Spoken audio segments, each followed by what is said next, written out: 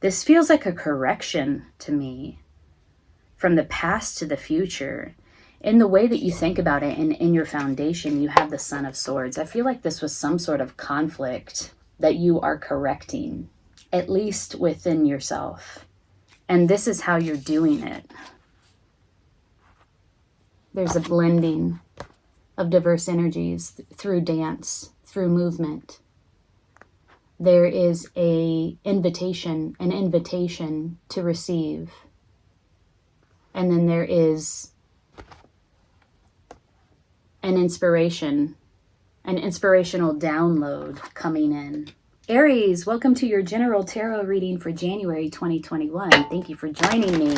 My name's Amanda. I'm at Luna Sync Tarot. If this is your first time here, welcome. Thank you for stopping by. If this reading resonates with you, hit the like button and consider subscribing to my channel. Click the bell for notifications. I do love readings and general tarot readings for each sign for each month. If you are returning, thank you for coming back. I really appreciate your support. All right. So I've been shuffling your cards off camera. I'm going to give it one last shuffle, and then we are going to look into your heart, your mind, your body, the past, present, and future.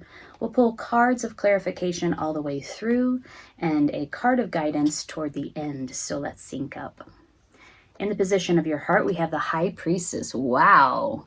This is a powerful beginning for you, Aries. Really tapping into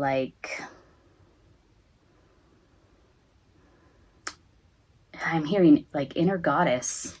The High Priestess is really connected to her psychic abilities. You might be a clairvoyant, you might be a clairaudient, you might be a tarot reader. The High Priestess is somebody who channels divine information, divine energy, cosmic understanding, a greater wisdom, however you understand it. This is a channel for that information. There also may be a choice available to you at the present time. This is the position of your heart and your body. I'm sorry, your heart and the present moment, the High Priestess. So this may be happening now. There may be a portal or a choice that you are making in the present moment that has to do with sort of channeling this information, using this information that you're channeling to make this decision. In the position of your mind, what you think about it all is the Five of Swords in reverse. Coming out of a time of mental anguish, mental conflict. This is typically a sting felt mentally and emotionally because the thoughts affect the emotions. But you're coming out of that time. So refusing to be stuck in that place of anxiety, negativity. This is really about, because this is in the position of your mind and it's so much, this card itself is so much about mental activity, negative mental activity. I feel like it's like you deciding to become aware of your negative thought patterns, your negative habit patterns, and really taking control of the way that you think. Okay, that's in the position of your mind, the Five of Swords in reverse. In the position of your body, or the foundation of the reading, is the Son of Swords. Whoa. Two things emerging here right now. This could be a personality that brought this negativity to you. It could have been a conflict with a person like the Son of Swords in reverse.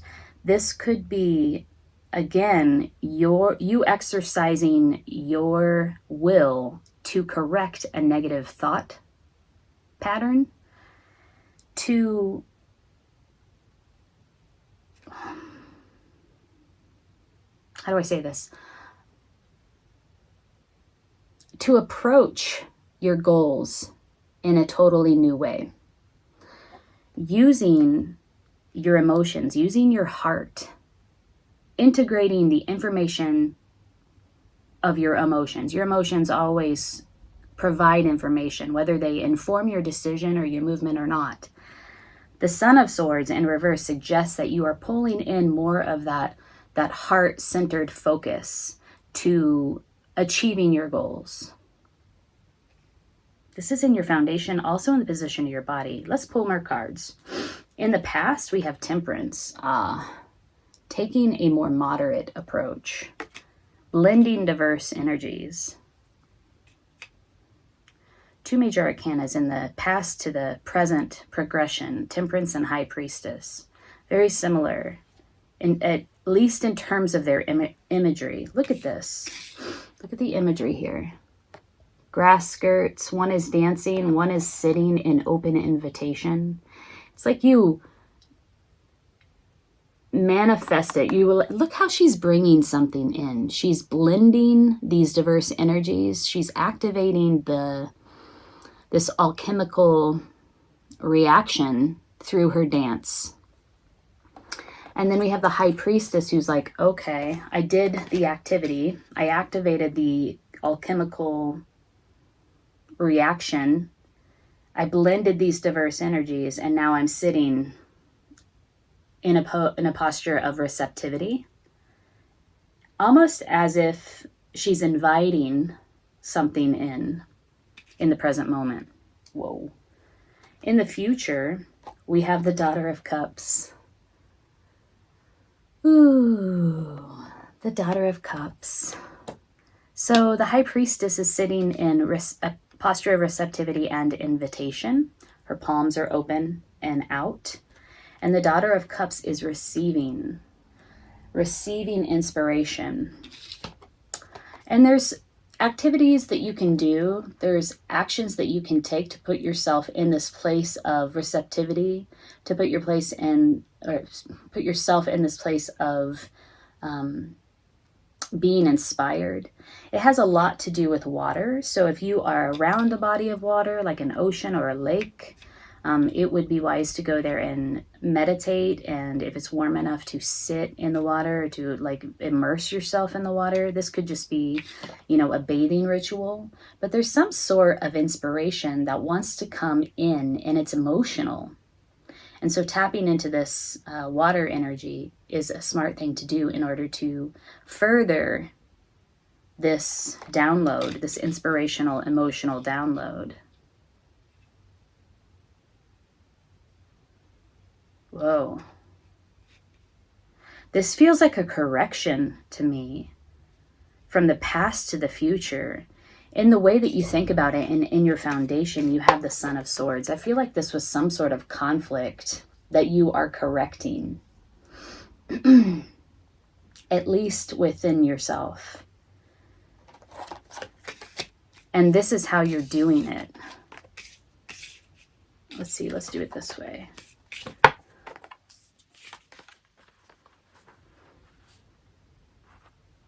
There's a blending of diverse energies through dance, through movement. There is an invitation to receive. And then there is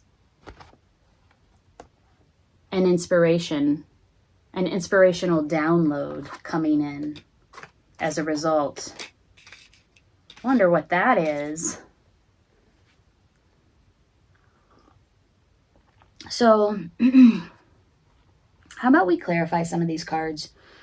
I want to know particularly what the Five of Swords and the Son of Swords is all about for you. What was this thing? This is the way that you think about it all. It's also in the position of your foundation and in the position of your body. Oh, Hermit. Whatever it was, it put you in a timeout. Solitude, distancing yourself from others in order to do some soul searching. This is Five of Swords and Son of Swords about. Whoa. Magician in reverse and Nine of Pentacles in reverse. It threw you off center. It threw you off your own vibe. Like you didn't feel like yourself. It was ungrounding for you. There was some manipulation involved here. Somebody was like, I don't know. I don't like to use the word black magic. I kind of don't even believe in it. I think that's a word that just carries a lot of baggage with it and a lot of negative connotation, obviously. But there does seem to be some sort of distortion of magician energy. Like a manipulation, an egoic manipulation. that threw you off center. And that makes sense because we have this past to future progression where you are really, you know, very intentionally correcting this energy for yourself. Communication had to do with some sort of communication, fast moving, swift moving communication. Somebody could have come in and said something that brought in this negativity, that brought in this conflict. Oh, yeah. And it felt like manipulation. It felt like betrayal. Again, I feel like this was all kind of in the past because everything's in reverse here. The Three of Swords is in reverse. The Five of Swords is in reverse. The Son of Swords, this personality, is in reverse. So either it happened quite some time ago and this is how you've sort of worked through it. It did take some time, you know, apart in solitude for you to get to this place where you're like, okay, I'm gonna focus my will, I'm gonna focus my intention, I'm gonna engage in ritual and ceremony and activity to bring myself to center. And now you're able to open in receptivity again. Okay, let's look at the Daughter of Cups, this inspirational download. What is this about? What is this information coming in the future for Aries?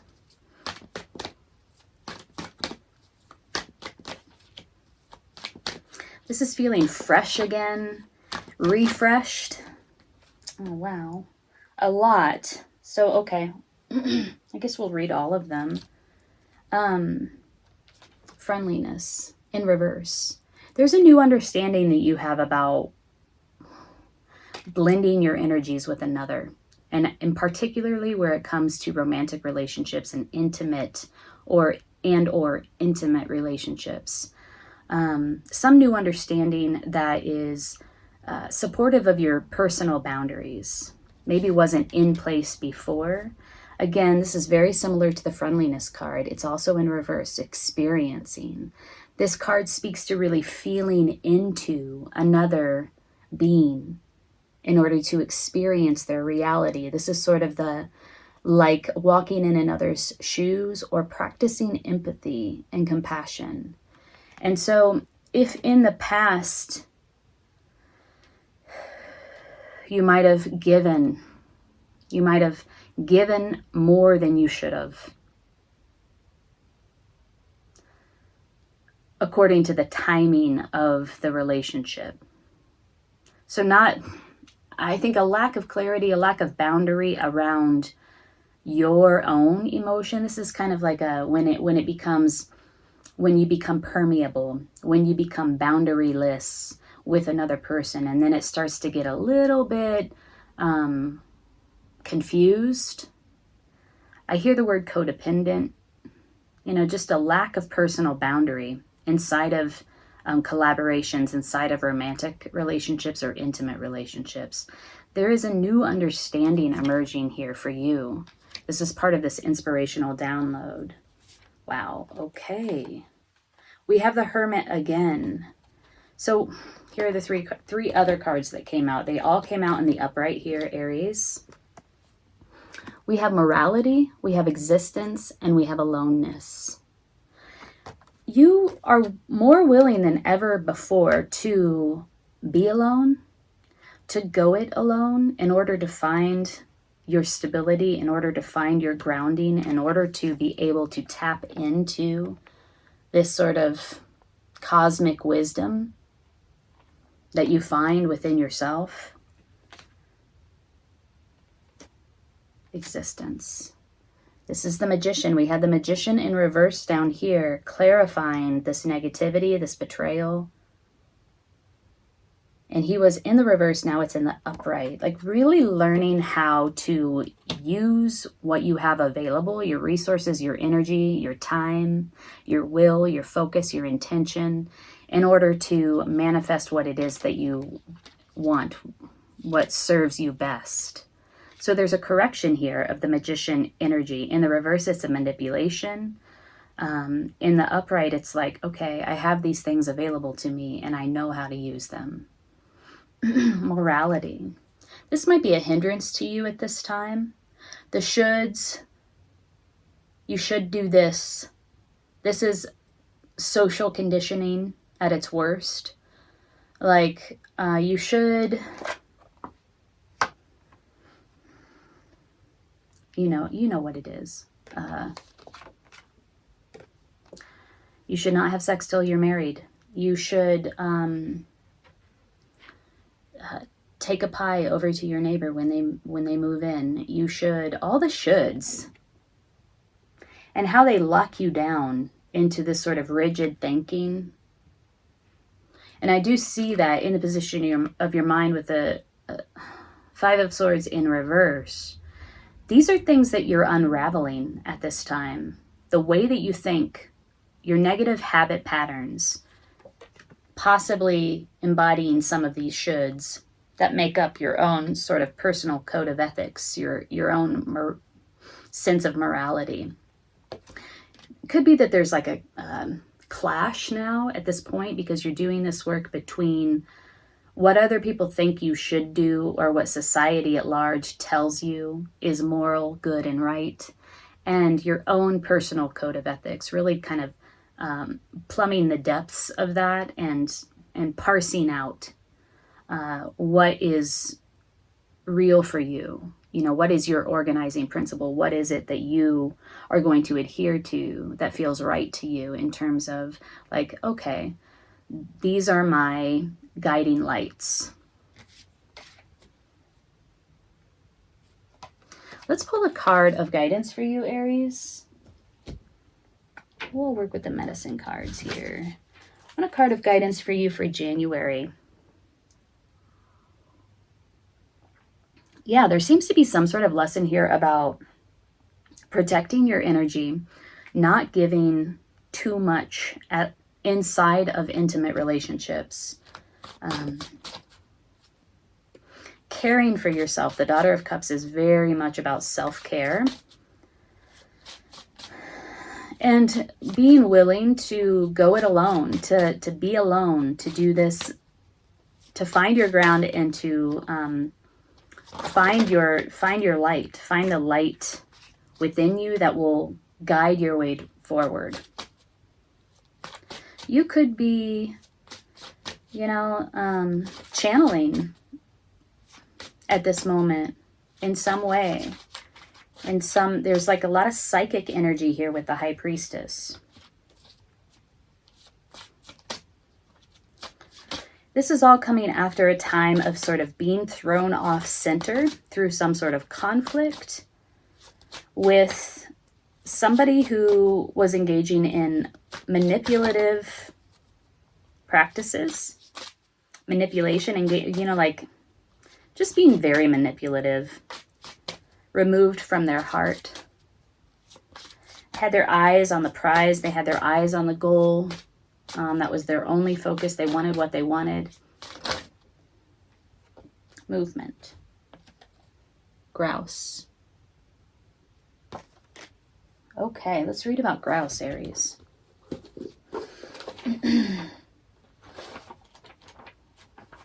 Sacred spiral.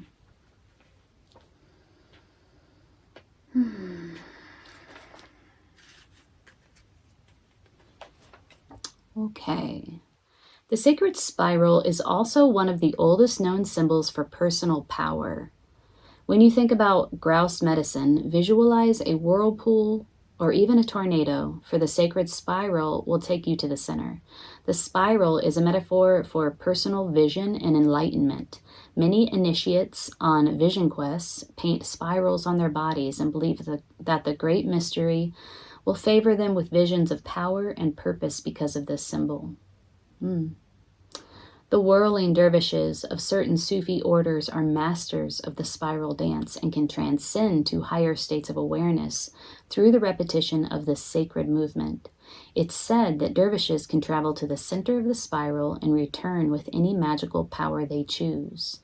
In the dervish state, one enters the great silence and has direct communication with the Creator. By spinning clockwise and counterclockwise, the dervish draws or repulses specific energies. Sufi dancing is a system which connects one with the divine source through ritual treatment of motion. This is intense. This is exactly what this woman here is doing. Dancing. Dancing to blend these energies. And then coming into contact with divine cosmic wisdom, the creator, as is described in this book here, in this description. If you have grouse medicine in your cards, undertake a meditation on the various qualities of movement within your world. Begin by visualizing the sun as one member of a huge group of stars, swirling in the massive pinwheel shape of the Milky Way. There might be something about the spiral that you can tap into this month that will allow you to focus your energy, focus your attention on this process that you're engaged in. Then draw yourself out of this pinwheel of light and into the spiraling of your own DNA's double helix. An arrangement similar to a rope ladder, coiled like a corkscrew. Analyze the way you move through your world. How do you picture yourself in the act of locomotion? What kind of reaction do you create with the energy you send into the universe? What words would you use to describe the way you move through both the material and spiritual worlds? In the final analysis, is your movement compatible with your greatest desires and goals? Many spiritual disciplines ask that you cease all external movement in order to recognize the inner life. Grouse medicine, however, is an invitation to the dance. Grouse celebrates the divine source through its sacred spiral dance and offers this dance to you as a gift. You can spend a lifetime learning Grouse's lesson on how to harmonize your dance with Mother Earth's cycles and how to offer the dance as a creation of selfless beauty. Whoa. Something like strong message to dance. Analyze your movement. Analyze your locomotion. Make sure that your movement, your behavior is in line with your intention in order to reach your goal. Remember, we were talking about goals. This is a person in the upright. Now, this came out in the reverse for you, but in the upright, it's a person who is singularly focused on their goal. They care about nothing else. They don't even care who they hurt, or they don't consider other people's emotions. They don't even consider their own emotions. All that's important is reaching the goal, getting the thing. They are divorced from their compassion, divorced from empathy, divorced from their own emotions. In the reverse, it's like a reassessment. Like, how am I approaching my objectives? How am I approaching my goals? And what is the most successful way to get what I want, basically? Rethinking negative habit patterns, negative thoughts, sort of getting control of an old, repetitious, negative thought pattern.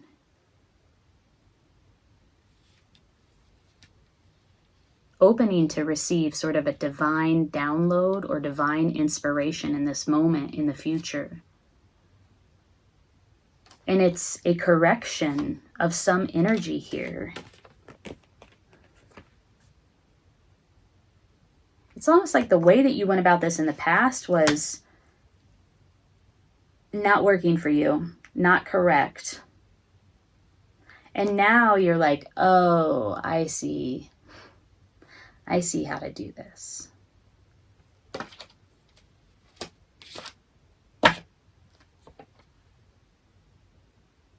So much of this is about opening to receive, adopting this posture of receptivity in order to receive this divine inspirational download, to receive this information. Wow. Aries, if this reading resonated with you, please hit the like button. If you're interested in a personal reading, I'm doing those now. The link is below in the description box. I'm wishing you the best in January. Take good care. And there was something about this experience that brought you to this understanding of yourself, is what it feels like. Whatever this experience was, elevated you to this place and to this place. Got you in touch with your inner wisdom. Like, oh shit, I'm strong. I'm stronger than I thought. And it's a beautiful, soft strength.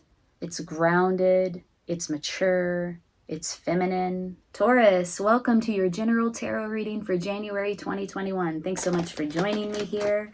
My name's Amanda. I'm at Lunasync Tarot. If you're coming here for the first time, thank you so much for showing up.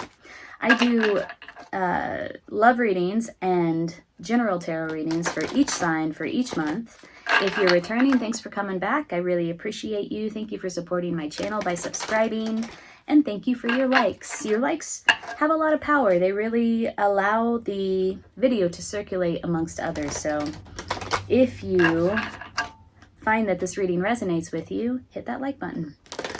All right, so I am going to give this one last shuffle. I've been shuffling your cards, meditating on your sign off camera. Going to cut the deck 3 ways and sync up. If you're interested in a personal tarot reading, I'm doing those now. The link is below in the description box. So, in the position of your heart, we have the crone. Ooh, dang. So the crone is also the hermit in the traditional deck. The hermit is powerful. It's going within to find the answers. It's your inner teacher, your inner guide, your higher self. It's a time of solitude. It's a time of connecting with, like I said, your higher self, and really using that information to guide your way. It could also be connecting with a teacher outside of yourself that embodies those qualities of wisdom, having had lots of experience, typically more mature. This is in the position of your heart and also in the position of the present moment. In the position of what you think about it all. Ooh, dang, we have the moon. These two cards complement each other quite well. In this deck, which is the Mother Peace deck, the moon symbolizes a time of coming face to face with your fears, going inside of the labyrinth. You see the labyrinth here?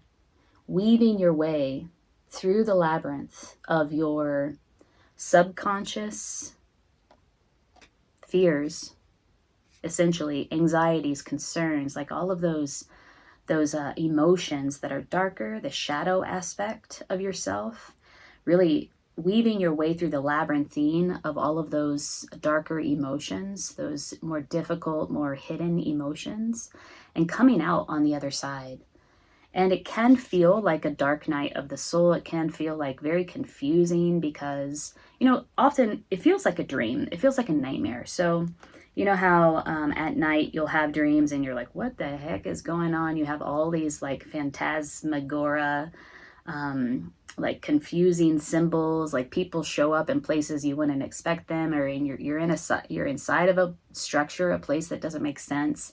It feels that way, kind of confusing, but at the same time you're working your way through it and you're working your way out of it, and you're really starting to bring some of those shadow aspects to the light, to the surface, where they can dissolve under the light of your consciousness, essentially. So this is what you think about it. It does feel like a process that you're engaged in, and you're consciously engaged in, even though you're dealing with some more subconscious feelings, subconscious realities. So, wow, already pretty intense right out the gates here, Taurus. In the position of your body or your foundation, we have the Two of Swords, really trying to maintain your balance, your mental balance, your mental clarity. A lot of power available to you right now at this moment. This is in your foundation. Equilibrium. Able to maintain this, look how challenging this posture actually is. She's weaving, we shouldn't neglect the fact that she's weaving a infinity symbol. So universal consciousness, universal power available to you right now, while holding her leg up in the stork pose. So perfect balance. And this is in your foundation. This is the foundation of the work that you're doing. In the past, we have the Seven of Wands. You had to stand up for something that you believed in and speak truth to power. Look at how she's speaking. She's breathing fire. And she's standing up. Amidst conflict and challenge, people are challenging her. Some people are like just watching the scene. Some people are, you know, kind of standing up and really challenging her position. Other people are just yelling on the sidelines, and she's having to hold her ground. So there could have been something in your past, your recent past for you, some scenario, some situation where you really had to stand up and be like, no, listen, right? So it's like asserting your power, asserting your truth, drawing a boundary, very clear and strong boundary. This is a person who's also in a position of leadership and authority, and she's having to say, this is why I'm in this position. She's having to assert her leadership. In the future, we have the Daughter of Swords. Wow. This is using the power of your mind to draw in a new identity, essentially, a new reality. This is manifesting like forward movement, strong, powerful forward movement. The daughter is learning how to use her skills. She's kind of the page in the traditional deck. She's learning how to use her thoughts, her belief system, the power of her mind to move something forward swiftly. She can be a little impulsive, a little rash. Patience is not a virtue of the Daughter of Swords. Okay, that's coming in the future. All right, so let's clarify all of this. It looks like in your heart center, what we have is, well, we have the Hermit, which is at the bottom of the deck here. We have the Crone / the Hermit. This is a time of solitude. It's a time of going within, finding the answers, and really getting connected with that inner strength, inner wisdom, inner strength. I feel like it's been a process. It's been nightmarish. It's been, what am I doing here? That's so funny. I picked up this deck here, which is the Osho Zen deck. It was on top of another deck, and the Hermit was the one that came out from the other deck that I'm not actually using. So I'm going to put that back. This has been sort of like something that you've actively, consciously engaged in, this process of really facing your fears. Whatever happened in the past, this conflict that you've had to assert your leadership, you've had to assert your truth, you've had to speak truth to power, I think put you in this mode of like going within, facing your fears. What's this, what was the situation in the past about? The Seven of Wands. Let's learn more information about that. For Taurus, January 2021. What's this? Receptivity. I'm going to keep pulling. Receptivity is quite the opposite of the Seven of Wands, which is assertion. So if you think about the moves we make in the world, they're expansive and they're they're about expansion and retraction. Seven of Wands is an expansion energy, asserting yourself. There could have been a masterful balance of receptivity and assertion. Flowering.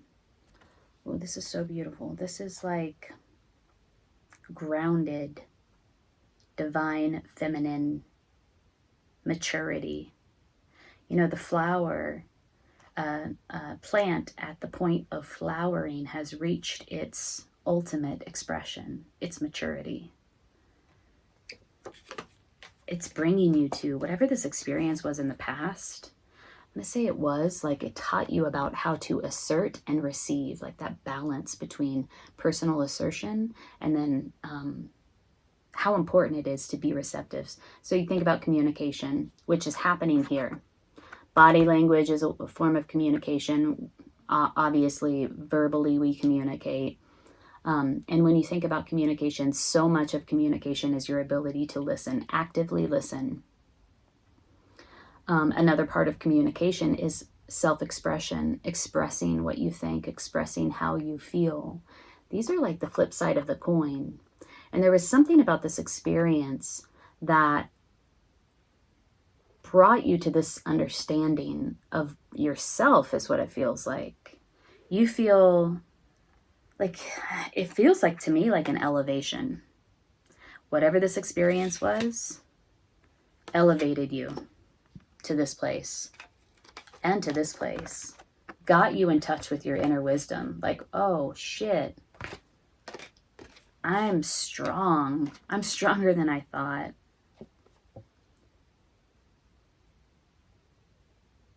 And it's a beautiful, soft strength. It's grounded, it's mature, it's feminine. It's a beautiful balance between receptivity and assertion, really being able to speak your truth and also to hear what others have to say. It's gorgeous. What is this moon about in the way that you think about it all, in the position of your mind? There's a suspension here, like something has been suspended in order for you to do this work, whether it be belief systems. She's almost in a trance. Look at this.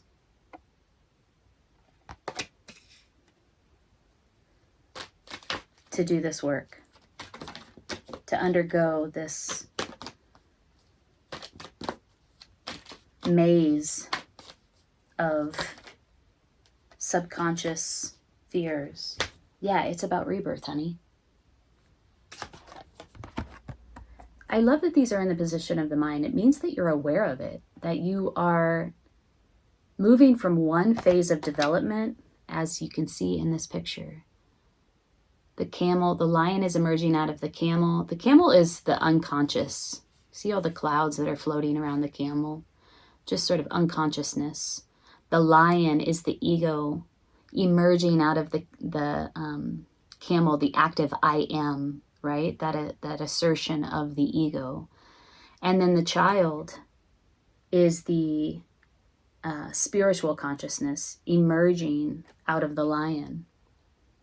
So there's some sort of elevation here, some sort of rebirth happening here, an ending and a new beginning, an individuation even.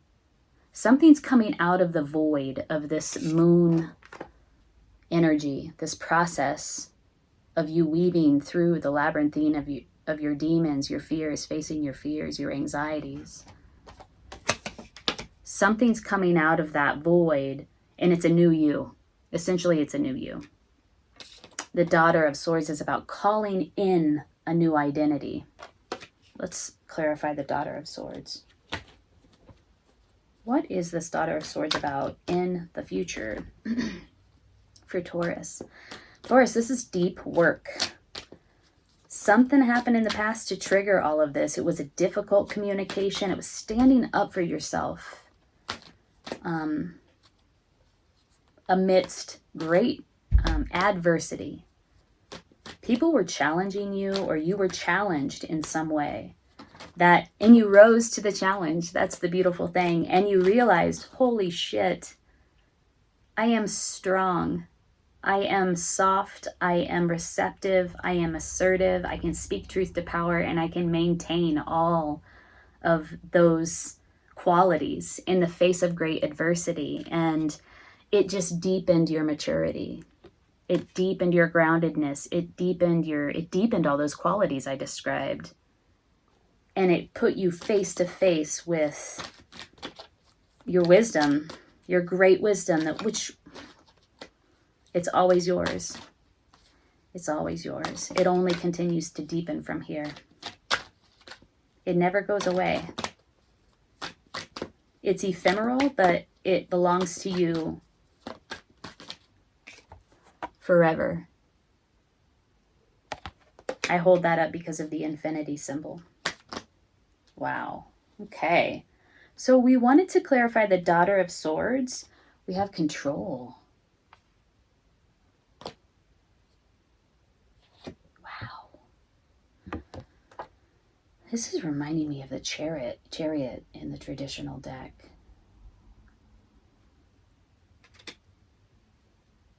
Let's keep going. I don't see this as a bad thing. In fact, look at the very similar colors happening here in these two cards. There are clouds in each card. It looks like there's a lot of movement in the line of the control card, but a lot of movement in the Daughter of Swords as well. Different lines. This card has straight, hard lines. This one has, wavy, swoopy, airy lines. Even the faces on the figures are very similar. There's something about this control that needs to be measured, and there needs to be an awareness around this control, because control can go both ways. Control can end up in rigid manifestation, so rigidity, manipulation, control can lock you down in ways that make you non-receptive. But also, because of all of the surrounding cards, this control card really makes me feel like it's brought you to a new place of like your skills have leveled up at the same time. You have control over your skills. You have control over your emotions. You have more control than you ever have had before. Wow. Okay. So, Wheel of Fortune. Yeah. She's bringing in, the Daughter of Swords is bringing in change.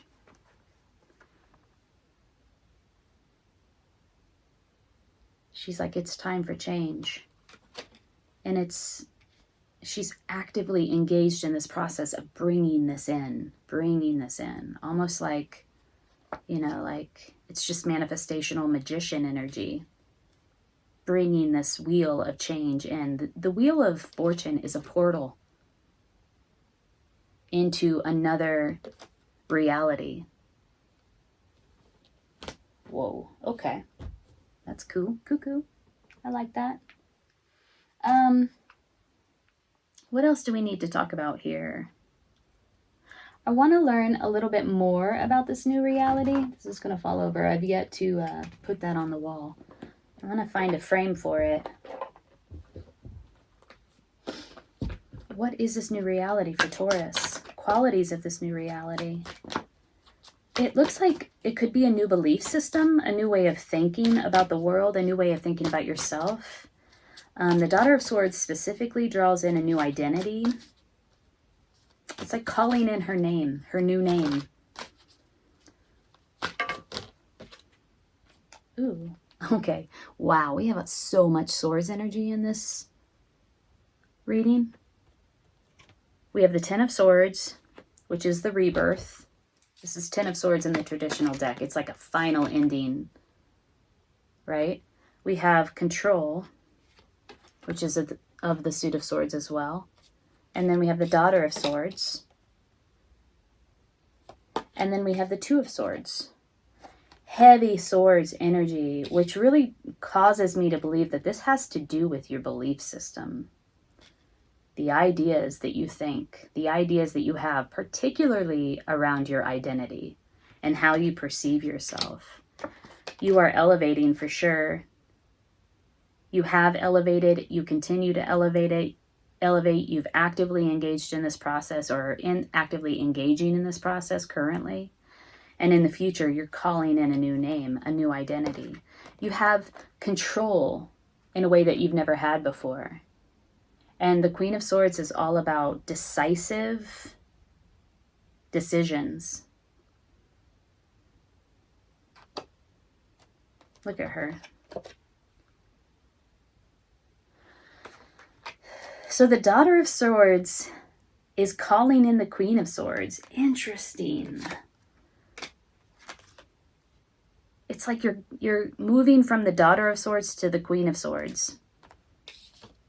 Whatever skills you were testing out, they are now solidifying as you now have the experience behind testing those skills for them to solidify into the Queen of Swords energy. There's a new level of control around your abilities and your skills and your talents that you hadn't had before. And this is a big change. Big transformation, big change. Queen of Swords. There's a butterfly behind the Queen of Swords, which is a symbol of transformation. You see that behind her head, embedded in her throne, is a butterfly. Wow. Big transformation afoot for you here, Taurus. Let's pull a crystal card. I want to pull them all. Let's pull a crystal card, a goddess card, because I want to see who's on your side, who's aiding and abetting this transformation. And we'll also pull a medicine card. So, card of guidance, crystal card of guidance for you, Taurus, as you weave your way through this gorgeous, powerful transformation. Quantum Quattro. Look at this. Okay, let's read about that. Quantum Quattro. 12. It's a number 12. 2 and 1 is 3. 3 is a number of collaboration, harmony, creativity.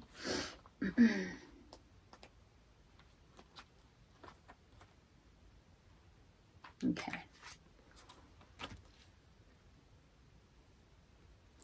All right. So, Quantum Quattro has amazing healing power and a dramatic effect on physical vitality. It brings about an energetic shift and integration. Sweet. Self-understanding is you are an extremely complex person who is seeking wholeness within yourself. Examine all facets of your personality, especially those you hide from yourself or others. Accept those of value. Find the gift hidden deep within. Find the gift hidden deep within mistakes. Forgive and let go. Release yourself from codependence and abusive relationships. Heal your inner child. Recognize the resources you have to draw on. Karmic aspects need healing. Your question is nowhere near as straightforward as it seems, so dig deep and see all sides. The power of the whole is much greater than its component parts. Once you have all the information, you are invincible and evolve rapidly. Wow. Recognizing that you cannot heal anyone else or influence their behavior enhances your own well-being. The chakra is energizes all. The frequency is high. The timing is Taurus, Gemini, Virgo, Libra, Scorpio, Sagittarius, and Capricorn. The soul path is holistic healing for the soul. Fascinating. So whatever it was here back in this past, this challenge, it could have been related to a love relationship, a love situation where you had to stand up and speak your truth. And also were able to remain receptive to what the other person was saying, seeing all facets, all sides of the story in order to forgive and heal. And it brought you to this new level of understanding and maturity where it comes to like healing karmic ties, healing codependent tendencies.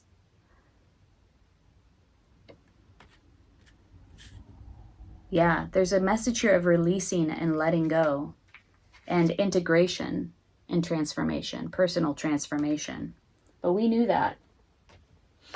So let's see. Let's pull a goddess card. Which goddess is supporting you right now in this process of transformation. You know, it hasn't been all pretty. The moon is a difficult reality. It's a different card, difficult card to get, where it comes to your emotions and working through difficult emotions. So it really does indicate, you know, like going to the dark side, doing that shadow work. When you come out of the labyrinth, you're a different person. When you come out of this work, you're a different person. We have rebirth here. Ten of Swords. A final ending, a final closure. Goddess card for Taurus. Card of guidance and advice. Ooh, whoops. Guiding children. Damara. You are good at helping, counseling, and healing children. Use your skills to help children now. You might have children. You might have a child that was affected, that will be affected by this transformation, this personal transformation. This could be about inner children, inner child. Let's see, let's get the book here. Damara.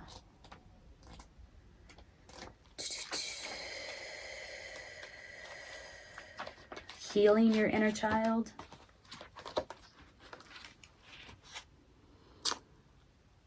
One can be gentle and a fierce protector simultaneously. Oh my God, this is so perfect. Beautiful. Fierce protector and gentle. Assertive and receptive simultaneously. That's this lady here. Damara. My vigilant focus on keeping harmony within households stems from my desire for children to maintain their youthful awe and sense of wonder. How else will we assure that they'll see and speak with the fairies? How else will we foster the continuation of children's healing laughter? Join with me in guiding the children, and you'll see your own imagination sparked by these amazing young beings. Your own enthusiasm and youthful spirit attracts the children's respect and attention. I'll lead you toward young people who can benefit from your help. So it could have been that for some of you, this challenge in the past that brought about this great personal transformation had to do with protecting the children in your home.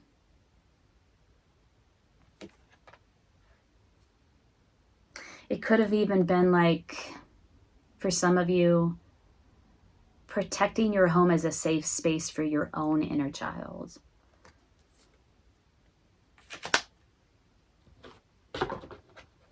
All right.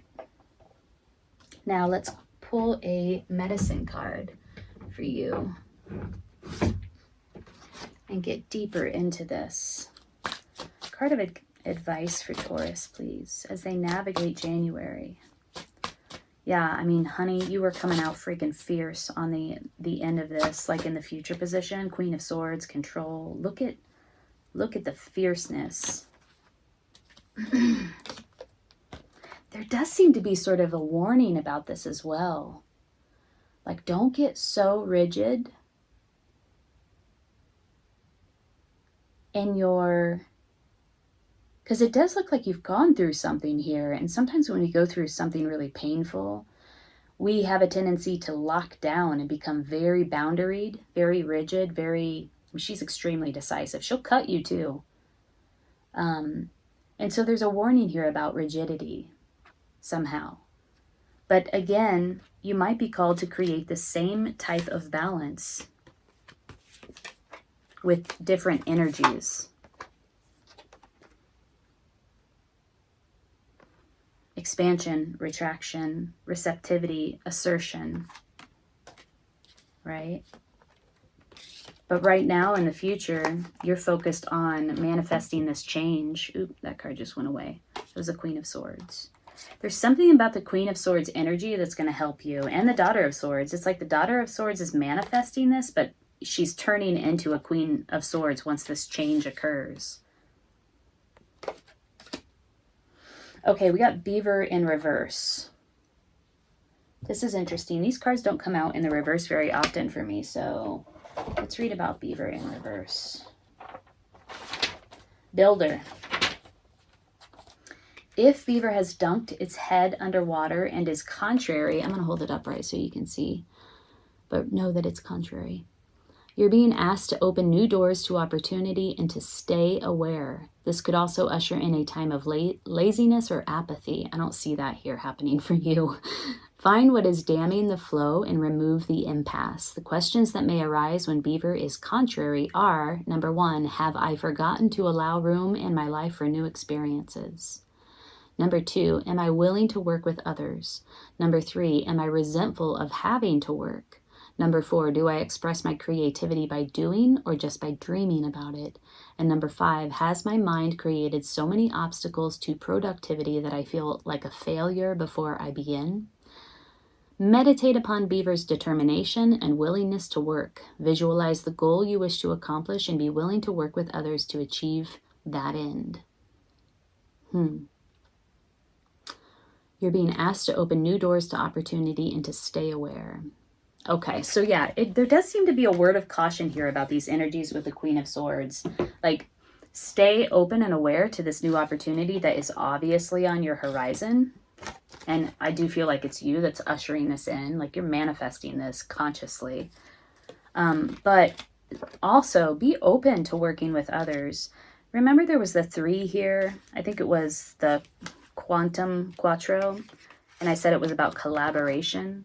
There is an element of collaboration here around this manifestation that needs to be acknowledged. And if you're in this type of energy, like lockdown, it's not the best energy to collaborate with. It's not the most open energy, right? So bring the balance that you were able to harness in the past when you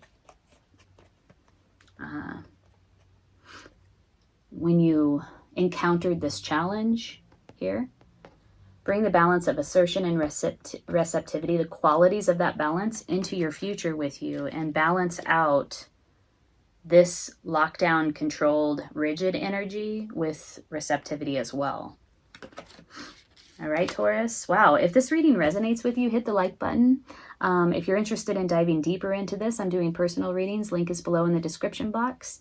I hope you have a beautiful January. Take good care.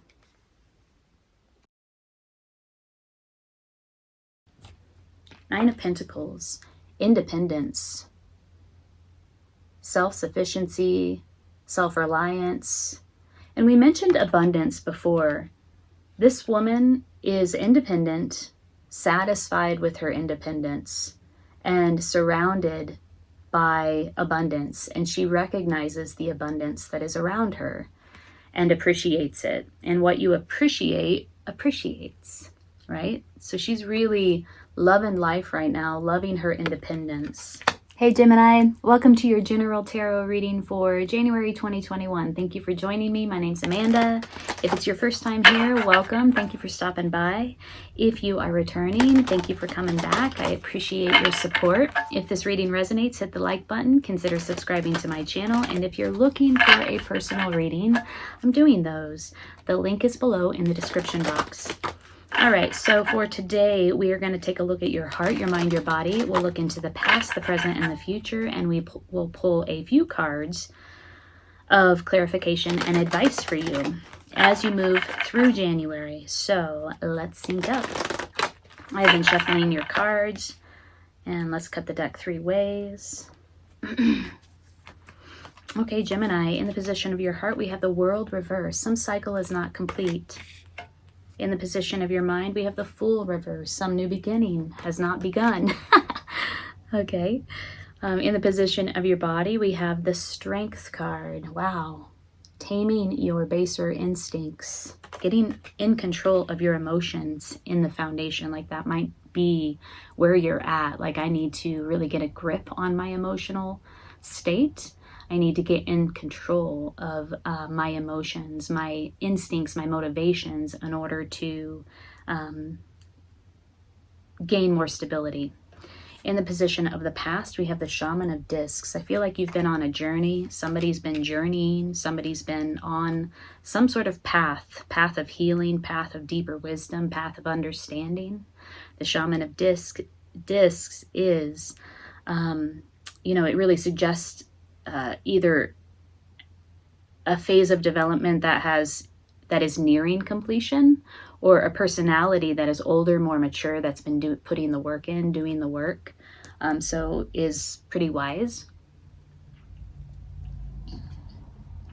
That's in the past. That's in the position of your past.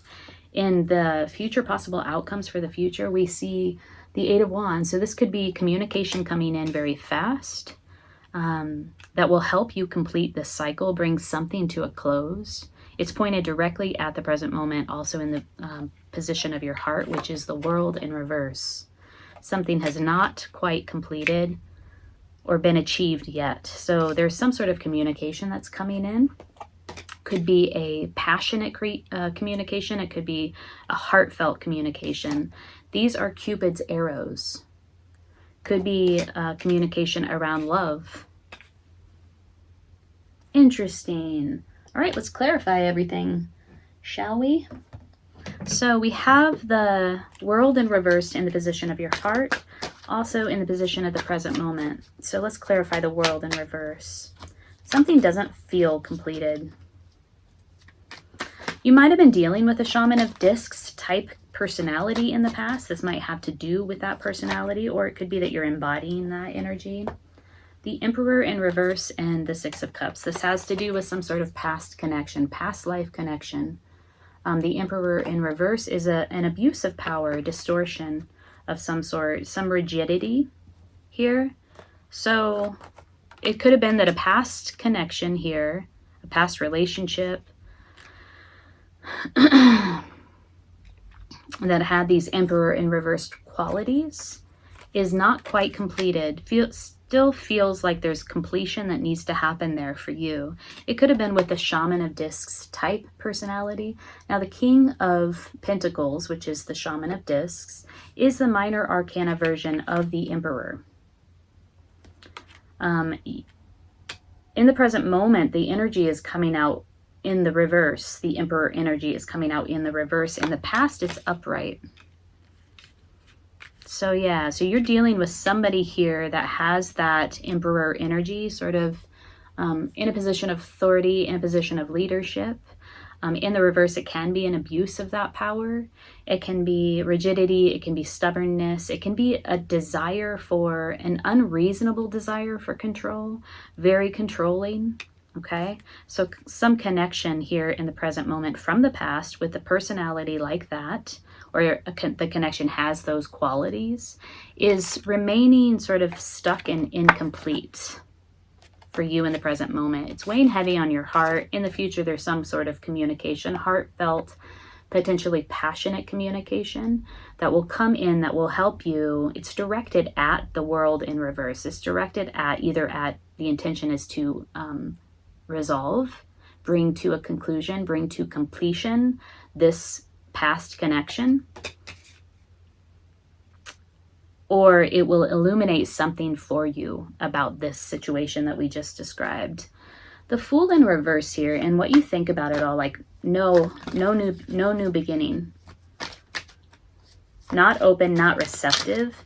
The Fool in the upright is very open, very receptive, drops all of their baggage, drops all of their judgments, drops everything that they know to be true. The Fool is really a tabula rasa. It's a blank slate in order to embark upon a new journey where they can, in order to be open to a new journey. Let's just put that there. In reverse, it's not open, it's not receptive, and it's not a new beginning. It's not a new journey, right? So clarifying that is the Two of Swords. Yeah, really feeling blocked.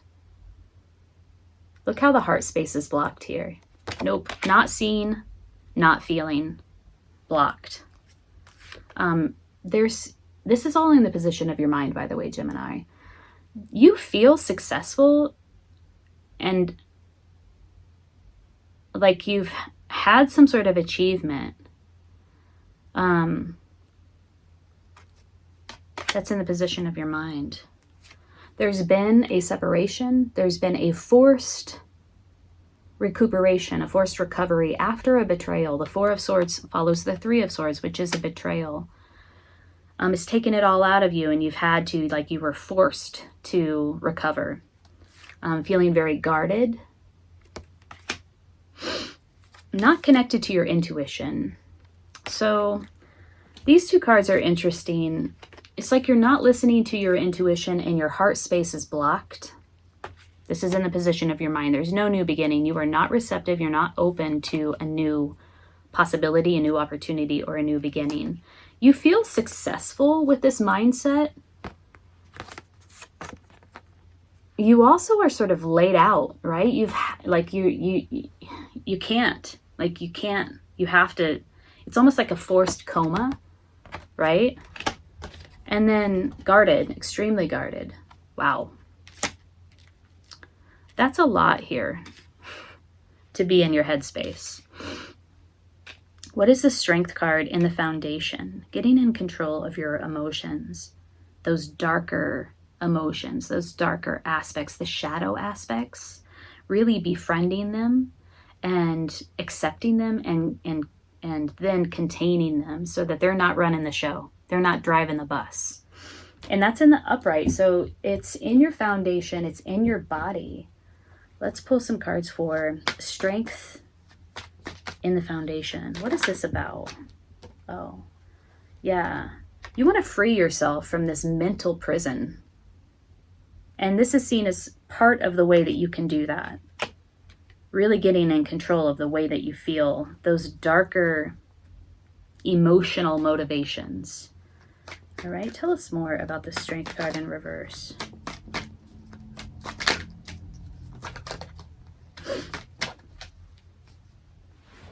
We have 2 8s showing up here now. 8 is the number of infinite abundance. Also a number of communication. Cosmic wisdom. Tell us more about the Strength in reverse and the 8 of Swords in reverse. It's almost like you realize that the things that were imprisoning you, the ideas, the fears, the worries, the concerns, the anxieties that were imprisoning you are not real, and that you can free yourself from them. 9 of Pentacles, independence, self-sufficiency, self-reliance. And we mentioned abundance before. This woman is independent, satisfied with her independence, and surrounded by abundance. And she recognizes the abundance that is around her and appreciates it. And what you appreciate, appreciates, right? So she's really loving life right now, loving her independence. This is in your foundation. Getting in control of your darker aspects, your shadow self, your shadow, like coming to terms with it, recognizing it, accepting it, and then befriending it so that it doesn't run the show. Freeing yourself from a mental prison and stepping into this energy of an independence and really loving your independence. It's a sort of an abundance mindset, but it also has to do with self-sufficiency, self-reliance, loving where you're at. This is in your foundation. Let's look at the Shaman of Discs. I'm not sure if this is your energy or the person, the past life connection that showed up here in the present moment, the 6 of Cups and the Emperor in reverse. Let's learn more about the Shaman of Discs. That's too much. Let's keep shoveling. And then we'll clarify the 8 of Wands as well.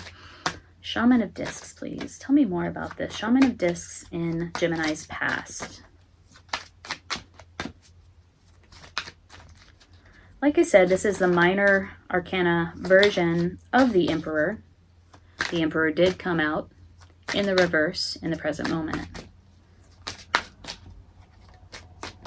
Really wanting to control. The Emperor can be seen as somebody who is disconnected from their emotions, especially in the reverse. It's not the place where they're making decisions from, right? 7 of Pentacles. Like really, the Shaman of Discs here, this is clarifying, Excuse me, the Shaman of Discs. Let's put this up for you. This could be a personality that you were really sort of waiting on. Somebody that you were waiting on. Somebody or something, a relationship that you were wondering about your return on investment. Should I invest more into this? I'm not seeing positive returns on my investment.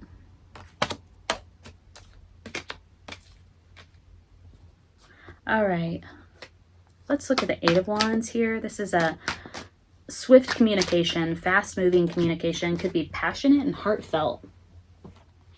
Oh, walking away. Another 8. Wow. This communication is going to either allow you to complete the cycle and to walk away once and for all from something that at one point brought you a great amount of fulfillment, emotional fulfillment, or it will be a communication around somebody leaving, somebody saying, I'm leaving, I'm walking away. And that will be the communication. You'll know that. All right. So let's pull a card of advice for you as you move through. Looks to be like kind of a difficult time here in January for you, Gemini. Ooh, Mott, fairness, and Diana, focused intention. Yeah.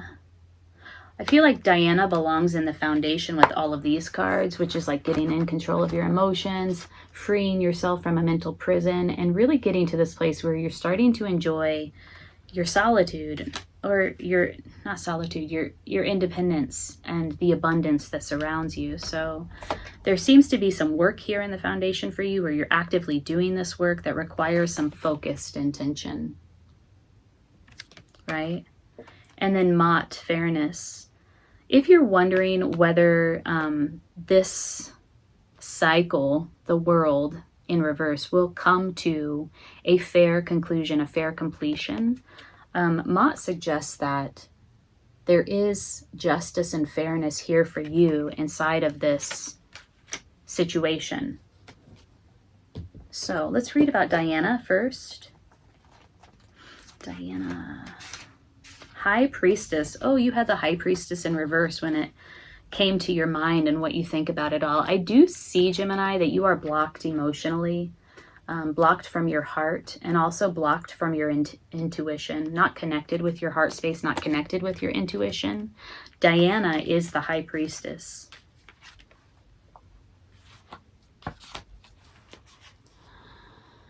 Okay. Oh, no. Hold on one second. Wrong page.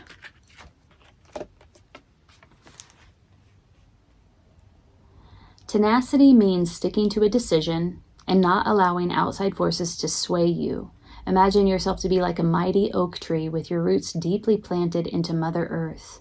Feel your solid strength and steady upward growth. Know that no matter what happens, you will succeed. Your branches may twist and turn as you flex toward the light, yet your unwavering intentions will ensure that no faint wind will sway you from your mission. Be in charge of your body, your schedule, and your mind, and keep them focused upon your target. Various meanings of this card: stay positive, know what your priorities are and take action on them, take control of your schedule and release all doubts, avoid naysayers and skeptics. So there's a call to sort of raise your vibrational frequency here towards the light, towards more positivity. Also, really fine-tuning your intention and staying focused on it. And then Mott. Let's read about Mott.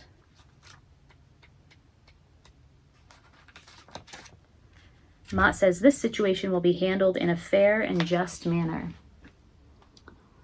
Let me suggest another definition for fairness. It's when all parties involved surrender their personal agendas in favor of the greater good for the entirety of the group. This requires trust in the wisdom of the whole. When it comes to matters of disputes, the attacks are based on fears that you may not receive your share. Yet, attacks amplify the hurt and the pain that caused the dispute in the first place. Why not surrender your attachment to a specific outcome and instead direct your holy will toward the resolution of the argument? Hold a firm vision of a peaceful outcome and let the pieces fall into place in a harmonious manner. So, various meanings of this card: a lawsuit will be resolved, a dispute will end harmoniously, you'll be treated fairly, keep everyone's needs in mind during negotiations, release guilt and shame, as these emotions can attract a punishing attack. Okay, wow, interesting. So obviously there was a dispute. You might even be involved in a legal matter. You really do have to exercise a great amount of emotional strength at this time. Really trying to get a grip on your anxieties. Those anxieties and fears that keep you trapped.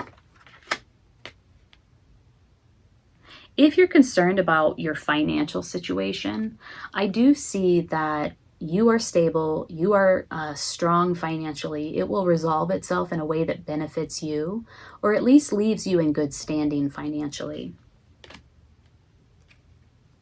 All right, so Gemini, if this resonated, please hit the like button. Consider subscribing to my channel if you're looking for a personal reading. The link is below in the description box. I'm wishing you the best in January. Take good care. Somebody was like a master manipulator. You fell in with a master manipulator. You thought they were one thing. Oh, okay, somebody from the past. This isn't the first time you've been around with this person. Either in a past life or in this lifetime. Once again, this person coming back. This past love situation is coming around in order to rectify something, to bring justice to a dynamic, to a situation. There is a lot of love here. Somebody was coming in with this relationship, or felt inside of this relationship, inside of this connection, a great deal of love. It could have been melancholic, just bringing you feelings of unrequited love. You're not seeing eye to eye. Hi Cancer, welcome to your January 2021 General Tarot reading. Thank you for joining me. If it's your first time here, my name's Amanda. I'm at Lunisync Tarot. Thank you so much for stopping by. If this reading resonates with you, hit the like button. Also consider subscribing to my channel. I do love readings and general tarot readings for each sign for each month. If you are returning, thanks for coming back. It's good to see you. I really appreciate your support. I've been shuffling your cards off camera, and I'm going to give it one last shuffle, and then we will sync up. I'm going to look into your heart, your mind, your body. Ooh, 2 of discs just flopped out. I will look at your past, your present, and your future. We'll take a look at any guidance or advice for you for the month. And of course, we'll clarify all the way through. So let's split the deck 3 ways and get started. In the position of your heart, we have the 3 of Swords. Uh-oh. Feeling some sort of betrayal. Third-party situation, third influence. A betrayal inside of a collaboration. This is an egoic drama. You know, people's egos are just like front and center, and they're on guard, and they're stabbing at one another. 3 of Swords in the position of your heart and the present moment. Okay, we're going to look into this. In the position of your mind, what you think about it all. Ooh, Cancer. 5 of Cups. Definitely feeling a loss. Disappointment in love. Disappointment where it comes to, just a lot of emotions here. Regret, loss, disappointment. This is what you think about it all. So you're feeling it here and you're feeling it here. Around this betrayal, I'm assuming. In the position of your foundation, we have the Shaman of Cups, really trying to get a grip on your emotions. Putting on a mask so that you can contain your emotions at this time. This is not a bad thing in this card, putting on a mask. It just means, the mask gives you the distance that you need to contain your emotions in order to do the work that you need to do. But it could be too that somebody put a mask on in love. Somebody wore a mask in love, because it is the Shaman of Cups. This is in the foundation. This could be the thing, the pivotal thing that this reading hinges on. Somebody wore a mask and then revealed themselves to be somebody other or something other than they presented themselves as initially. In the past, we have the Eight of Swords, feeling trapped by your own thoughts, trying to work your way out of a situation, but not able to. The means by which you're attempting to escape are ineffective. So really, really feeling trapped by your own thinking. In the future, we have the Hierophant. Whoa. So in this deck, the Mother Peace deck, this is about oppression. It's about bowing down and becoming subservient to an external authority.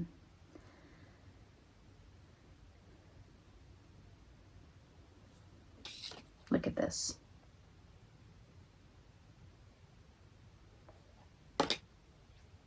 This external authority might be bound up with this betrayal in some way. The Hierophant typically represents established institutions. Could be an established belief system as well. So a religious system. It could be a company. It could be the academy. It could be a university. These are long-standing established systems that typically have this power over dynamic or this hierarchy at play inside of them. That, you know, like this ladder, this tiered system, like I'm at the top, you're at the bottom, I'm the one in control, I have the power, you need to bow down to me because I've been here longer, I have the power over you, or I have the spiritual authority and you don't, kind of vibe. And this is in the future. We're going to clarify all of these cards to see what is going on for you, Cancer. This could have to do with work. It could have to do with love. Why don't we look into it and see what's going on?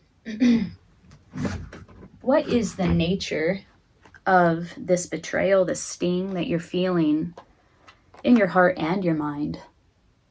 It's like your thoughts are all wound up with your emotions. This is what you think about it all. Having to put on a mask to contain your emotions in order to do your work. This very well could be a situation at work for you. Somebody is exerting their power and control over you, and it's causing you to feel all bound up with, trapped, basically. World. Wow. This is actually a really positive card to get here. This is going to take you, whatever this situation is, it's going to take you to a conclusion of some sort of cycle. It will feel victorious and like an achievement for you. It's a graduation. So it could be that you're leaving this situation. Whatever this betrayal is, it causes you to realize something and helps you to close out a cycle and to move beyond. Oh, wow. Yeah, this is a tie. This is a toxic tie. You feel bound, you feel tied to an oppressive system. Ace of Cups. If it is a love situation for some of you, it's not going anywhere, right? It could have to do with love. Ace of Cups in reverse is like, nope, this is not a new beginning in love. Like whatever, if you thought this was a love situation, you're realizing now the truth about it. Page of Swords. Somebody is petty, somebody is manipulative, somebody is spying on you, somebody is coming in impulsively, rash, and probably saying some pretty harsh things. Queen of Pentacles. But there's this groundedness. The established system that I described before, represented by the Hierophant in this Mother Peace deck, is the positive attributes of the Queen of Pentacles. She knows how to nurture something to its fullest potential, quite like the Empress. She puts the time and the work in, and she labors consistently, methodically, and she builds this garden of abundance, long-lasting, around her. There is a substantial groundedness where it comes to the Queen of Pentacles. If this does involve a job, there is a moving on from this situation, a closing out of a cycle that will feel victorious and like an achievement, that will put you into another situation or into your own energy of monetary success. I mean, the Queen of Pentacles is all about knowing how to build economic stability for oneself. Okay, there's a few different storylines emerging here. One is about work, one is about love. For Cancer. So this betrayal, this negative sting in the heart of your reading, and this disappointment in love, oops, doing these backwards, this disappointment in love that you're feeling, that you're thinking about, and this having to put on a mask, this realization that this is not, like a refusal to accept, like this is a rejection of a new beginning in love. Wow, these are all wackadoodle. Let's clarify that. For those of you who are resonating with this as a love betrayal, a betrayal of the heart, let's pull some cards around what that is. Oh yeah, Five of Pentacles. Somebody left you out in the cold. Somebody was neglected. Somebody was abandoned. There wasn't enough here.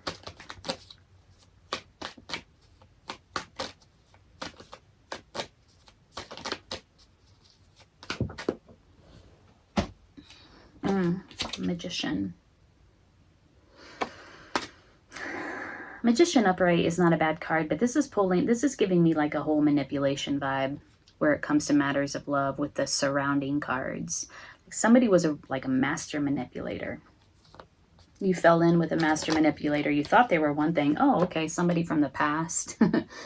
This isn't the first time you've been around with this person, either in a past life or in this lifetime. Once again, this person coming back.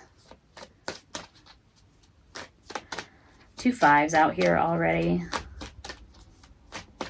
Tell me more about this love connection that resulted in a feeling of betrayal, manipulation, disappointment, loss, regret. Did I one flip up? Yes. A lot flipped up here. Whoa, okay. So many. So many. Dare I read them all? I'll try. Okay.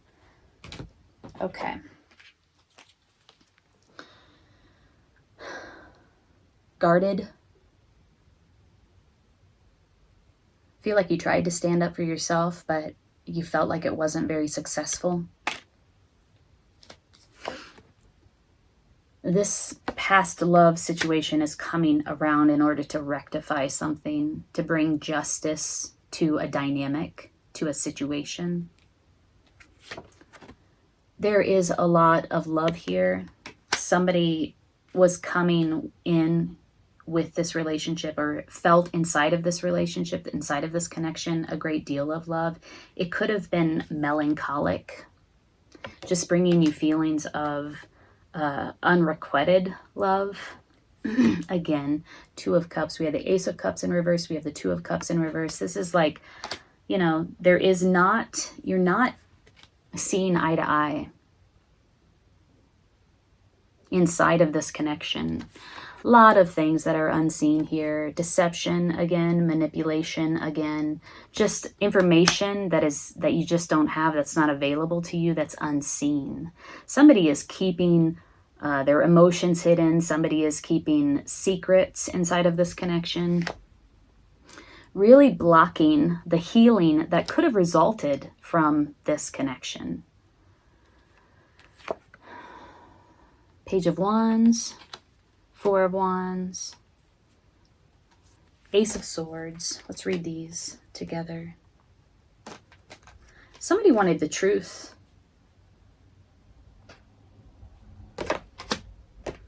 A new way of thinking about this, a new way of understanding, wanted a commitment, and was willing to come forward and learn and deliver on the truth, to deliver on this commitment. This feels like a passionate desire.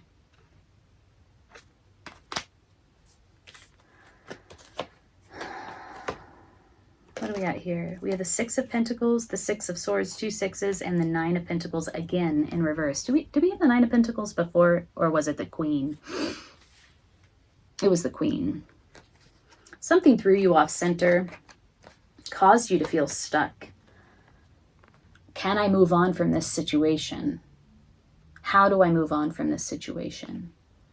And there's a real analyzation or understanding, awareness now about what it takes to balance.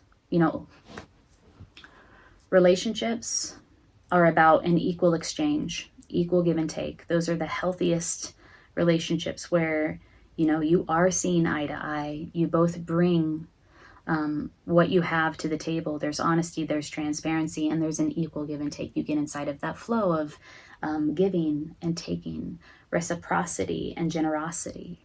And there's an understanding here of like, this relationship did not have what it takes to even begin to be balanced. How important that is inside of a romantic or intimate connection. Okay, wow. So that's for you who are resonating with this betrayal, this emotional loss as one that happened inside of a recent connection. Others, we read about work. It could be a work situation as well, having to put on a mask to contain your emotions inside of a pretty toxic system where somebody, you know, it's a system that's very hierarchical, very power over dynamic, very oppressive, and it has you feeling like all up in your head, very emotional, like how do I navigate this situation? It could be that you work with somebody that's very just, you know, a dick, essentially. Just very impulsive, rash, and like they say things that are just, they don't feel good. Let's pull a card of guidance for you as you navigate this seemingly difficult situation, whether it has to do with love or it has to do with work and career vocation. You do have the World card here that popped out, and the Queen of Pentacles. You will get grounded again. You will elevate, graduate this cycle, this dynamic. And what is waiting for you is real, tangible, practical abundance. Oop. Okay. Ant. Interesting. Okay. Let's read about Ant. This is your card of guidance as you navigate these energies here in January. Patience.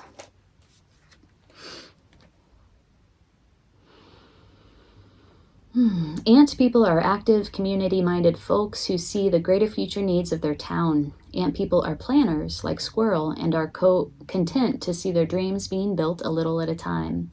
In today's society, that is a rare quality. In the desert, one type of ant will burrow a conical hole with its apex at the bottom. The ant will cover itself and patiently wait for some unsuspecting insect to fall in. As the sand crumbles, the prey eventually falls to the bottom, only to find ants' open jaws. Patience does have its rewards. Ant people have a knowing about the sweet victory at the end of the line. Whoo! Snap! Sweet victory at the end of the line. There is never a concern about going without if they are late for the opening of a sale. If what they want is sold out, they are sure that something equal or better is available. If you have ant medicine, you eat slowly and deliberately and are content in knowing that what is yours will come to you. This knowing is good medicine. It shows a trust in the universe to provide. If ant meandered into your spread today, it is time to show a little trust and patience in some life situation.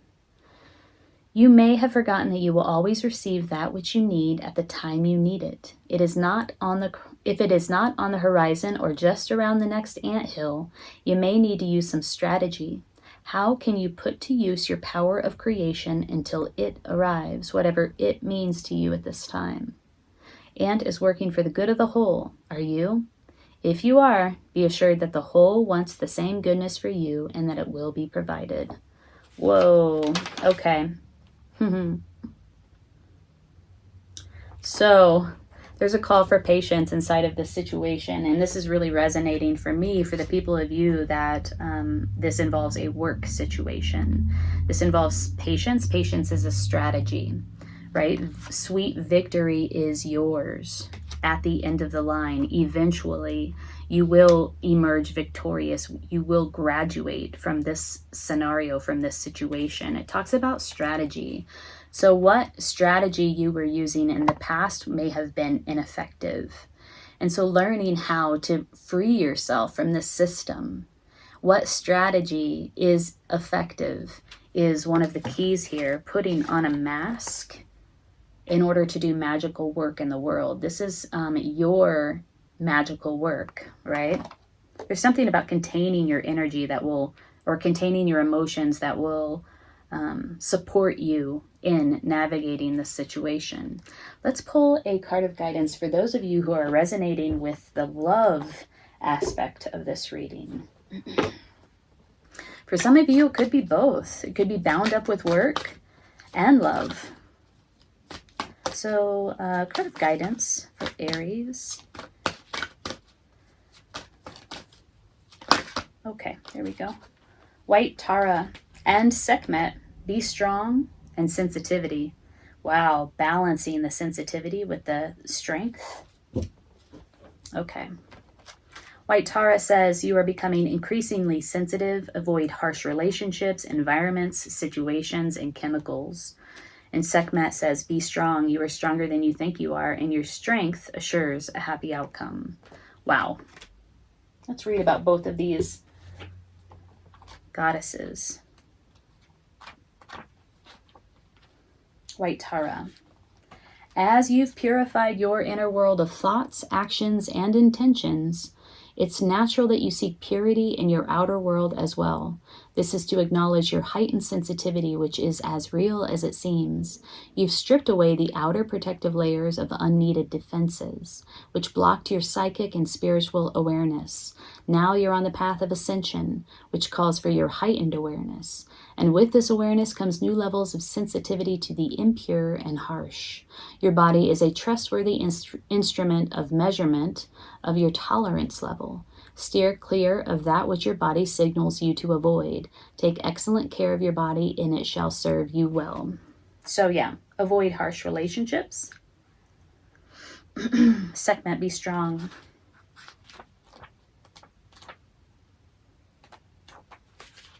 If you're questioning this relationship at this time, like, oh, did I do the right thing?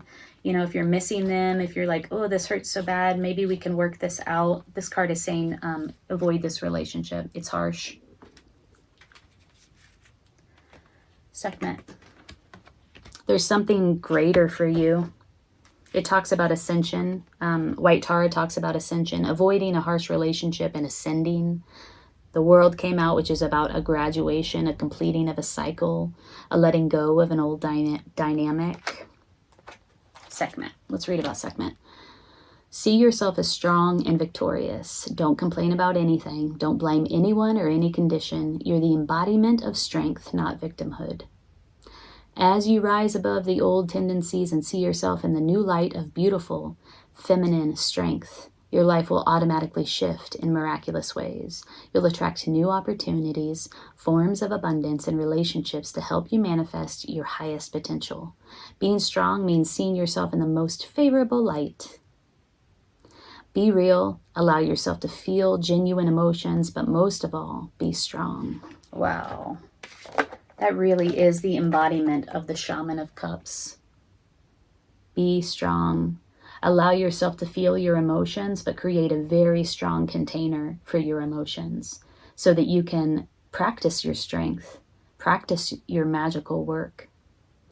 Divine feminine strength. All right, Cancer. If this reading resonated with you, please hit the like button. I'm wishing you the best in January. Take good care. Sorry if I'm beginning to repeat myself, but this was a win at all costs. Like, they did not care who they hurt to get exactly what they wanted, right? I feel like what's on your mind right now is this scenario, what happened with this person, this negative experience, and you want to take back your power. And so you're probably up in your head, like just chewing them out. Again, I think you thought this person was somebody else and you feel deceived by who they revealed themselves to actually be. Somebody communicated something there that was not heartfelt. It was disconnected from their emotions. Somebody was disconnected from their emotions inside of a communication with you. Hey Leo, welcome to your general tarot reading for January 2021. Thank you so much for joining me. We're going to take a look at your heart, your mind, your body. We'll take a look at your past, your present, and your future, and we will pull clarifying cards all the way through and a card of guidance or advice at the end of the reading, so stay tuned.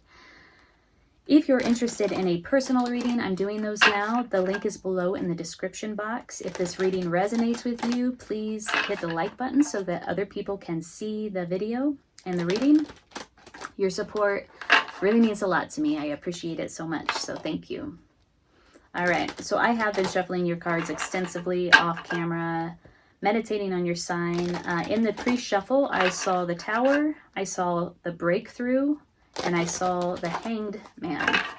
So if that resonates, that's what I saw in the shuffle. Some sort of flash of illumination, sudden shocking change potentially, that causes a breakthrough, that leads you to a totally new perspective. So in the position of your heart, we have the Five of Swords. Ooh, feeling hurt. This is a sting. This is a negative experience, felt both mentally and emotionally, some sort of sting. What you think about it all in the position of your mind, causing you to stand up and defend yourself with competence and confidence, using your voice. This is like leadership, like standing up, like, no, not on my watch. In your foundation, we have the Eight of Discs. Creativity inside of a community of support. You know, you're feeling like you're working with other people. There are other people around you. Everybody's engaged in their own task, in their own act of creation, in their own craft, but you are sharing a space, whether it be a psychic space or an actual physical space. This is in your foundation, Eight of Discs. Really diving deep into something, either creatively or intellectually. Study, research, rabbit hole. Those are the words I'm getting. Past, Son of Swords. I have a feeling like this guy is causing the heartache in the present moment. This is somebody who is very detached from their heart. Their actions, therefore, are sometimes cruel. They're focused on one thing and one thing only, and once they get it, they move on to the next, and they don't care who they hurt to get it. So when a win-at-all-costs type personality in your past. In your present is you're feeling it on the heart level and mentally, maybe lots of anxiety. Future, ooh, communication, fast-moving communication. 2 8s on the spread now. We have the 8 of Discs and the 8 of Wands. Yeah, communication comes in really fast. It could be a heartfelt communication because these are Cupid's arrows. Could be very passionate communication. Something moves in very quickly. And I think it is directed at this negative experience. Coming in to communicate around this negative experience you're feeling in your heart right now. Let's clarify. This is interesting so far, huh? Who is this Son of Swords personality? Tell me more about the Son of Swords personality for Leo in the past, Leo's past. Oh, yeah. Leaving. Somebody's made a decision to leave. Either this Son of Swords personality left, or you decided, you like saw them for who they are, and you could not abide this disconnect between their heart and their mind, this cruelty, this like cold, harsh, immature, emotionally immature, disconnected personality. There's somebody left. Somebody was like, nope. Tell me more about the Son of Swords and the 6 of Swords. Got a lot of Swords energy here now. And Wands energy. You stood up. You stood up to this person and you said, no. No. Now you have choices. We're at a crossroads here. This could have been a difficult decision to make. Yeah, but we have this in the position of your mind, what you think about it. Like, you took your authority back. This is advocacy. Speaking truth to power. The Son of Swords might have thought that he was in a more powerful position than he actually is. He is only the sun, though he's acting like a warrior. He's wearing the armor, not the armor. See that conquistador hat he has on? Acting as if he is in a position of great authority, but he's only a sun. You know, he's not really. He's sort of an imposter. The word dangerous just came into my head. That's a dangerous place, a mentality to have. Yeah, this was not a balanced, it was not equal give and take here inside of whatever this connection was. Somebody was taking more than they were giving, taking advantage of, taking for granted. The lack of balance. Okay. Why do you feel so hurt? What is this? I mean, if that's not enough to explain why you might feel so hurt, let's pull a few more cards to clarify where you're at in the present moment, because we have the 5 of Swords in the present moment. It's like a sting. It feels unfair.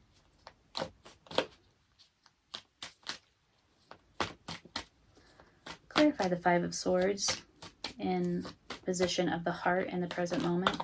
Oh yeah, you took a break. We have the 4 of Swords, the 7 of Swords in reverse, and the King of Pentacles.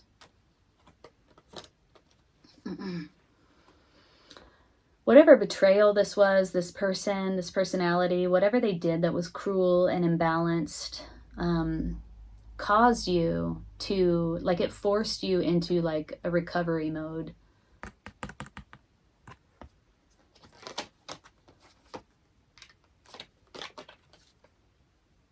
Somebody was underhanded and sneaky. We already know that. They made a move that was like deceptive and manipulative. This King of Pentacles.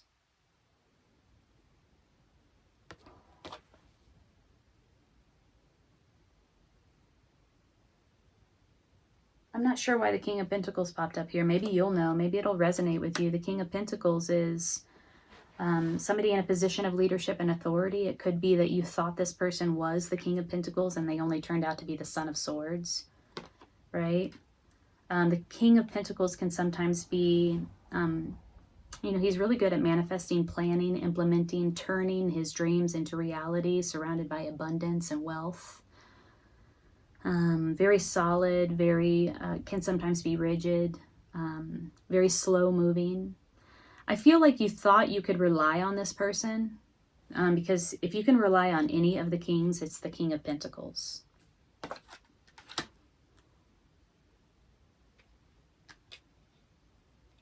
Could be a father figure as well.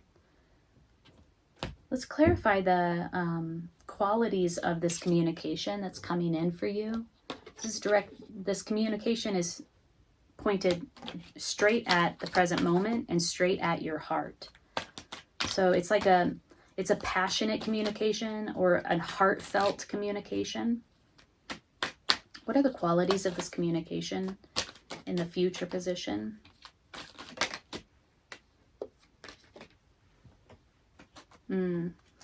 Suppression. Whatever's been suppressed is going to emerge. Clinging to the past. It will allow you to let go, finally.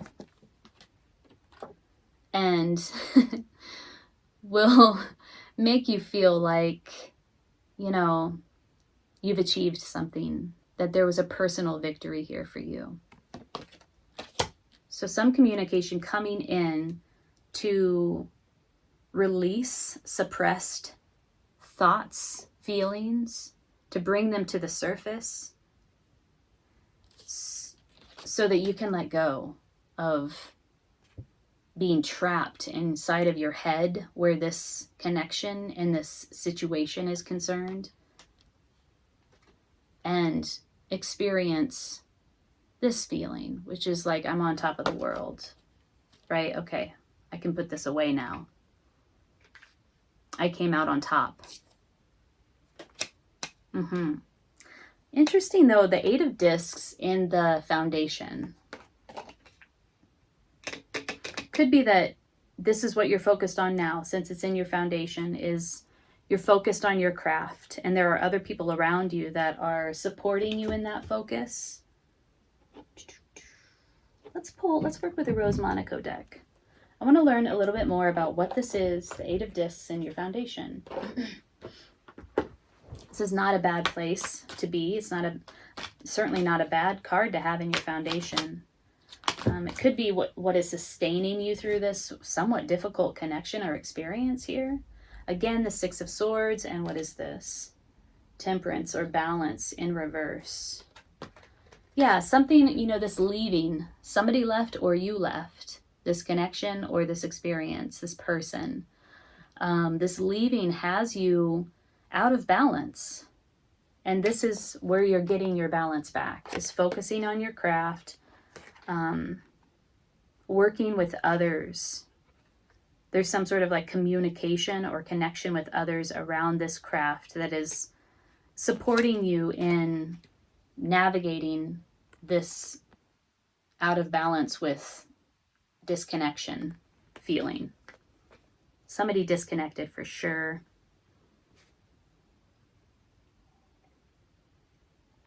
What is the 7 of Wands and what you think about it all? In how you're thinking about it. I feel like you stood up for yourself. You took a stand. This woman is breathing fire. Like, feel like you told this person off. Like you were like, you know what? I'm going to tell you exactly what I think about you. And in doing so, you stood up for yourself. You stood your ground. Leo, breathing fire. Maybe you want to do that. Maybe you were like, oh, I missed my chance to tell this person off. And that's all I can think about now. Like maybe you're inside of your head just like, you know how you do that when you have a conflict with somebody? You just like inside of your head, you're telling them everything you think about them and what they did. 5 of Swords. Yeah. Somebody, okay, this is total Son of Swords energy. And so sorry if I'm beginning to repeat myself, but this was a win at all costs. Like they did not care who they hurt to get exactly what they wanted, right? And that's all they were focused on. Okay, also, alternative meeting. This is interesting. This card says, take back your power, which is what's happening here. Challenged by others, possible conflict, consider a different approach. So yeah, I feel like what's on your mind right now is this scenario, what happened with this person, this negative experience, and you want to take back your power. And so you're probably up in your head, like just chewing them out. Knight of Pentacles. Okay, we have the King of Pentacles and the Knight of Pentacles. Again, I think you thought this person was somebody else. And you feel deceived by who they revealed themselves to actually be. Page of Cups in reverse. Some communication that was... Somebody communicated something there that was not heartfelt. It was disconnected from their emotions. Somebody was disconnected from their emotions inside of a communication with you, inside of an offer. The offer was not heartfelt. All right. Let's use the dark mirror. I don't use these very often, but I feel like the Son of Swords character deserves more clarification where the dark mirror is concerned. So let's look at this deception that the Son of Swords brought about. What was this deception? What the qualities of this deception, the qualities of the Son of Swords. Please. Just out of sheer curiosity, you thought that they were Knight of Pentacles, King of Pentacles, reliable, real. And they stung you. Now you're like, I want to take back my power. Like you're chewing them out. Artificial heart. Yeah. They portrayed themselves to be one way and then revealed themselves to be quite the opposite. Superficial. Disconnected from... Like, this is lacking in emotional depth. I will say that. It's like beyond lacking emotional maturity. It's like there's not depth there. There's no depth there because maybe they haven't taken the time to develop emotionally. Okay. Let's pull a card of advice for you as you navigate this difficult connection, difficult experience. Card of advice for Leo. It does look like there is communication coming in the future. Hey! Okay, let's try that again. There is communication coming in the future. It is directed at this experience that you had. It has to do with this experience that you had. It will allow you to let go of the past. It will bring suppressed emotions to the surface, and then it will allow you. It's like a trigger for you to let go. And you will come out victorious. You'll come out on top. 6 of Wands energy. Guidance for Leo as they navigate this connection. Ooh, Pele. Interesting. Be honest with yourself. What is your heart's true desire? Pele. Wow. Look at all that fiery, passionate, creative energy. Volcanic energy. Volcanic passion. Let's read about Pele.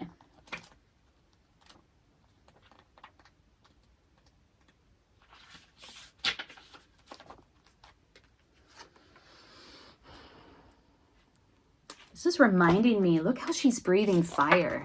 This is in the position of what you think about it. Wow. Okay. Message from Pele. If you listen to the sound of your heart and breath, you'll recognize the ancient rhythms of your own internal drumming. This forever connects you to the mother of all creation and to the sound of the planet Earth. These rhythms can't be faked or forged. They're natural and eternal. What part of you are you trying to ignore? What part of you has been overly concerned with pleasing others to the detriment of hearing the sounds of your own rhythm? Dear child, reach out and extend your arms to embrace your dreams. They're just as much a part of nature as are the trees, animals, and sunsets.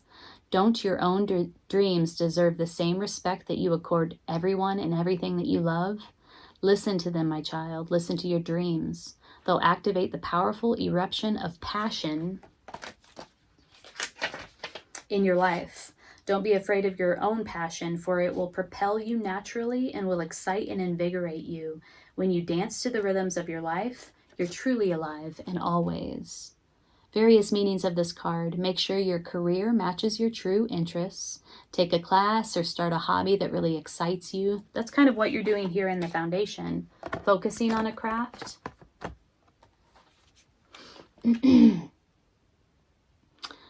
Change jobs, go on a wonderful trip, invest time and money in manifesting your dreams, give yourself permission to go for it, start a new business, make an honest assessment of how you spend your time, and list your priorities.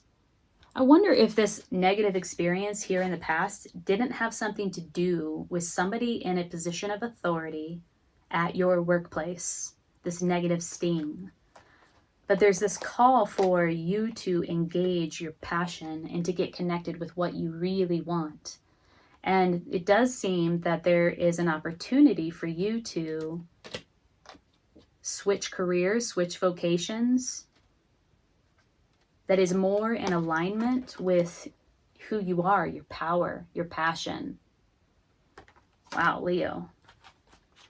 If this reading resonates with you, please hit the like button so that it can circulate amongst others. Consider subscribing to my channel. And if you want to dive a little bit deeper, there is a link below in the description box for a personal reading. So check that out. I am wishing you the best in January. Take good care.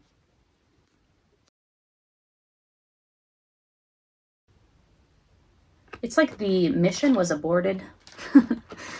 You were like, oh, blocked. Remember we had the Two of Swords blocked. Also, defense. Not an achievement, not a victory. Some sort of incomplete lesson. Not gonna walk down that path. Hi Virgo, welcome to your January 2021 General Tarot reading. Today we're going to take a look into your heart, your mind, and your body. We'll take a look at the past, the present, and the future. We'll pull clarifying cards all the way through the reading, and we'll also pull a card of guidance and advice toward the end. If this is your first time here, my name's Amanda. I'm at Lunacy Tarot. Thank you for stopping by. If this reading resonates with you, hit the like button so that it can circulate amongst others, and consider subscribing to my channel. Hit the bell for notifications. I do love readings and general tarot readings for each sign for each month. Woo! If you are returning, thank you for coming back. I appreciate your support. The Magician just fell out. So Virgo, what are you up to? If you're interested in a personal reading, I'm doing those now. The link is below in the description box. I would love to read for you. Okay, one last shuffle. We'll split the deck 3 ways and we will sync up. Virgo, January 2021. In the position of your heart, we have the 3 of Cups. Oh, nice. This could be all kinds of things. A celebration, a creative synthesis, coming together with others in a harmonious, creative way. It could be a collaboration of some sort, a heartfelt collaboration. It could be a reunion. It could also be a reconciliation. There could be a third influence. In the position of your mind, ooh, 2 of Cups. A coming together, a unification, a blending of energies, seeing each other, witnessing one another, a decision in love. In In the position of your body, we have the Ace of Discs. A new beginning, a new home, a new career, a new opportunity. In the 3D world, you can see, touch, taste, feel this thing, this new beginning, a new baby, possibly. In the past, we have the Son of Swords. There was definitely some goal setting going on in the past. Very focused. This Son of Swords is removed from his emotions. He has a singular focus, and it's all happening up here. Very strategic. Interesting. In the future, we have the Nine of Discs. This is a solitary witch. She does her magical work alone, often out in the wilderness. It involves creativity, and it involves her art. The Nine of Discs is a woman, a person, a woman or a man who is very independent. And they know how to appreciate the beauty and the abundance that is around them. Sometimes can be seen as somebody who's very effective in business, an entrepreneur. Did I say that right? Entrepreneur, yeah. Somebody really who knows how to generate wealth in whatever form that is. So, wow, okay. Interesting. This progression from past to future is a very interesting one. We have the Son of Swords. Look at how there's a downward pointing 5-pointed star. And he's focused on that treasure, holding a dove with a broken neck in his hand. He moves from one goal to the other. He accomplishes something and then he's like, oh, okay, I accomplished that. He doesn't really appreciate it when he accomplishes it. He's not able to stop. It's like this moving from conquest to conquest forms his total identity. It's almost like an addiction or a compulsion. In the past, it's disconnected from the truth, from emotional truth. There could have been a third influence here. In the position of your heart, we have this, often seen as the third party card, 3 of Cups, a third influence in love. Could be that you encountered a Son of Swords character inside of your pursuit of love. You met this person and they're just, they're removed from their heart. They're removed from their emotions. They're just about like, okay, I got her. Let me move on to the next. Okay, can I get her? I got her. Let me move on to the next. Or vice versa. I got him. Like, it's all about like what they can get. And so they're probably, as soon as they get you, they're moving on. They're thinking about the next conquest, the third influence, like the next thing. This really puts you back into this energy in the future of like, you know what? I'm good. I'm good. I'm just going to stick with my own energy, my own power. I'm going to build my own magic. I'm going to surround myself with my own abundance, my own energy. I'm going to build my own wealth. When this 2 of Cups came out, it was in the reverse. I sometimes don't read these circular cards in reverse or upright. So I pulled it out in the upright, but it was in the reverse when I first saw it. So, reading it both ways makes sense. 2 of Cups in reverse is like, nah, this is a false start in love. This is not a meeting of minds.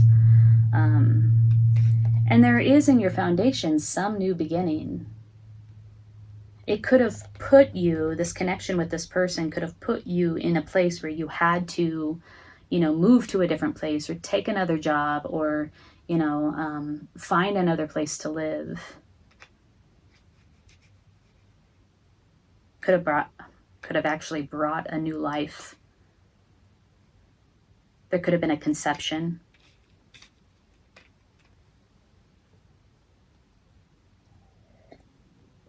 There could have been a conception for a small number of you. That could be the third influence. 1 and 2 become 3. And this might be a pregnancy or an endeavor that you are going alone in the future. It's something that you will, a journey you will embark upon alone. All right. Well, let's clarify, Virgo, shall we? Let's see what we got here. I don't want to use this deck for that, though. Let me use this one. I want to know more about the Son of Swords. What you think about it all is the Two of Cups reverse. What about the Son of Swords in the past? Who was this person? What was this Son of Swords? Oh, Knight of Swords. Yeah, this might have been a relationship or a connection that came on real fast, you know, and wanted to move fast. That is, oh, it's the same. It's the same card. The Son of Swords in the Mother Peace deck is the Knight of Swords in the Ryder Waite deck. So it's just clarifying its own energy with different symbolism, coming in real fast. Like, I'm going to take it, right? Look at his face and his horse's face. It's aggressive. It's really detached from compassion and empathy. It's about conquest. Yeah, and underneath that, again, we had the Chariot. Moving fast. Fast movement here. I feel like this connection moved really fast for you. You got sort of swept up in it. What about the Three of Cups in the position of your heart in the present moment? Is this a third influence in love? Is it...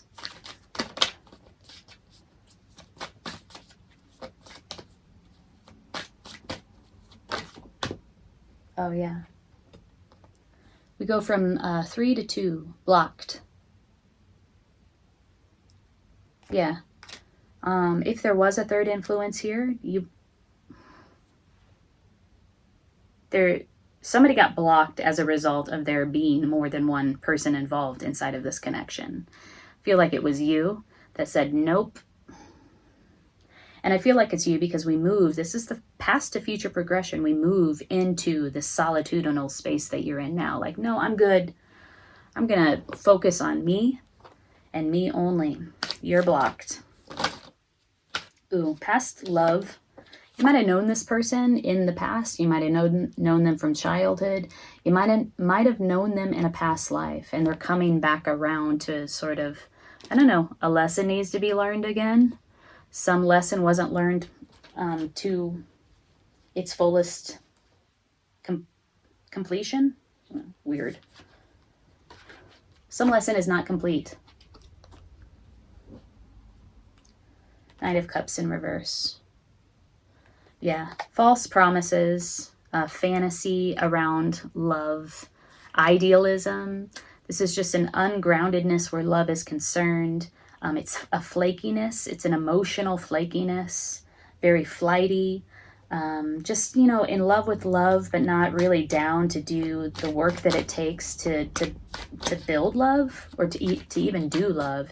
It's more like, I'm going to talk about how, you know, it's just talk. It's talk without the walk. Oh, here we go. We got you again. It left you feeling disconnected from your energy. And, you know, you did have to dig deep to work your way out of this connection and to get back into your energy.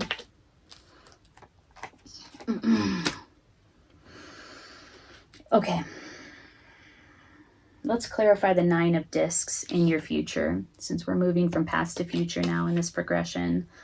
What is the 9 of Discs about for Virgo here as they move forward in the future? The qualities of the 9 of Discs. You are quite content in the future. I have to say, back in your own energy, your own earthy, grounded, independent, magical, abundant, appreciative energy. Whoa. Okay. I'm going to take these two that I saw to begin with. Isolation in reverse and turning in reverse. Isolation. Coming out of a time of isolation and going without, going out, seeking external, activating externally. There's something about this. This is interesting. This is the solitudinal witch, right? She does her magical work alone. And then you take that magical work and you share it with the world. You share it externally. There's something about that here, coming out of isolation.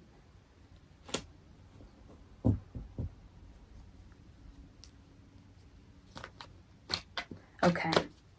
Two of Cups. I want to clarify the Two of Cups for you and what you think about it all.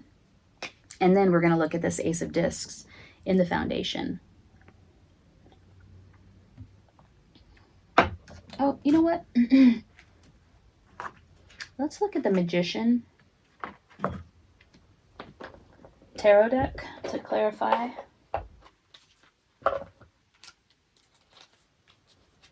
Two of Cups and what you think about it all.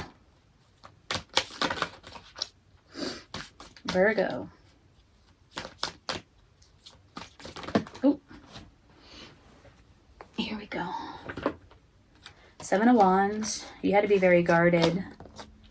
You had to protect yourself. The world cycle is not complete. The lesson might not have been learned. And you did not take a leap of faith. Like, nope, I am not walking down that path. It's like the mission was aborted. You were like, oh, blocked. Remember we had the Two of Swords, blocked. Also, defense. Not an achievement, not a victory. Some sort of incomplete lesson. Not gonna walk down that path. Not a new beginning. Okay. And then this Ace of Discs in the foundation. New home, new job, new opportunity, new beginning. Could be a new baby. Conception. What is this? This path moving forward in the future is one that you take alone. But it's not lonely. And it's not persistently solitudinal. It's like you're doing this work, but then you're sharing it with the world. Ace of Discs. Let's clarify the Ace of Discs in the foundation. Reflection. Evaluating your life, a new beginning, moving forward in a new direction.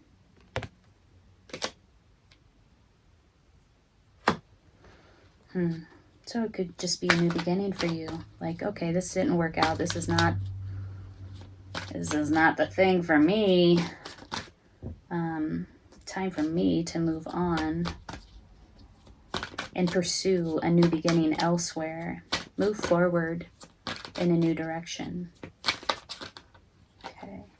Perspective, a temporary pause for reflection, looking from a different perspective and waiting. Yeah. A totally new perspective and a totally new beginning that allows you to move forward. Let's pull a card of advice for you, Virgo, as you navigate this time here in January.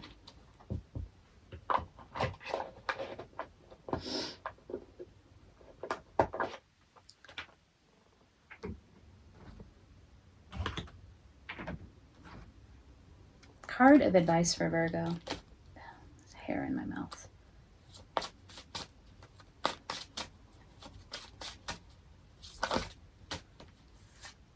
Oh, I just got Ant for another reading.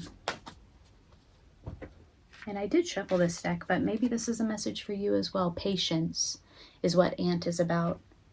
And employing strategy. in order to achieve a sweet victory that is yours in time.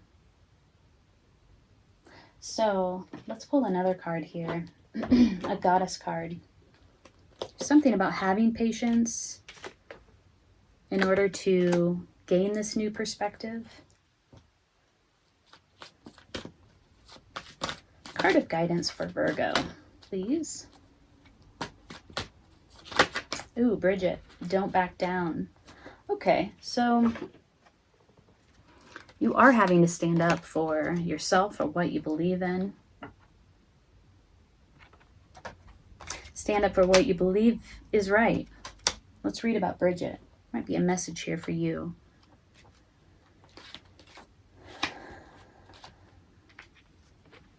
First, to be quite clear about your intentions. If you're unclear, then confusion will lessen your power and force. Like a candle in the dark, be very clear and bright in what is acceptable to you in this situation.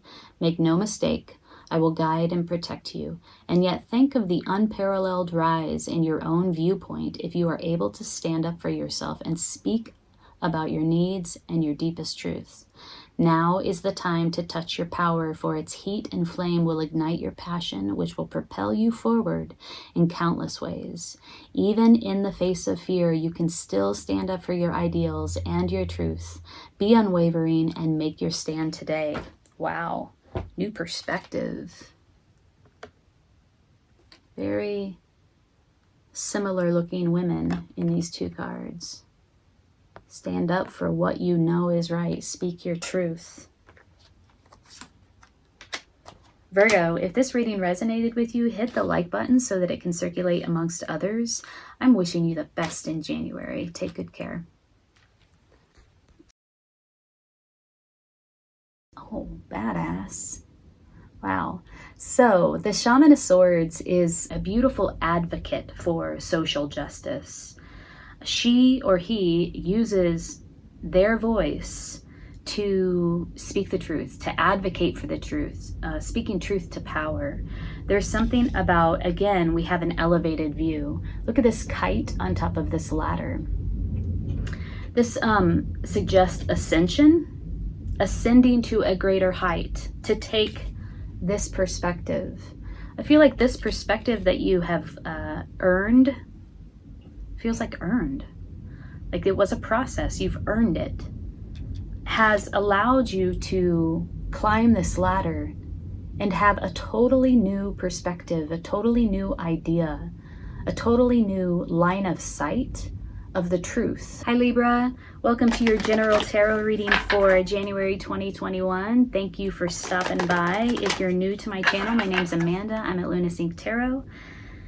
If this reading resonates, hit the like button. Also consider subscribing to my channel. I do love readings and general tarot readings for each sign for each month. And so click the bell for notifications of those readings as they become available. If you are returning, thank you for coming back. Thank you for supporting my channel. I really appreciate it.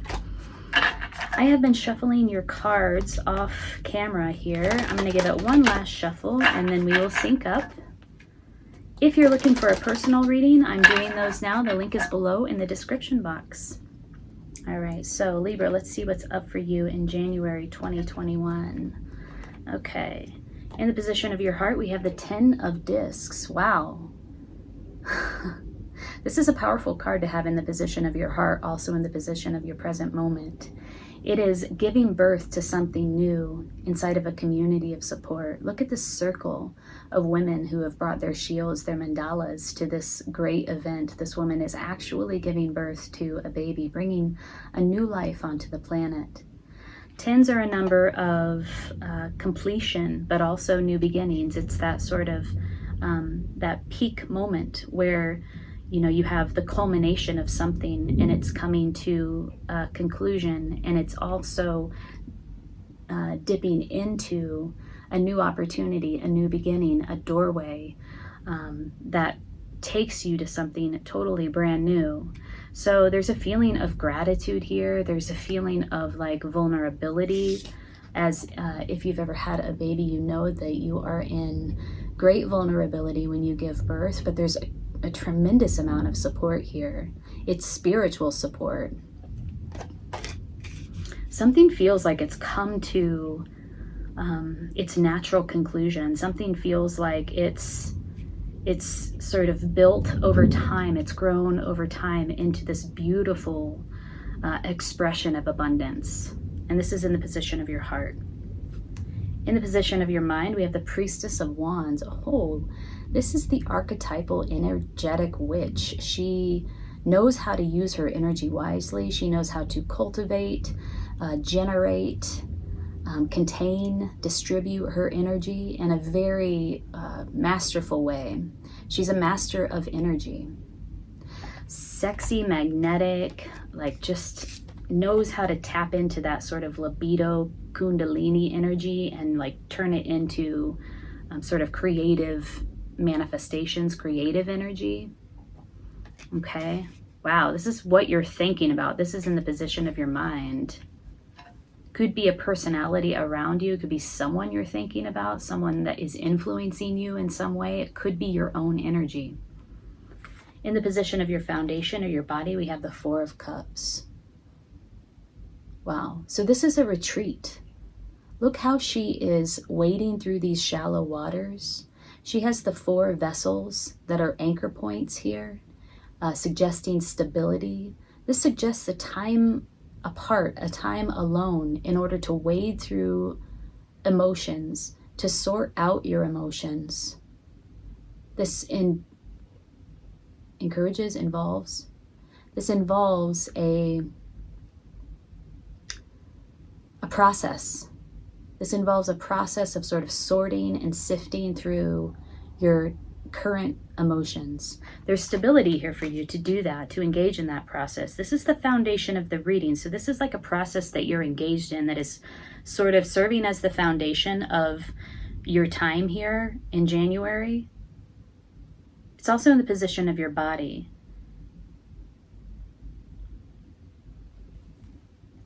There may be some sort of physical need for you to do this work. You know how our emotions affect our bodies. Everything is connected. Everything affects one thing or another. It's all interconnected. So there may be a need to sort through how you feel about something in order to cleanse physically as well. In the position of the past is the Six of Swords. Okay, well, the Six of Swords is the most positive card in this entire suit of swords. It comes after a conflict. 5 of Swords is a great conflict. It's felt mentally and emotionally. 6 of Swords is sort of moving on from the emotions or the anxieties of that conflict, starting to resolve the way that you feel and think about that conflict. And it elevates you. It takes you to this great height where you have a different vantage point on the conflict, a more global perspective, and it gives you that distance that you need in order to release and let go. So there's something in the past, even preceding the 6 of Swords, that was a conflict for you. It felt very painful. And now you've moved on from it. You have the distance that you need in order to take a more global perspective, a 30,000 foot view, and understand it. And it sort of lightens the load emotionally for you. It brings you to this place of like closure. It's a feeling of gratitude. That's the feeling I'm getting when I look at this card. When this card comes up in the place of your heart. It's closure, it's gratitude, it's release, and it's like, okay, something new, now something new. All right. Okay, in the position of your future, we have the Shaman of Swords. Oh, badass. Wow. So the Shaman of Swords is a beautiful activist, a beautiful advocate for social justice. She or he uses their voice to speak the truth, to advocate for the truth, speaking truth to power. There's something about, again, we have an elevated view. Look at this kite on top of this ladder. This suggests ascension, ascending to a greater height, to take this perspective. I feel like this perspective that you have earned feels like earned. Like it was a process, you've earned it. Has allowed you to climb this ladder and have a totally new perspective, a totally new idea, a totally new line of sight of the truth of the matter. And then you're using your voice to speak that truth, to advocate, to activate around that truth. It's all coming through here, through your throat chakra, using your voice. Wow, this is pretty intense, Libra. Okay, so let's clarify some of this. I certainly want to know what this Shaman of Swords is speaking the truth about, what the truth is. What is the truth for this Shaman of Swords? What are they speaking about? What are they bringing to light? This feels like, I mean, the shaman is somebody who's had a great deal of experience and has distilled that experience into wisdom to the extent where they can actually speak the truth. And it doesn't feel like it's speaking the truth to yourself, although I'm sure that's part of it, or to just one other person. It feels like you're speaking the truth to groups of people, to your community. Okay, so let's learn about the Shaman of Swords. What are the qualities of this advocating, activating, new perspective, speaking the truth, transparency? There's a huge clarity here. The qualities of this communication, this verbalization, it's very decisive, it's very logical, it's very analytical. There's a lot of sort of mental activity happening here. Sometimes it can be seen as cold because it is somewhat divorced of emotion. Now, if you think of all of the most, is that a true statement I was about to say? Yes, where it comes to conflict, I believe this is true. The most effective communicators, particularly where it has to do with conflict, are able to divorce themselves from their own emotion, their own feeling about something. They depersonalize the conflict, they depersonalize the communication. And sometimes that can be read as distance, coldness, emotional coldness. However, it can be a very effective strategy, particularly when you're communicating around something that is highly charged, lots of passionate energy around it. People are invested, emotionally invested in it.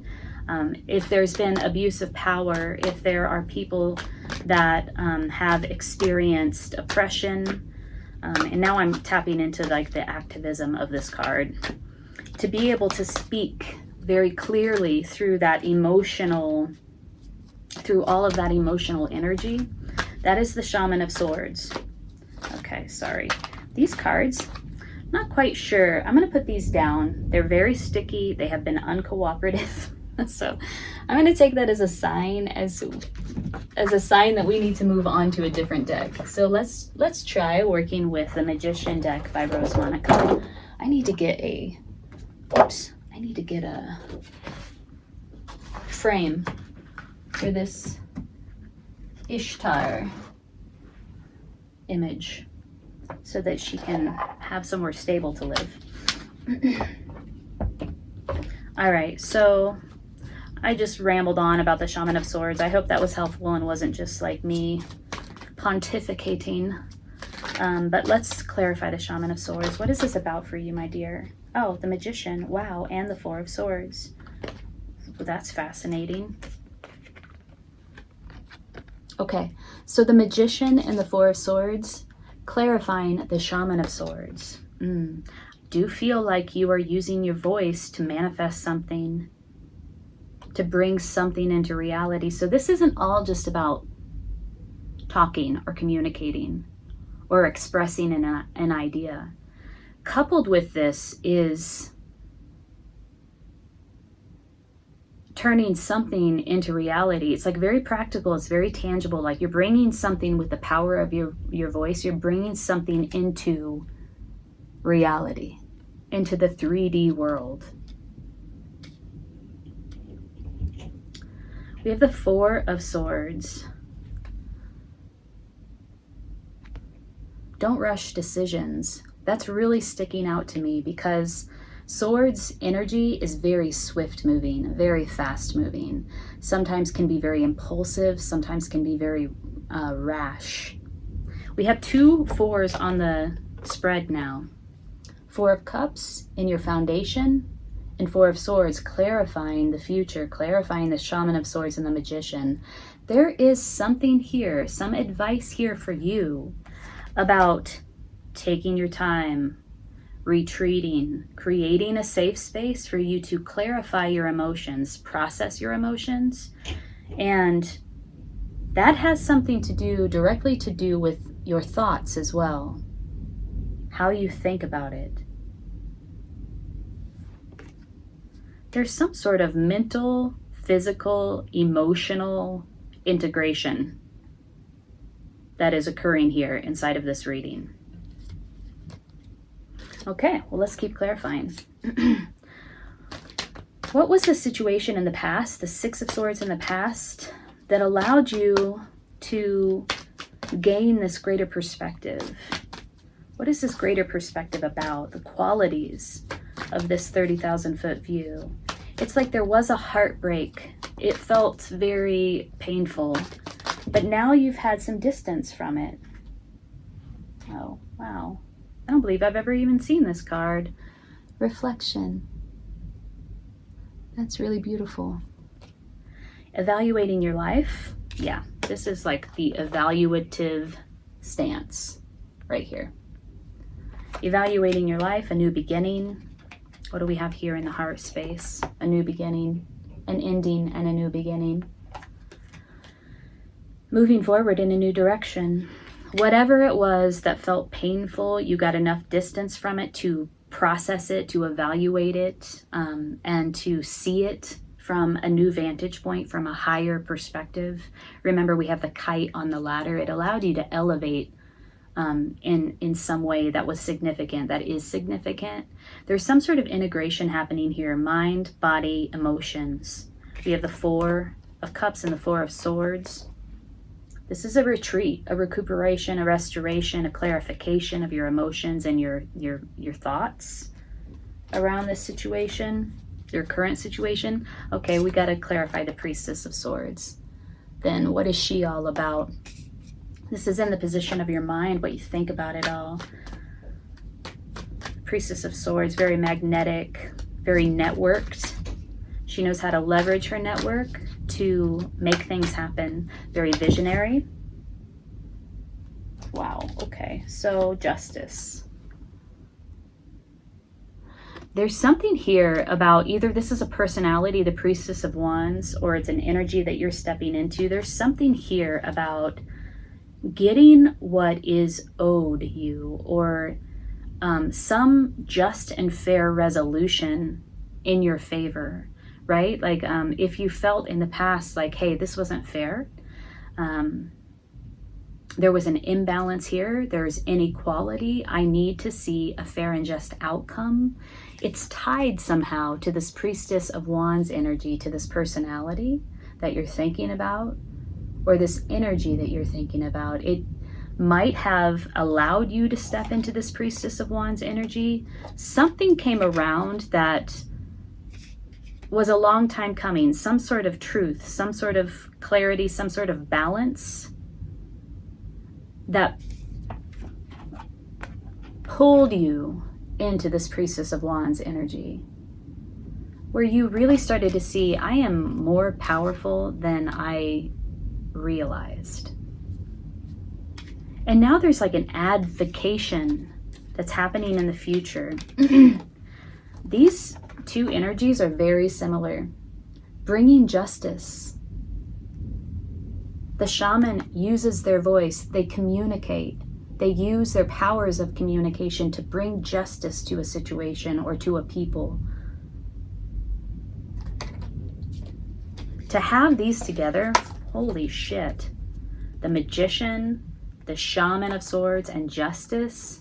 Like, you are bringing this. You are bringing the justice. And it's going to turn into something real. This isn't just like, I'm going to talk about justice. This is like, the communication around it is a part of manifesting something real. Something into the 3D that you can see, touch, taste, hear. It's sensorial. It's tangible. Wow. A lot of power available here. Okay. Let's pull a crystal card for you. I want to pull a few cards of guidance for you, Libra, as you navigate January, as you navigate this scenario. Yeah, it's like this evaluation or this reflection card clarifying the Six of Swords is just so clear to me. Something happened that caused you to engage in this reflection, this evaluation that allowed you distance, emotional distance, and that emotional distance was allowed you to take a more holistic perspective, a more global perspective of your life, of yourself, of the situation. Okay, crystal card for Libra. Oh boy, okay. We have two that came up, so we'll read both. Carnelian and Preseli Bluestone. Hold these up for you.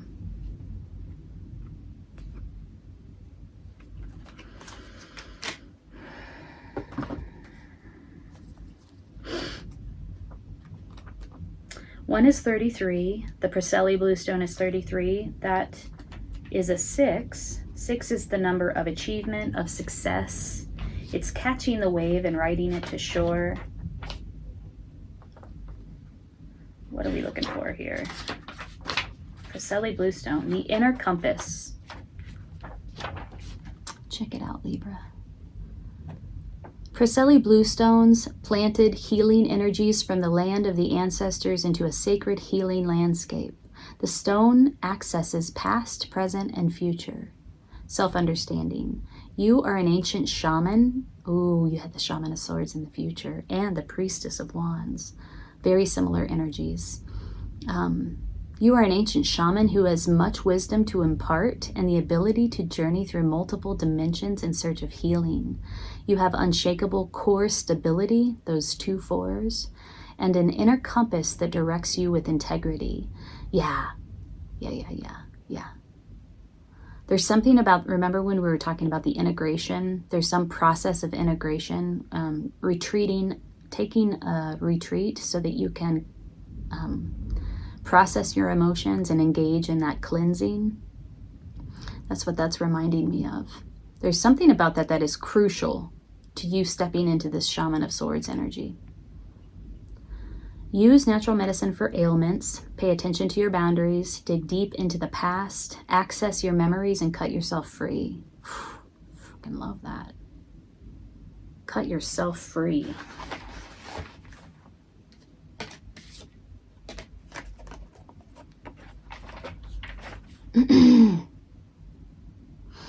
Examine your deepest intentions and roots. Live in the present moment. Find your own direction and face challenges with equanimity. You have power to decide. Pay particular attention to your environment. The healing insight is being true to yourself is the basis of all well-being, spiritual and physical. Okay. Let's read about Carnelian. That's 7. So there's some sort of progression here from 6 to 7. 7 is a very spiritual number.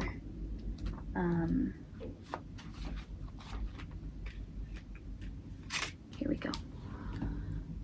This has to do with creativity. Carnelian protects against glamours, spells, envy, and the evil eye. Bringing good fortune to the wearer, it prevents blood from rushing to the head to cause precipitate action. Maybe that's impulsive action. Yeah, so it like sort of keeps your passions under control so that you can think through things. There was some sort of don't rush decisions, some sort of advice here about make sure that you're not engaging in impulsive behaviors. Self-understanding. You have the ability to remain calm during disputes and the self-control not to follow the crowd. Wow. Courage in the face of danger comes from inner strength, not foolhardiness. Your family means a lot to you. Your sexual drive is strong. That's the Priestess of Wands for sure. Lust or aggression has been a problem in a past life. Direct it toward creativity and raising Kundalini. Divination. Be eloquent, creative, and bold. Do not back down. Trust your intuitive perceptions. Distinction in your career lies ahead. Be a mentor. Alleviate stress. Take time to play. You are a tower of strength during sorrow. Stay anchored in the present. Let go of emotional ties or outdated projects holding you back. Beware of a charismatic person. Again, that is the Priestess of Wands. Very charismatic. Healing insight. Sufficient vitamins and minerals support your metabolism for optimal well-being. Okay, so this card, Carnelian, speaks about communication. It speaks about eloquence. Speaks about trusting your intuitive perceptions. Also speaks about cutting ties with your emotions in order to communicate effectively. And I know we talked about that, right? So effective communication. Sometimes communication is most effective when you withdraw your emotional investment in the thing. You depersonalize it so that you can speak very clearly, speak the truth very clearly. Could be there's something here with your career that has to do with this Shaman of Swords, activism, advocation, that will elevate you, that people will begin to take notice of you once you begin to communicate in this way, verbalize what it is, the truth here. All right, Libra. I hope this resonated. If it did, hit the like button. I'm wishing you the best in January. Take good care. The Queen of Cups is a beautiful queen. She has a special power. She aligns her imagination and her emotions with her action in order to manifest her dreams into reality. You know, there is no weakness about the Queen of Cups. She has learned how to recognize, connect, acknowledge, accept, respect her emotions. And in that way, she's created an emotional container. So that container is not about suppression or repression, emotional suppression or emotional repression. That container is about mastery. There's something about the acceptance of your emotional life that will bring great power to you and is also fueling this movement forward. Hey Scorpio, how's it going? Happy New Year. I hope your start to the new year is going well. Thank you for joining me. My name's Amanda. I'm at Lunacy Tarot. If this is your first time around, thank you for stopping by. If you're returning, thanks for coming back.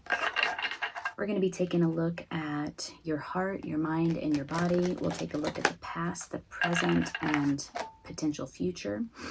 We will pull clarifying cards all the way throughout, and we'll pull a few cards of advice and guidance for you as well. Basically, we're just going to take a look at your energy, the energies that are surrounding you, and how you can best navigate them to your benefit, okay? So if this reading resonates, please do hit the like button. Helps the video and the reading to circulate amongst others. Also consider subscribing.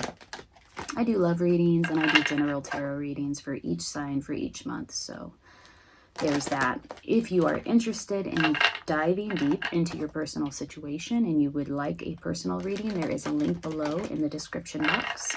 I would love to read for you. Okay, so I have been shuffling your cards here. I'm going to give it one last shuffle and then we will sync up. Okay.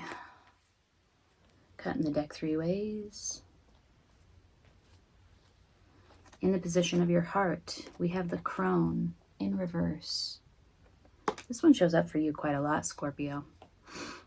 In the position of your mind and what you think about it all, we have the 8 of Swords in reverse. Good, I like that it's in reverse. At least you're coming out of it.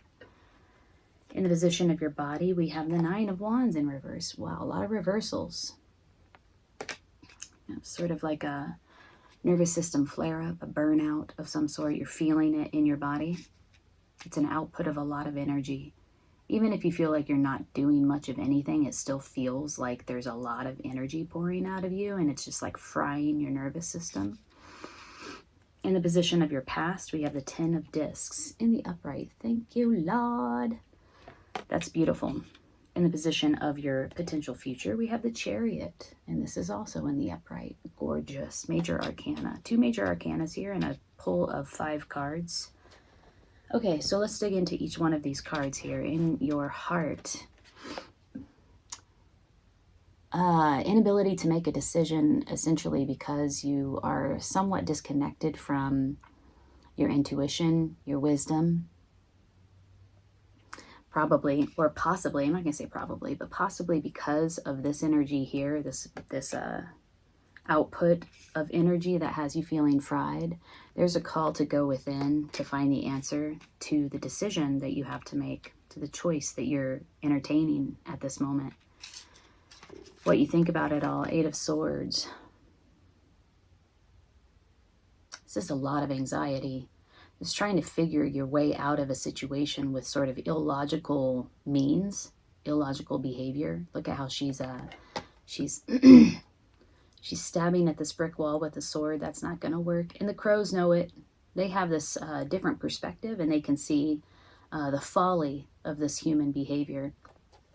This is in the reverse, though, so I feel like whatever behavior you were engaging in to try to find a way out, you're aware of it now, and you're aware that it's not working. So that's a good thing. In the past, we have the 10 of Discs. And this is a celebration inside of a community of support, giving birth to something new. It's also a final ending, a closure of some sort that has to do with something real.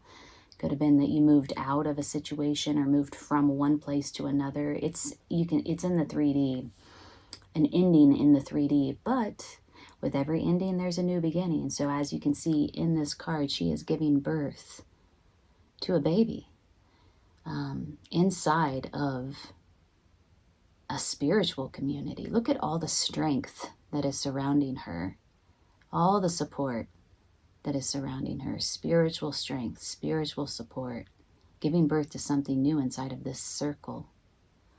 Gorgeous. This is in the past. Could be that you actually had a baby. Doesn't need to be that. Something ended, something's beginning, and it has to do with something real in the 3D. In the position of your heart, again, we have the crone. This is, or the present moment and your heart is the crone. Like, yeah, needing to make a choice, but not feeling like you have the information to make the choice. And what is required of you is to go within to find that information, to find that wisdom, that inner wisdom. In the future, I do see you moving forward quite strongly. This is aligning your personality and your willpower in order to take this thing forward. And it's confident and it's swift. And there's no doubt. There's no doubt about it. So that's very interesting. Whatever happened here in the past, this ending, this new beginning, has you in the present moment like, which way do I go? Which choice do I make? And feeling a little bit insecure about your ability to make a wise decision. However, potential outcome in the future is aligning opposing forces in order to move forward confidently. So you will figure it out.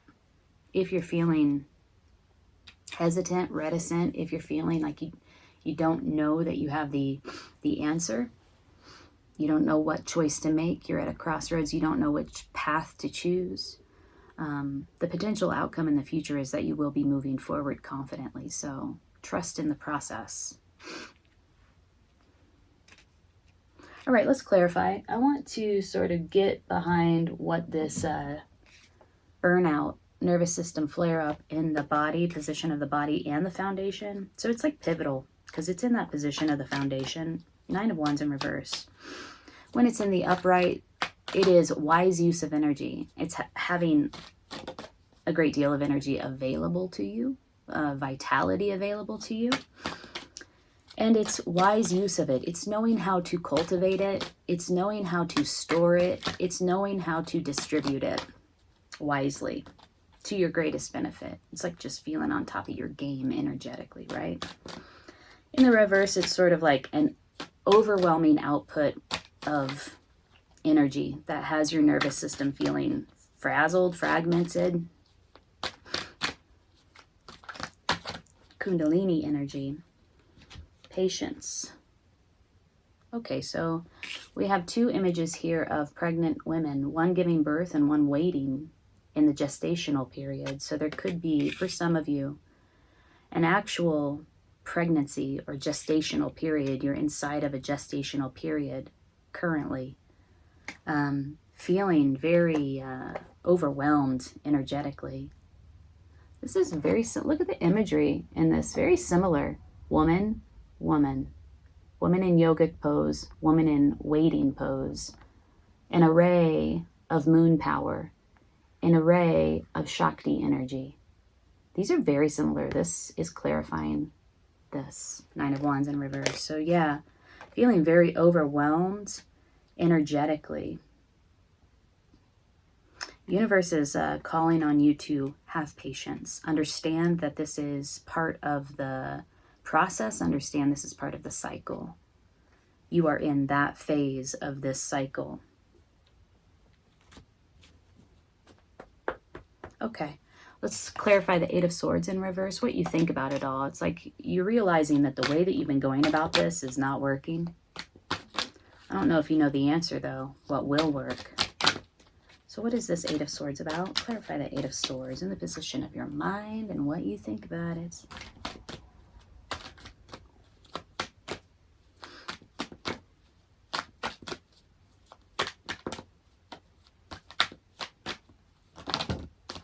Here we go. Okay, in your mind and what you think about it, we have totality and we have postponement. Huh. Feeling on the outside of it. Not totally engaged with it, like looking at it almost longingly with nostalgia. This is a holding on card.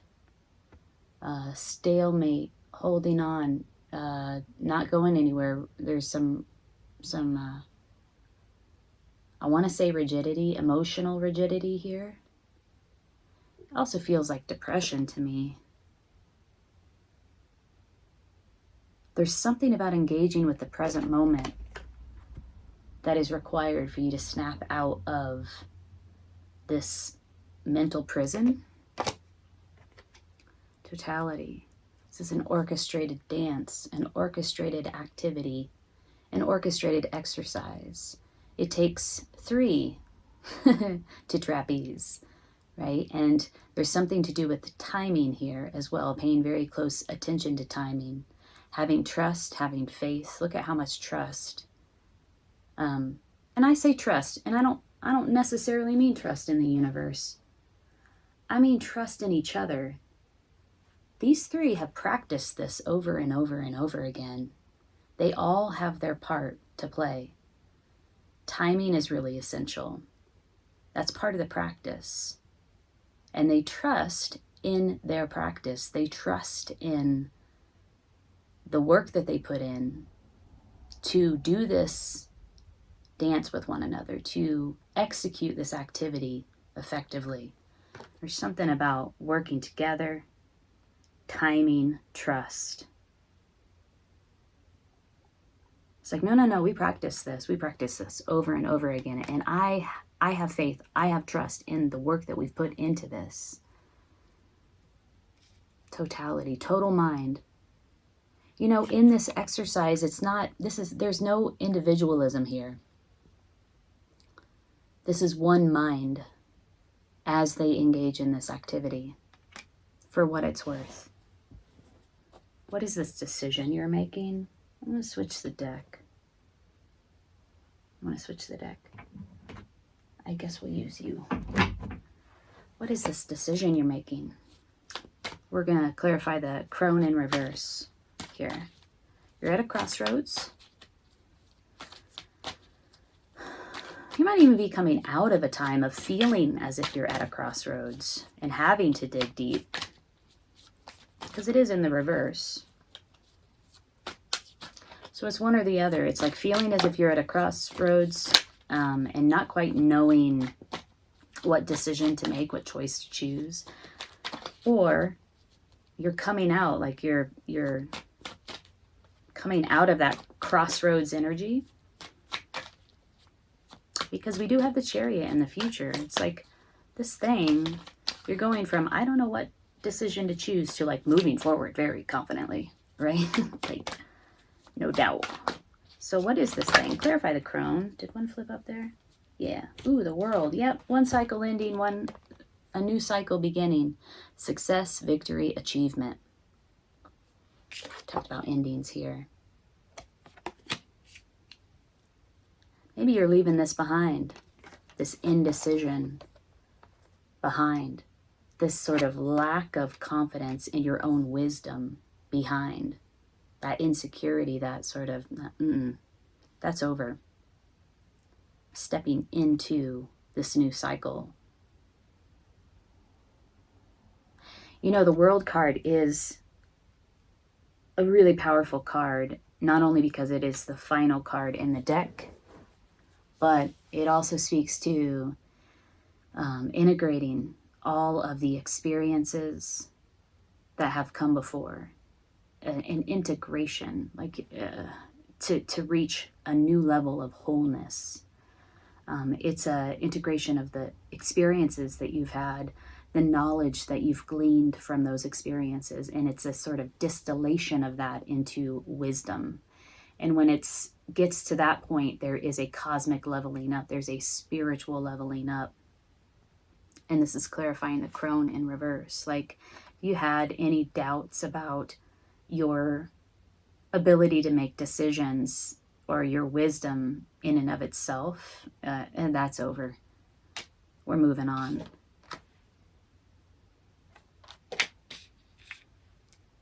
Okay. I'm starting to feel like this is a matter of, I'm looking at these cards now. Here, in your mind. This is a matter of you making the decision, willpower, to let this negative mental dross go. It's almost like it's a habit. It's just like an old habit from the past that you do not want to take forward with you into the future, and you can. You have the energy supporting you here. You can drop it. It's not part of your life anymore, and you won't allow it. You recognize it for what it is, and it's just mental constraint, right? It's just,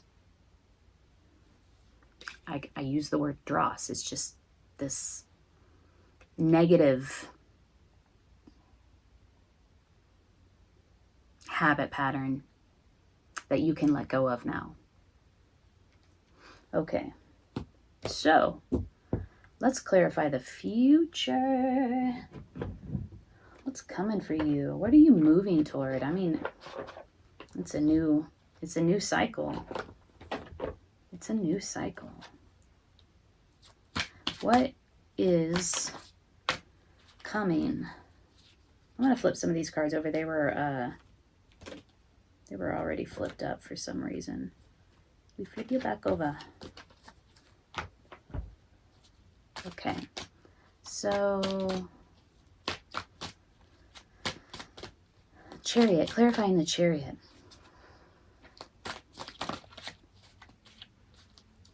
What's coming in the future? There we go.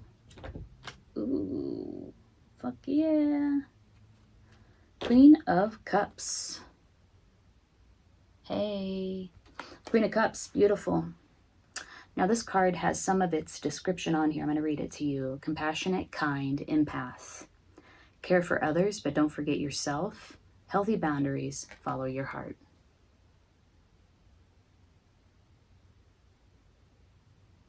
All right, so the Queen of Cups is a beautiful queen. She has a special power. She aligns her imagination and her emotions with her action in order to manifest her dreams into reality. So there's something about, you know, like the beauty of the imaginative realm and how connected she is to that, and her emotions, the power of her emotions, her ability to visualize her emotions, to really connect with, and then visualize it, and just really coupled with the imagination, backed by action, bring that beautiful dream into reality. Okay, so that's one of the things that I think about when I think of the Queen of Cups. The other thing that I think about is emotional mastery. You know, there is no weakness about the Queen of Cups. She has learned how to recognize, connect, acknowledge, accept, respect her emotions. And in that way, she's created an emotional container. So that container is not about suppression or repression, emotional suppression or emotional repression. That container is about mastery. Like really this is my container, this is my space for my emotions. And using those emotions, like I said, when I first described her, aligning those emotions in order to bring her dreams into reality, working with them. There's something about the acceptance of your emotional life that will bring great power to you and is also fueling this movement forward. Queen of Cups. Freaking beautiful.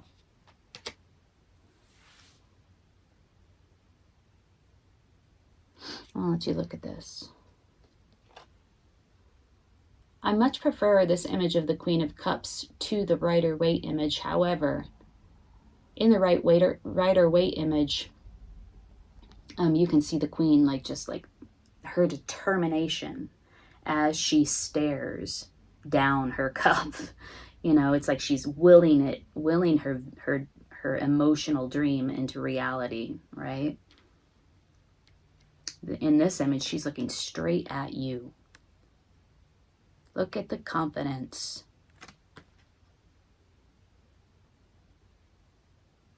She has a helmet on her shoulder, which implies that she's a warrior. Look at this woman. She's all decked out in her warrior garb. Can you see her? Or am I covering her? Yeah. Look, she has a shield. She has a helmet. Oh yeah, it's like you're being called to be an emotional mastery, be a warrior where it comes to this new thing that you're stepping into. And I really do feel like it's a decision that you're making. That is no longer coming with me. It's no longer defining me. It's no longer controlling me. There's a new level of emotional mastery, and I feel like that's what you're moving forward toward. Just gorgeous. Okay. All right. I like it. Anything else we need to clarify here? What is this thing that you're letting go of, that you let go of in the past? And what was this new beginning that came in? Could have been a literal birth, a new baby, brought a new life into the world. What am I doing? Shuffling these backwards. Because we have two cards of pregnancy. Or it could have just been the end of something. Adventure in reverse. Huh.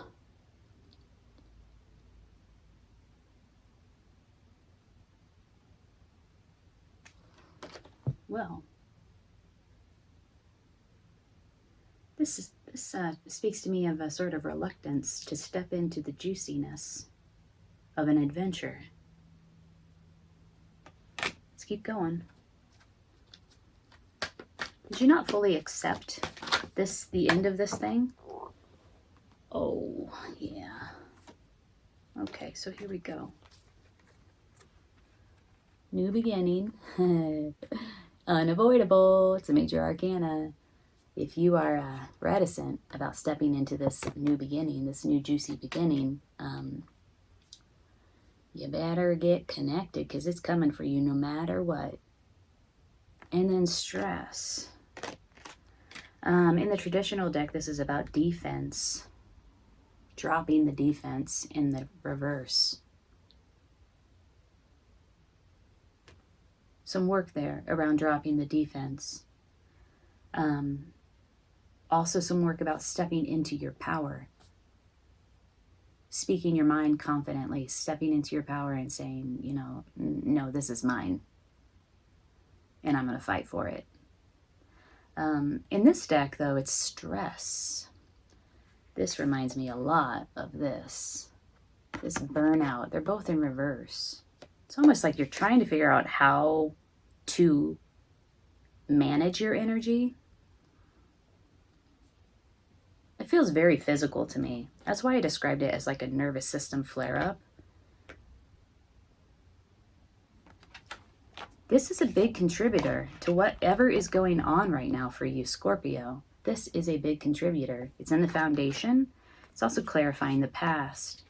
It's clarifying this ending and new beginning, which is so clearly here. I do sense reticence to step onto this path. That's weird.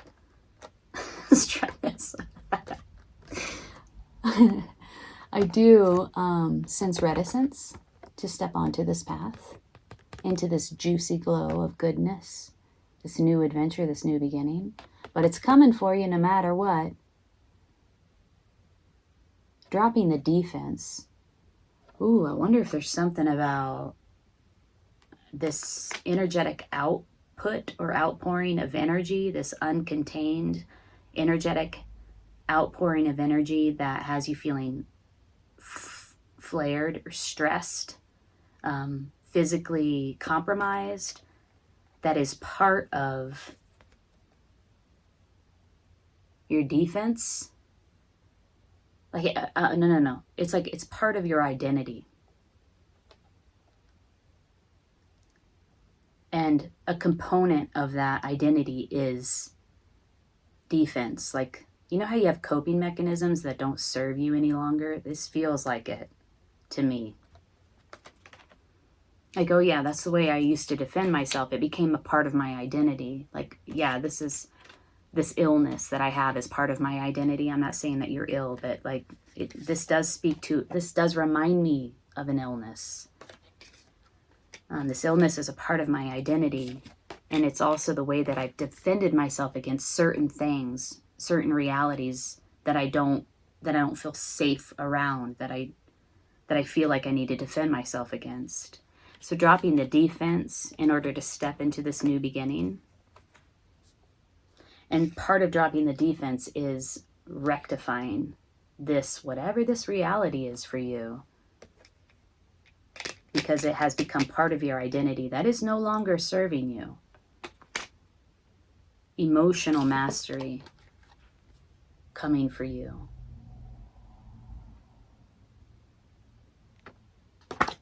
Okay, let's pull a card of guidance.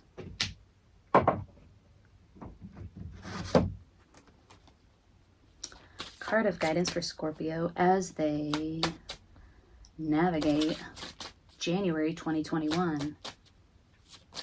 This is like really sort of, this feels deeply physical to me, but also emotional. It's an spiritual leveling up. There's something here that has to do with your body, your energy. Rabbit. Ooh, fear. Let's read about rabbit.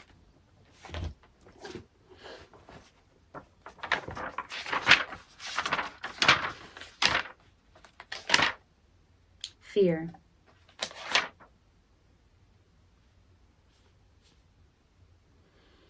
This is a hard one for me. I don't know, I really relate to it somehow. I want to read the whole story to you. So, a long time ago, no one really knows how long ago it was, Rabbit was a brave and fearless warrior. Oh, we talked about warriors. The Queen of Cups is a warrior. And the Chariot features a female warrior. Rabbit was befriended by Eyewalker, a witch. The witch and Rabbit spent much time together sharing and talking. The two were very close. One day, Eyewalker and Rabbit were walking along and they sat down on the trail to rest. Rabbit said, "I'm thirsty."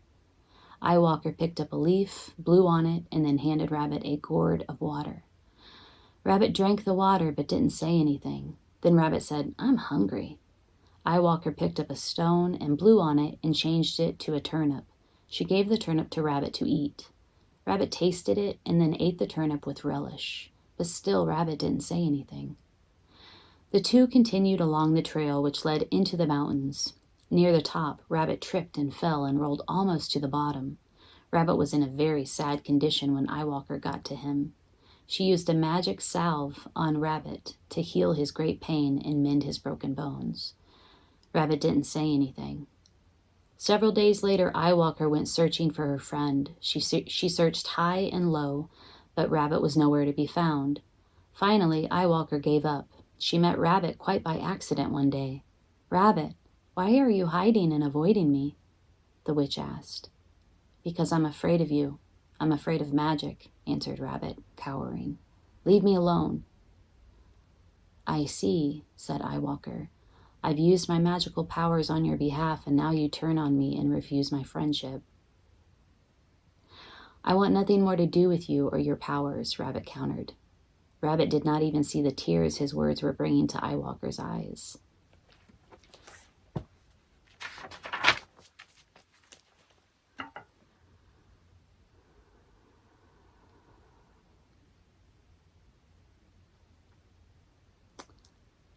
"I hope we never meet and then I never see you again," Rabbit continued. "Rabbit," Eyewalker said, "we once were great friends and companions, but no more. It is within my power to destroy you, but because of the past and the medicines we have shared together, I will not do this. But from this day forward, I lay a curse on you and your tribe. From now on, you will call your fears, and your fears will come to you. Be on your way, for the sweet medicines that bound us together as friends are broken." Now Rabbit is the fear caller. He goes out and shouts, "Eagle, I'm so afraid of you." If Eagle doesn't hear him, Rabbit calls louder, "Eagle, stay away from me." Eagle, now hearing Rabbit, comes and eats him. Rabbit calls bobcats, wolves, coyotes, and even snakes until they come. As this story shows, rabbit medicine people are so afraid of tragedy, illness, disaster, and being taken that they call those very fears to them to teach them lessons. The keynote here is what you resist will persist. What you fear most is what you will become. Here is the lesson. If you pulled rabbit, stop talking about horrible things happening and get rid of what if in your vocabulary. This card may signal a time of worry about the future or of trying to exercise your control over that which is not yet in form, the future. Stop now. Write your fears down and be willing to feel them. Breathe into them and feel them running through your body into Mother Earth as a giveaway. Wow. I'm sorry, I got very emotional when I was reading that description. This is the thing. I think this is the thing that you are not allowing to come with you into the future. This calling your fears. This almost like a spell, right? Like a spell that has sort of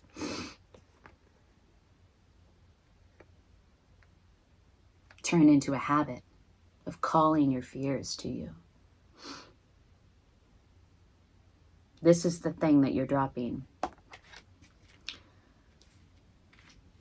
Like this doubt, The crone is a witch. This is in your heart. This sort of doubt. Do I have the power? Do I have the wisdom? Can I make this decision? Can I follow this path?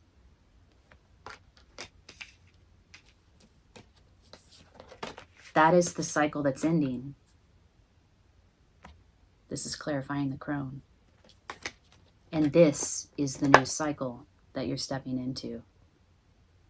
Emotional mastery. Look at what a warrior she is. Look at her confidence, her emotional containment, not repression, not suppression, mastery, containment, deep understanding, and knowing how to put it into action. Action.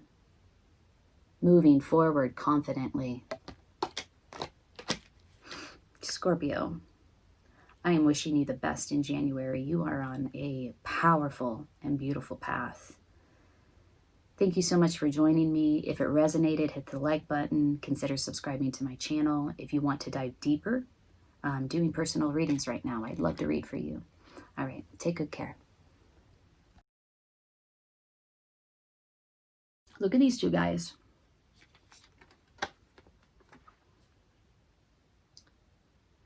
Look at the freaking similarities between these two cards. When I asked about the collaboration that was in the works for you in the position of your heart in the present moment, this guy came up. When I asked about the past experience, the Two of Cups in reverse experience in the past, this guy came out. You want to come from this place inside of your collaboration. This King of Wands, pure source energy, passion, creative expression, leadership, authority, confidence. You want to step fully into that energy and be recognized inside of that energy, inside of this collaboration. Hi Sagittarius, welcome to your general tarot reading for January 2021. It's kind of hard to believe we're already in January, but here we are, so let's do this. I've been shuffling your cards off camera. I'm going to give it a few last shuffles, and then we'll split the deck 3 ways and get started. We're going to look into your heart, your mind, and your body. We'll look at your past, your present, and the future. We'll pull some clarifying cards all the way through, and then finally at the end, we'll pull a card of guidance for you. My name's Amanda. I'm a Lunisync Tarot. If you are joining me for the first time, thank you for stopping by. I hope this reading resonates with you. If it does, hit the like button so that it can circulate amongst others. Consider subscribing. I'd love to have you here. If you're interested in a personal reading, I'm doing those now. The link is below in the description box. And if you are returning, thank you for returning. Thanks for coming back, and thank you for supporting my channel. Appreciate it so much. All right, let's sync up. I'm going to split the deck 3 ways. In the position of your heart, we have the 3 of Discs.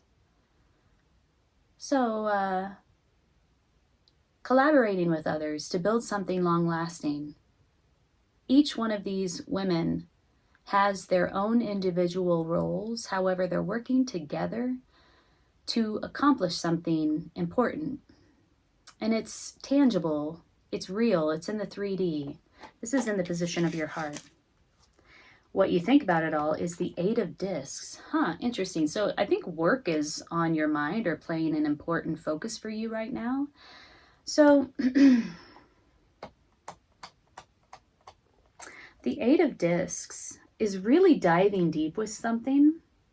Usually it's a study, it's research, like really going down the rabbit hole, doing a lot of investigation and research. I feel like you want to come out of that energy a little bit, like you've been sunk into the details for quite some time, and now there's a motivation to take a 30,000-foot view, to look at it a little bit more holistically. Okay, that's in the position of your mind. In the position of your foundation, ooh la la, we have the Lovers. This is also in the position of your body. So the body and the foundation hold the same position.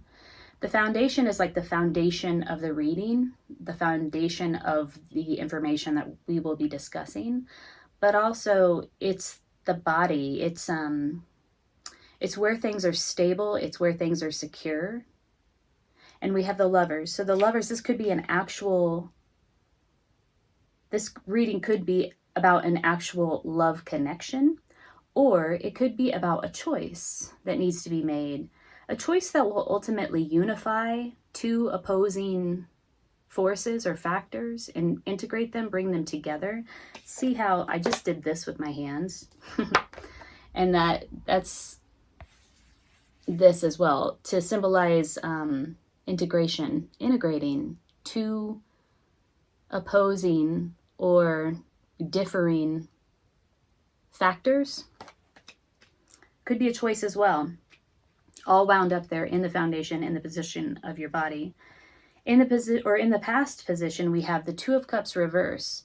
This is very interesting. This is also about a choice. This is also about unification. However, it's in the reverse. So I get a sense that you have an opportunity, or there's an energy that's up for you right now to integrate something that was difficult for you to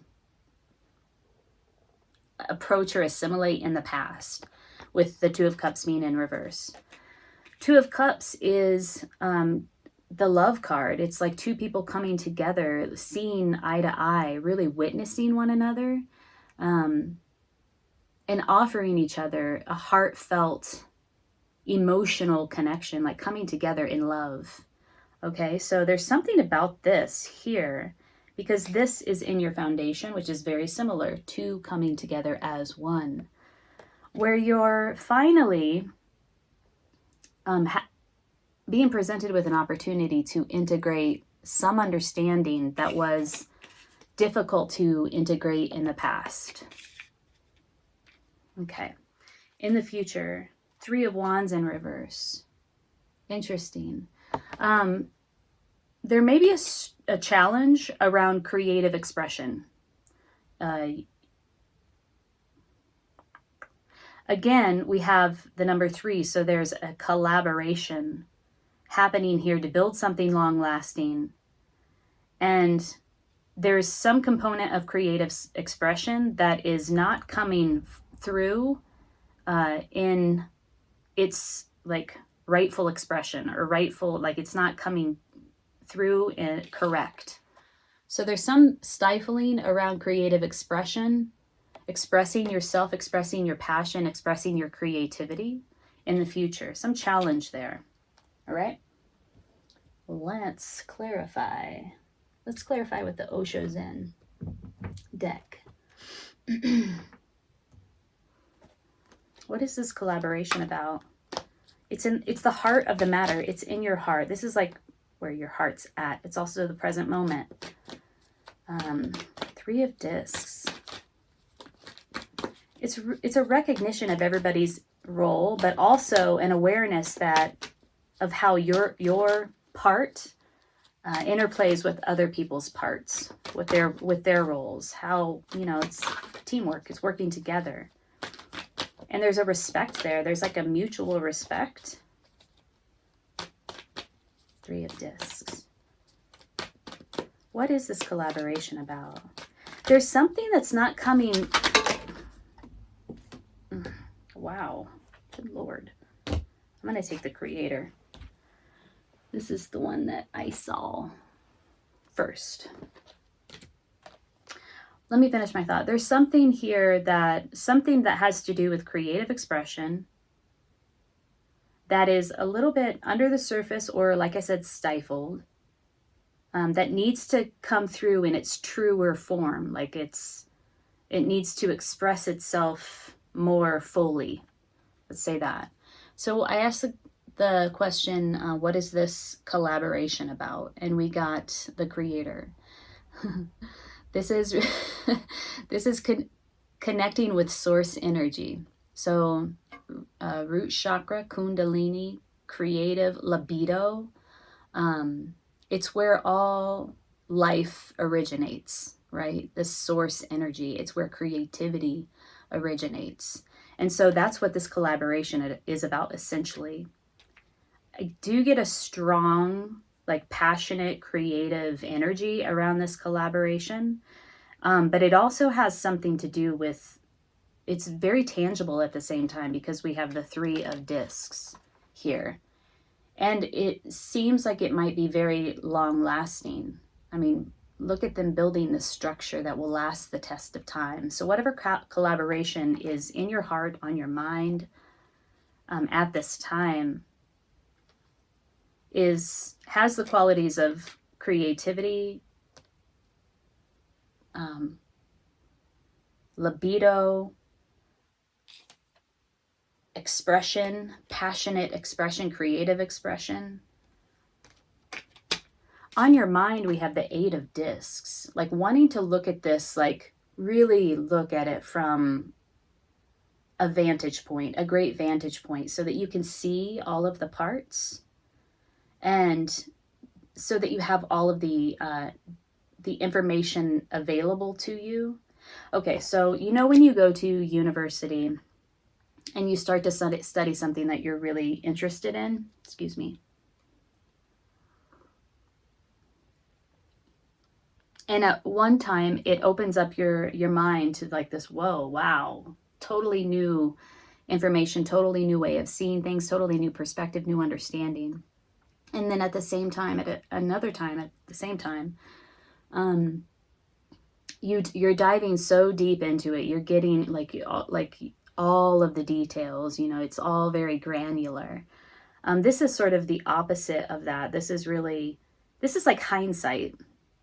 It's like when you've gone through an experience and now you're at the other end of it, and you can take a look back, and then you can really see all of the parts and how they intermixed. You can see all of the players and how they all interacted to create the result. So this is that energy, what you're thinking about. It's the eagle eye view of a situation. Interesting. Okay.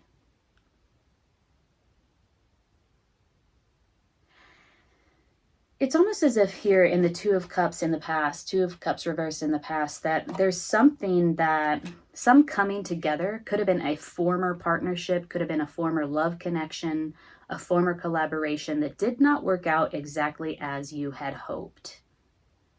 What you're hoping for now, because this is in the position of your heart and it does symbolize a collaboration, is something, a collaboration or a partnership that will last the test of time.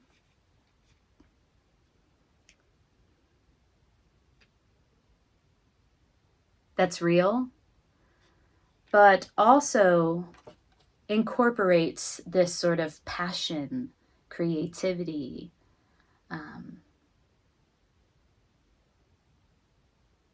source energy. I see it coming out in the reverse in the future, though. So I wonder if this isn't like anxieties and fears about that, about being able to bring that into this collaboration. I have to say too, the 3 of Wands is also about communication. So communicating, I mean, I said personal self-expression or self-expression, which is essentially about communication, communicating that creatively, artistically, but straight up communication as well. So there's something about communication here that is in the reverse. Let's see what that is. What is that about? What is the 3 of Wands reverse? And also it has to do with the collaboration. Okay, so we got another 2. We have 2 2s and 2 3s. Schizophrenia.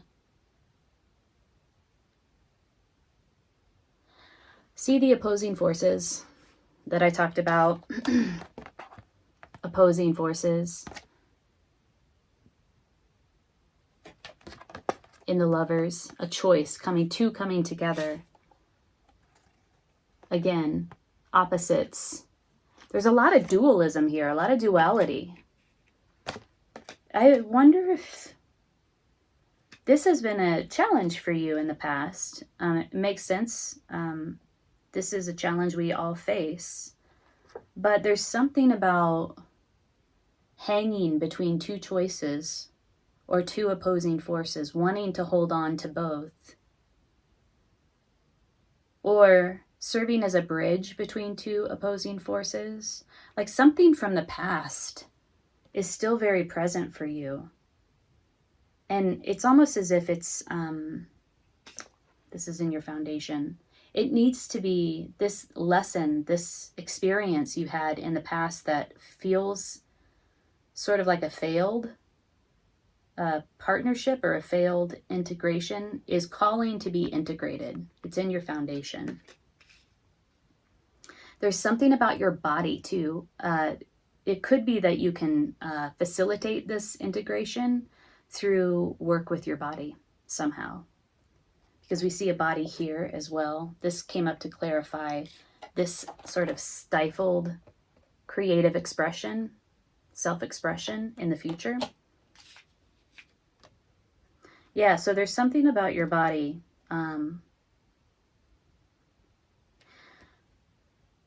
The call in this card is to drop your grip on both of these realities and to fall into the clouds here. Because you can't hold on to both for very long. I mean, this person is doing it for a brief period of time. This is a temporary grip that this person has on both of these realities. One has to, you have to make a choice here. You either hold on to one and climb up the side of one, or you fall into the abyss. There's some integration that needs to occur here in order for you to kind of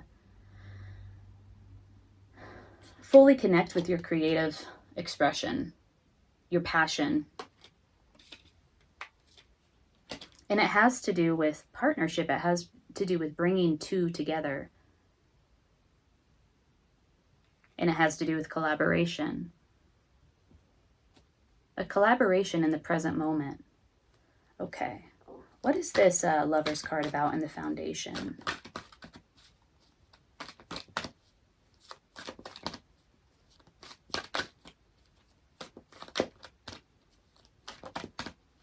This description for the Lover's card in the Mother Peace Tarot deck, it's pretty deep.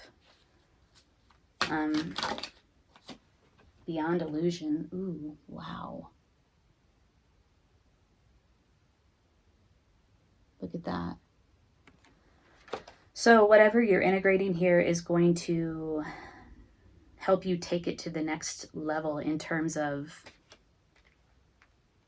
if you've had partnerships in the past, collaborations in the past, love connections in the past, intimate relationships in the past, that have felt very illusory. I don't know, there's something about this partnership that there still needs to be work done here in order to move beyond I keep hearing the word falsities that were present. Projections, assumptions. Like this is about, like, it feels like spiritual love. Like wanting to have a collaboration, a love collaboration, a partnership that is more than 3D. It's more than, it goes beyond the conditioning, what we're conditioned to understand a relationship to be about. This feels more like passionate, creative, spiritual, a spiritual unification. Okay. Let's see what this Two of Cups in reverse in your past is about. Let's see if I was on the right track with that. This relationship, this partnership in the past that feels like you didn't, either like you're still holding on to it, right? There's still components of it or residue, emotional residue left here. It feels like it was unsuccessful. Could have been like a breakup in the recent past. But the lessons need to be integrated. And it didn't quite get to that place where you wanted it to get, or it didn't quite fulfill your needs. King of Wands. Could have been with a very fiery, passionate, I mean, look at this. We got a lot of fire here already.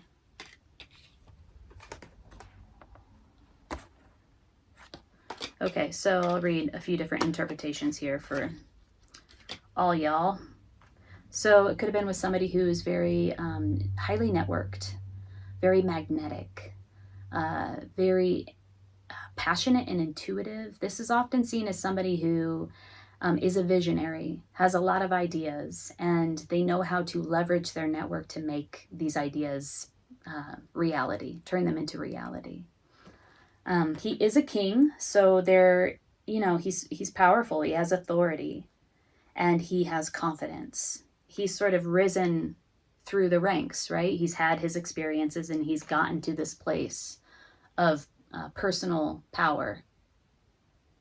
So it could be that it was this relationship, this like sort of failed partnership was with a personality like this. It could be that this was the energy that you embodied inside of the relationship, or that the energy you were meant to step into. And there was something about this partnership that did not acknowledge this aspect of yourself. Either inside of that relationship, you weren't able to step fully into who you are, or they also weren't able to see that about you. That could be this sort of like anxiety around this sort of stifled creative expression,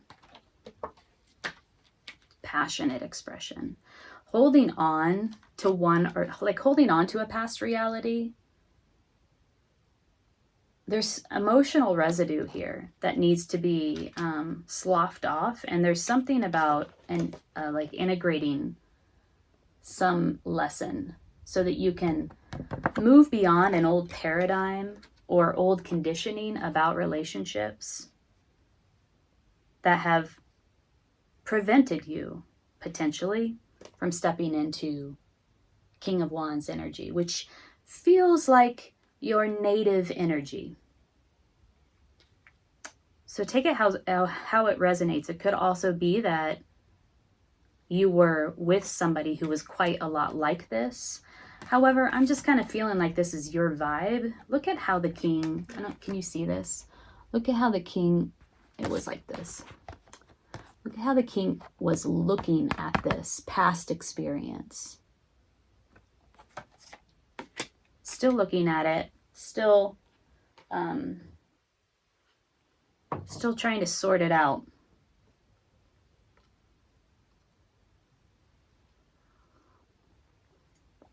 Look at these two guys.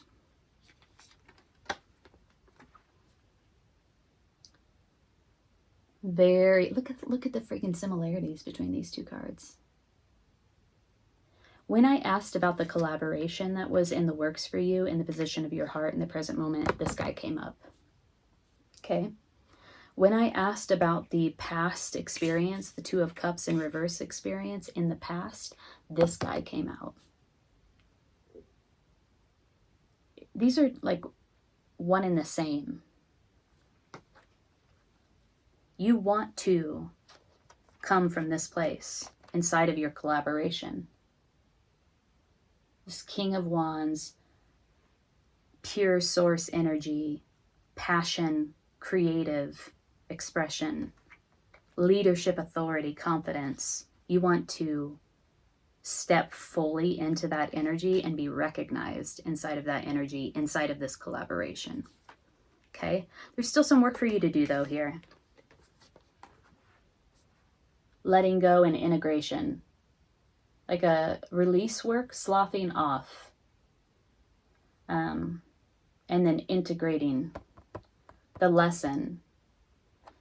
In order to have the type of partnership and collaboration that is well suited for you right now, that you are wanting and ready for? Okay. Interesting. Let's pull a card of guidance for you. Let's work with the medicine cards. All right. These cards are long and my hands are short. Let's pull a card of guidance for you as you navigate this energy in January 2021. Card of guidance for Sag, please. I mean, you are a fire sign, so it makes sense that the King of Wands is essentially coming out twice. And we have a strong message of creative self-expression. You know what? The other meaning behind the Three of Wands is like that teacher-student dynamic. Could be that you want those roles to flip. Like maybe you're tired of playing the role of teacher. Maybe you're tired of playing the role of student. You like inside of a collaboration, you want more equilibrium there. Because it is in the reverse. Card of guidance for Sag, please. Oh. Okay. 4 cards came out. I'm gonna show all of these cards to you and give you the very brief meaning. Fear. Conquering your fear. Be careful of the fears. Watch your fears. Be careful that you're not calling your fears to you. So become aware of your fear. Ground your anxiety and your fear in earth energy. That's the call of Rabbit. I'm going to read these. These all came out in reverse. Okay. I'm going to read all of these in reverse for you. It's bat, it's mountain lion, and it's frog. I know frog is about cleansing. So let's read the reverse meanings of all of these quickly. 38.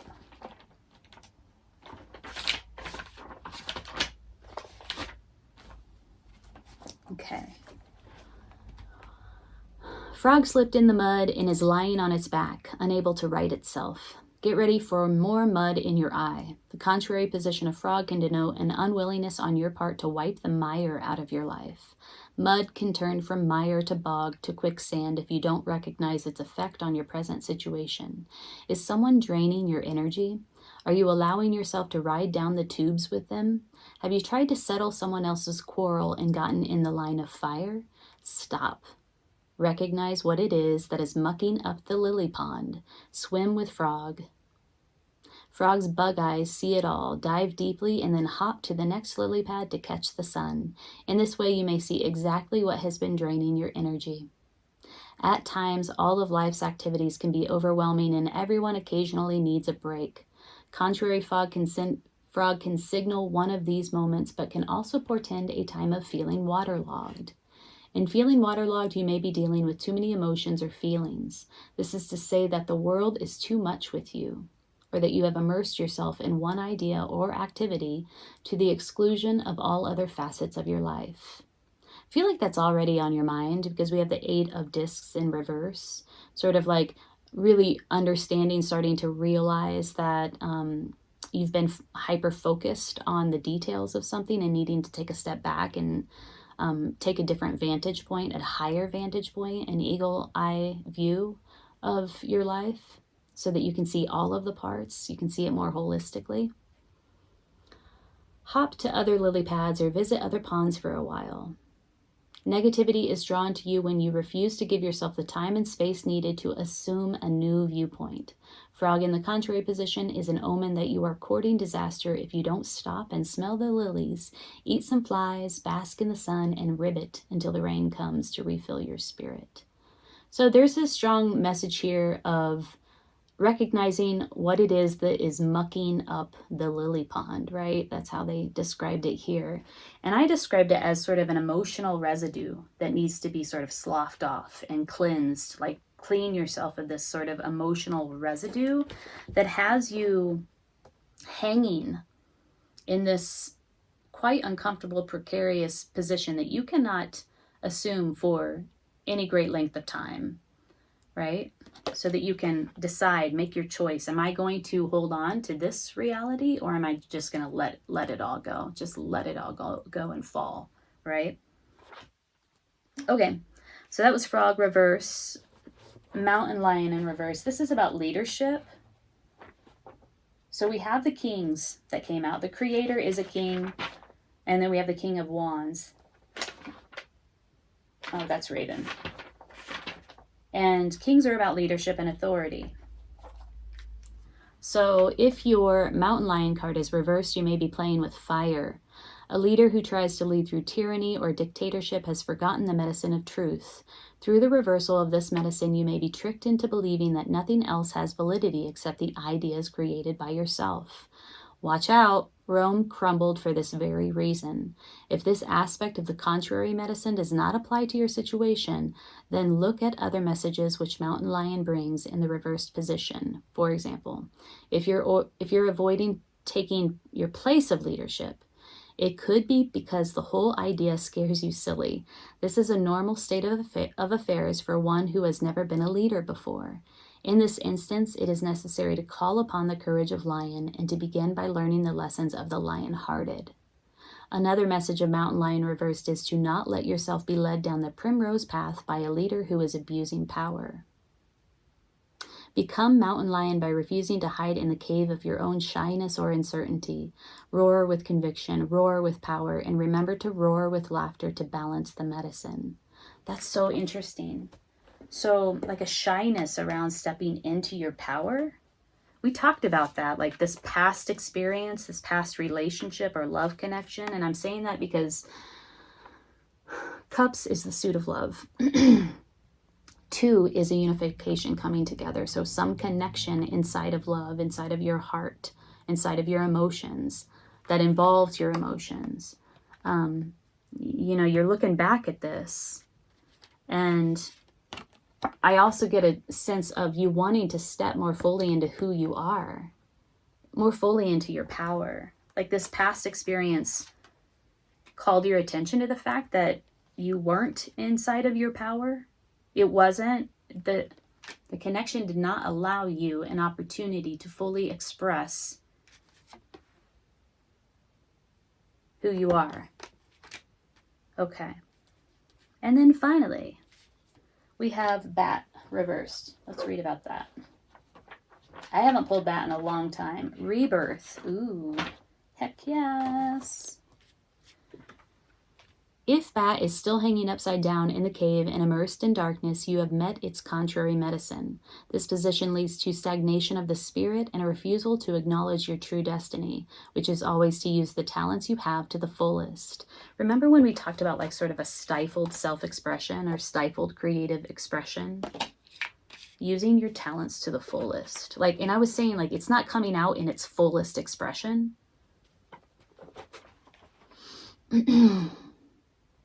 Is there some area of your life that has dammed up and therefore stopped your desire to create? If so, look at surrendering to the death of that stagnation.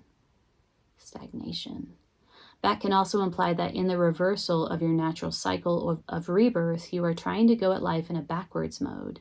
This is a breech birth, in a sense. This type of occluded understanding of how to go about freeing yourself can lead to a stillbirth if you struggle too long in the birth canal. That gives me shivers. The final outcome can be death of the body. Some people think themselves into a corner with obstacles that are illusionary. By the time they decide what to do, the opportunities are gone and old age is upon them. All of their dreams have passed them by. Reversed Bat says to use your mind, courage, and strength to ensure an easy labor and quick delivery into your new state of understanding and growth. Surrender to the new life you have created from thought and desire, and bravely greet that dawn. Whoa. Okay, yeah. There's some new understanding, a rebirth of sort that is at your doorstep, in your foundation. Some sort of integration, involving love, involving partnership, involving connection that will take you beyond illusions, will take you beyond conditioning, take you beyond your former understandings of who you are, who you were, who you are inside of relationship, inside of connection. Dang, Sag, this is intense. I'm wishing you the best in January. If this reading resonated with you, please do hit the like button and consider subscribing to my channel. Also, check out your love reading. That is published as well. All right, take good care. Bye-bye. Two of Cups. Ooh. Whoa, okay. Does it have to do with like a love interest or a partnership of some sort with this Knight of Pentacles type energy? It's something real. This is the slowest moving knight, but he brings about the longest lasting results. Two of Cups is a meeting of minds, a meeting of hearts. The Cups is a suit of emotions and love. This is a unification, a coming together. This is clarifying the future. Six of Wands. There's some sort of partnership that's coming in for you. I don't know if it's a love partnership or if it's a partnership around a career opportunity. Hey Capricorn, welcome to your general tarot reading for January 2021. Thank you for joining me. My name's Amanda. I'm at Lunacy Tarot. If this is your first time here, thanks for stopping by. If you are returning, thank you for coming back. Do consider subscribing to my channel. I do love readings and general tarot readings for each sign for each month.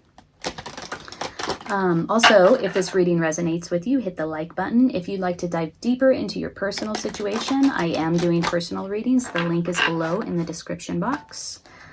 I have been shuffling your cards here, and so I'm going to give them one last shuffle and we will sync up. All right, Capricorn, January 2021. You know what? I am doing a giveaway for your sign for this month since it's your birthday month. So if you are interested in a free 30-minute tarot reading, leave a comment below. I'm collecting names from the comments. You can leave a comment on this video. You can also leave a comment on the yearly tarot reading for 2021 for your sign, which is published. And you can also leave a comment on the Capricorn love reading for January 2021. There are 3 readings that are published on my channel right now that you can leave comments on in order to submit your name for the drawing for the free 30-minute tarot reading. Let's get started. That was a lot. Okay. I'm going to split the deck 3 ways and we'll get into this. In the position of your heart is the 9 of Wands reversed. Interesting. In the position of your mind, what you think about it all is the 4 of Discs reversed. In the position of your body or the foundation is the Daughter of Swords. In the position of the past is the Ace of Swords, also in reverse. In the position of the future, we have the 6 of Wands. This is beautiful. This is success and achievement, equilibrium inside of a lot of power. Okay, we're going to clarify all these cards, but let's get into it. In the position of your heart, I feel like you're feeling very overwhelmed with responsibility, with energy. There's a lot, an outpouring of energy. It's not quite in balance. It feels almost like a attack on your nervous system. You know how when you get overstimulated either by anxiety, fear, or just burnout? It feels like burnout. It feels like a nervous system. Wanted to use the word drain, and that might be applicable for some of you, but it's an overstimulation of the nervous system. Okay, so that's in your heart, just feeling very like burdened, feeling very like, oh my gosh, this is taking an energetic toll. I don't feel balanced here. In the position of your mind is the 4 of Discs. Other people might be crossing your boundaries. You're aware of it. And I think you understand that you need to set some boundaries with people, set some boundaries in your life, but you're not quite at the point where maybe you've done that. Maybe you are doing that. That's good. But there's something here about boundaries and your awareness around your boundaries that you're kind of sorting out at this time. The Daughter of Swords in the body or the foundation of the reading, calling in a new name. There's some aspect of a new identity that you're bringing into reality. It has to do with your body. It has to do with the foundation of this entire reading. Your foundation at this time is sort of entrenched or dependent upon calling in this new identity. The Daughter of Swords is very, she's very logical. She's very analytical. She can be impulsive. She can be rash, right? She can make decisions without thinking it all the way through. And she just wants to make it happen, right? With the power of her mind. So there's these qualities here as well in the position of your body or your foundation. There's something that you want to move very quickly on. And it has to do with the way that you think, the way that your belief system, communication. In the past, we have the Ace of Swords. Something that you thought was one thing or would happen didn't turn out the way that you thought that it would. This is sort of a thwarted new beginning where it comes to a new idea. You might have had an idea that you thought, hey, this is a good idea. And it turned out to not be such a great idea, or it turned out to not, it didn't turn out the way that you thought it would. And that's in the past. Again, in the present, because this card is in both positions of the heart in the present, is this sort of like burnout. Like, oh my God, nervous system flare, like a flaring of your nervous system. You are putting out too much energy. An imbalance there in the present moment. In the future, we see you righting this imbalance.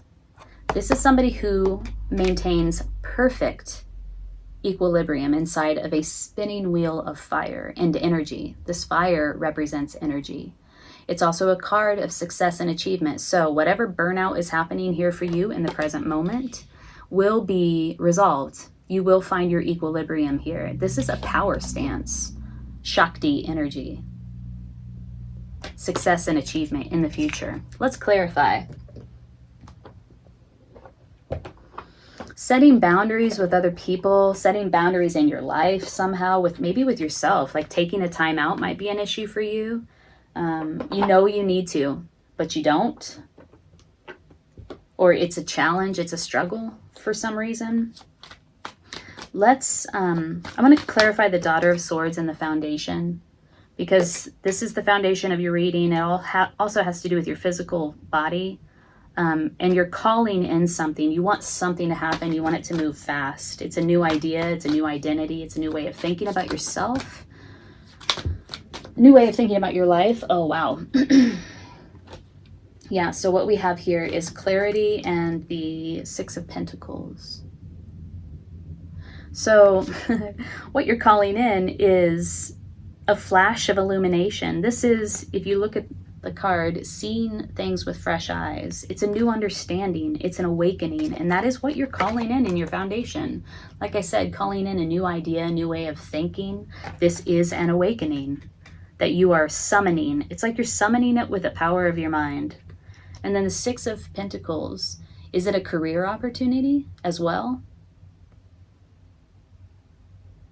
Pay close attention to your balance here, to your equilibrium here. We have 3 cards now that are talking about balance. This is balance in receiving and giving. So this card is about an outpouring of energy, and it's imbalanced. It's leading to like a nervous system flare, a system flare, burnout.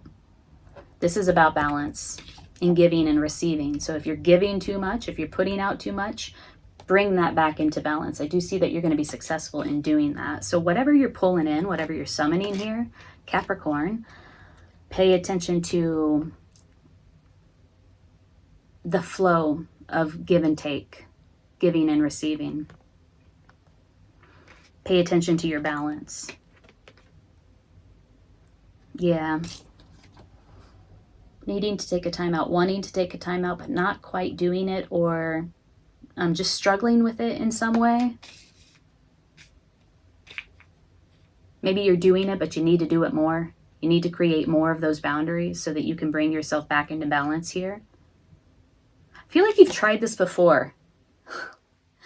You've tried this before, and it didn't turn out the way that you thought it was going to turn out.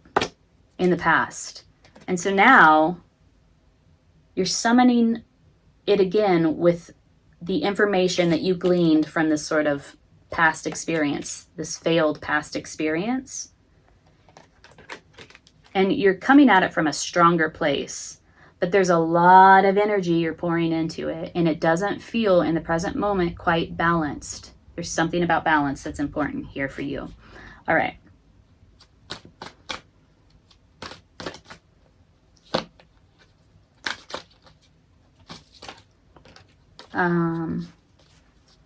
What is this Four of Discs in reverse? I just want to find some more clarity around this, because I do feel like it's something that needs to happen, but there are some challenges here. This is in your mind. I feel like you're aware of this. So let's clarify the Four of Discs.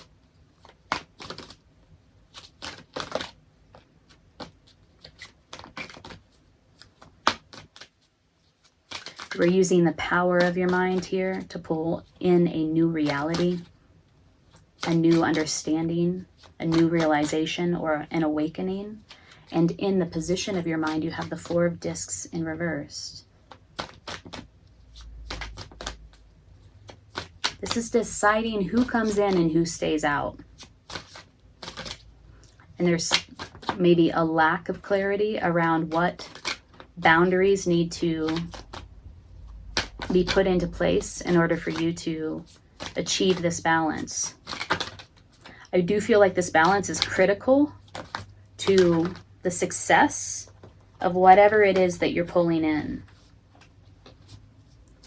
And so let's get behind this Four of Discs and learn a little bit more about that, because I do feel like it is a important aspect of this thing. Okay, well, there are a lot of cards that, oh, I mean, so many cards. I'm going to take the top one. The first one I saw, which was the Sun. Wow. This is clarifying the Four of Discs in reverse. Sun is about clarity.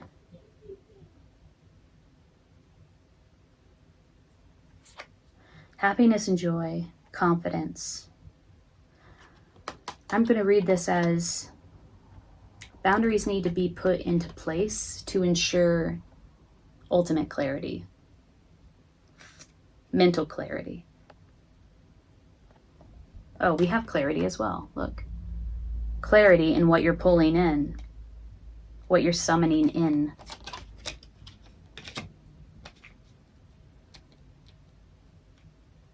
Huh. Okay.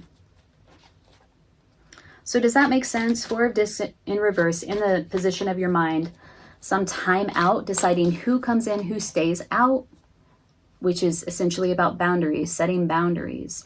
There is some boundaries that need to be set with other people so that you can achieve balance and you can achieve clarity. You are doing some intense work here, using your powerful analytical capabilities to bring in a new reality, a new awakening. Okay. Let's look at the future. Let's clarify the Six of Wands in the future. What is this thing? What is it? I'm so curious. Okay. Two of Cups. Ooh. Whoa. Okay. Does it have to do with like a love interest or a partnership of some sort with this Knight of Pentacles type energy? It's something real. This is the slowest moving knight, but he brings about the longest lasting results. Two of Cups is a meeting of minds, a meeting of hearts. The Cups is a suit of emotions and love. This is a unification, a coming together. This is clarifying the future. Six of Wands. There's some sort of partnership that's coming in for you. I don't know if it's a love partnership or if it's a partnership around a career opportunity, but it involves this sort of Knight of Pentacles personality. It also says here on the card, adhere to your commitments, get the job done, detailed plan, diligent, loyal, trustworthy. So it could be a personality that you're going to come together with in order to have this achievement.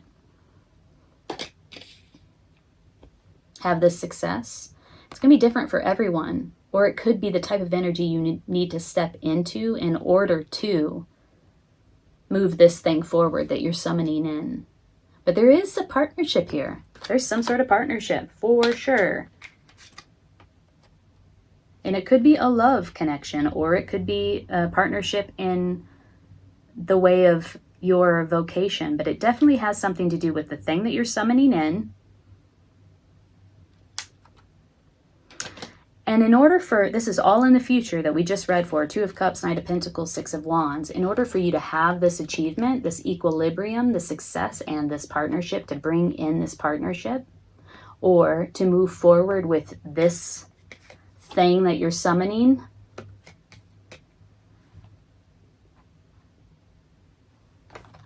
the key is to gain equilibrium. Currently, in the present moment, you're outputting quite a lot. That needs to be balanced. Giving and receiving. Get into the flow. The natural, balanced flow of give and take. There needs to be some boundaries set here as well. Deciding who comes in and who stays out in order for you to do this work, and in order for you to get back into equilibrium, and in order for you to gain clarity. Whatever you're bringing in is a totally new way of thinking for you. A new identity, potentially. Feel like you've tried this in the past. You thought it was going to be one way. This was in reverse. And it ended up being another.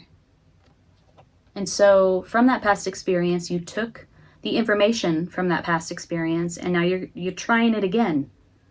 And it's not exactly the same thing that you did in the past or you were hoping to bring about, but it's new and you're coming from a stronger position here, but there's still things that need to happen in order for you to be successful. And I mentioned those. So let's pull a card of guidance for you. This is very interesting, Capricorn. If this reading is resonating, please hit the like button so that other people can see it. Consider subscribing to my channel. I'd love to have you here. And also leave a comment below if you'd like to be entered into the drawing for a free personal 30-minute tarot reading for your sign. Okay? Guidance for Capricorn as they navigate this very interesting January. What is it that you are summoning in? Different for everyone, but it's like a new way of thinking about yourself. New identity. Some sort of partnership in the future coming for you with a Knight of Pentacles type personality. Ooh, the Teacher. 5 + 1 is 6. 6 is the number of success and achievement. Wolf is the teacher. That's your animal totem for whatever's going on for you right now in January. Wolf. Let's read about it. Yeah, teacher. Wolf is the pathfinder, the forerunner of new ideas, who returns to the clan to teach and share medicine. Wolf takes one mate for life and is loyal like dog. If you were to keep company with wolves, you would find an enormous sense of family within the pack, as well as a strong individualistic urge. These qualities make Wolf very much like the human race. As humans, we also have an ability to be part of society and yet still embody our individual dreams and ideas. The senses of Wolf are very keen, and the moon is its power ally. The moon is the symbol for psychic energy, or the unconscious that holds the secrets of knowledge and wisdom. Baying at the moon may be an indication of Wolf's desire to connect with new ideas, which are just below the surface of consciousness. That is what you are doing, Capricorn. Wolf medicine empowers the teacher within us all to come forth and aid the children of Earth in understanding the great mystery of life. If you've drawn Wolf's card, you may be able to share your personal medicine with others. Your intuitive side may also have an answer or teaching for your personal use at this time. As you feel Wolf coming alive within you, you may wish to share your knowledge by writing or lecturing on information that will help others better understand their uniqueness or path in life. It is in the sharing of great truths that the consciousness of humanity will attain new heights. Wolf could also be telling you to seek out lonely places that will allow you to see your teacher within. Ooh, yeah. In the aloneness of a power place, she definitely looks like she's in a power place. Devoid of other humans, deciding who comes in and who stays out, you may find the true you. Look for teachings no matter where you are. Wolf could not come to you unless you requested the appearance of the tribe's greatest teacher. Whoa, Capricorn, freaking beautiful. In the aloneness of a power place, you find the true you. New identity, new way of thinking about your life, deciding who comes in and who stays out, creating a boundary. This woman is creating a sacred space for her to do this contemplative magical work. This is about finding the true you. Whoa. Capricorn, I'm wishing you the best January 2021. I hope you have a beautiful month and a beautiful year. Take good care. This guy brought you the Five of Cups. Whatever they came in with, it was emotional disappointment. They brought you sadness. Look at this. We wanted to clarify the Knight of Cups. Who is this person? What did they bring in? We got the Five of Cups. They brought in emotional disappointment, loss. What do they have to say to you? I mean, it's very clear that whatever you're feeling in the present moment in your heart space, this person instigated, I used that word earlier, instigated that feeling. When we clarified the Knight of Cups, we got the Five of Cups, which is what you're feeling in the present moment. This Knight of Cups, when we asked what they had to say to you, we got, I regret lying to you. Yeah, they might have put on a show. They presented themselves as one thing and they turned out to be another. Hi Aquarius, welcome to your general tarot reading for January 2021. Thank you for stopping by. If it's your first time here, welcome. If you're returning, thank you for coming back. My name's Amanda. I'm at Lunacy Tarot. If this reading resonates with you, please do hit that like button. It helps the reading to circulate amongst others and gain more traction. Consider subscribing to my channel. I do general tarot readings and love readings for each sign for each month.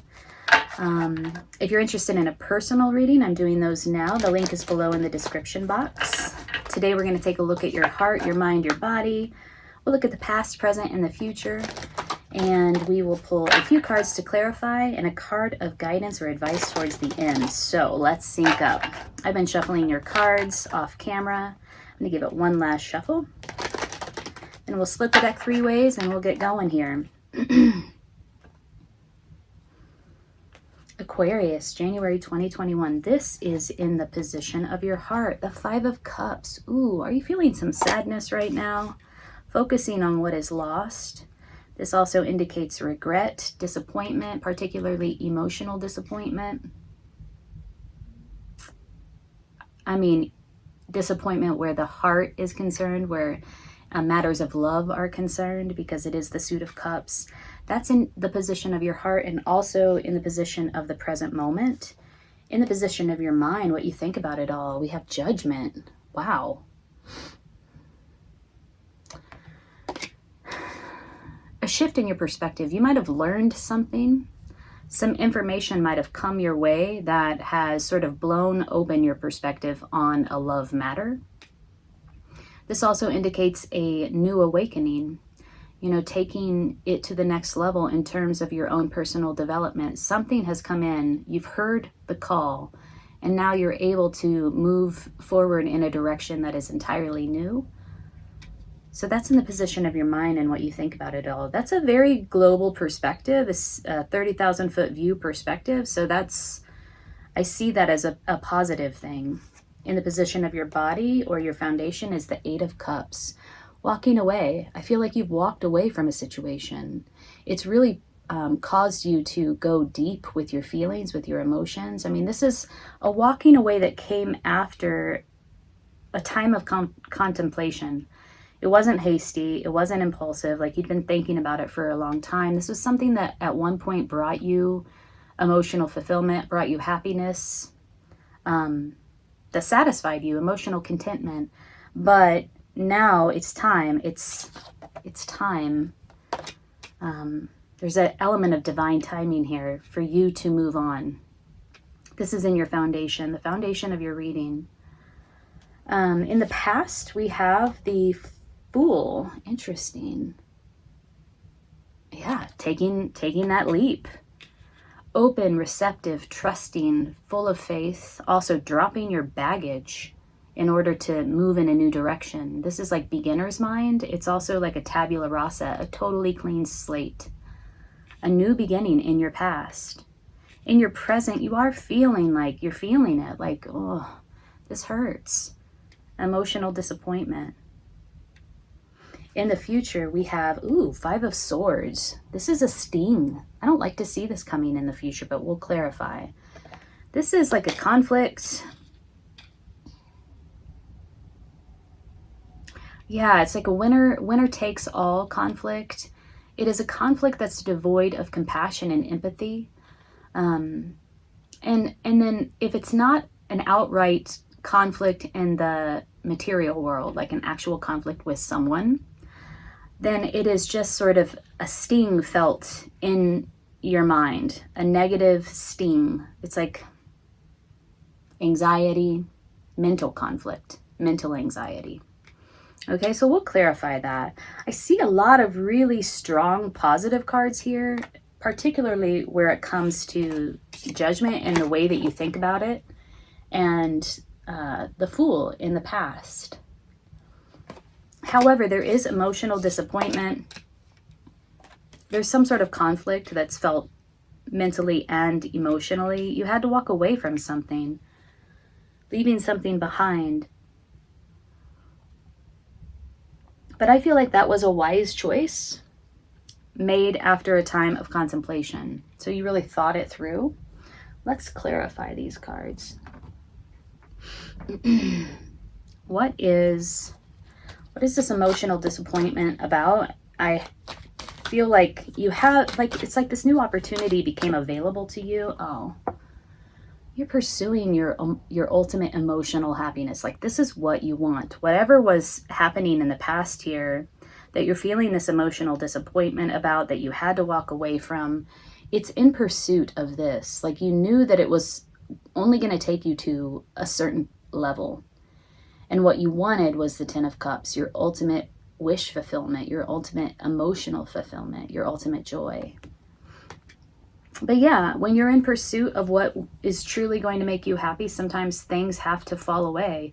Situations and people have to fall away. You have to walk away from certain situations in order to open the door, for this new beginning that will ultimately lead you to your Ten of Cups. What did you have to walk away from in your foundation? The Eight of Cups. Plumbing the depths of your emotions here in your foundation. You might be feeling this in your body, fatigue, depression. It might be manifesting physically.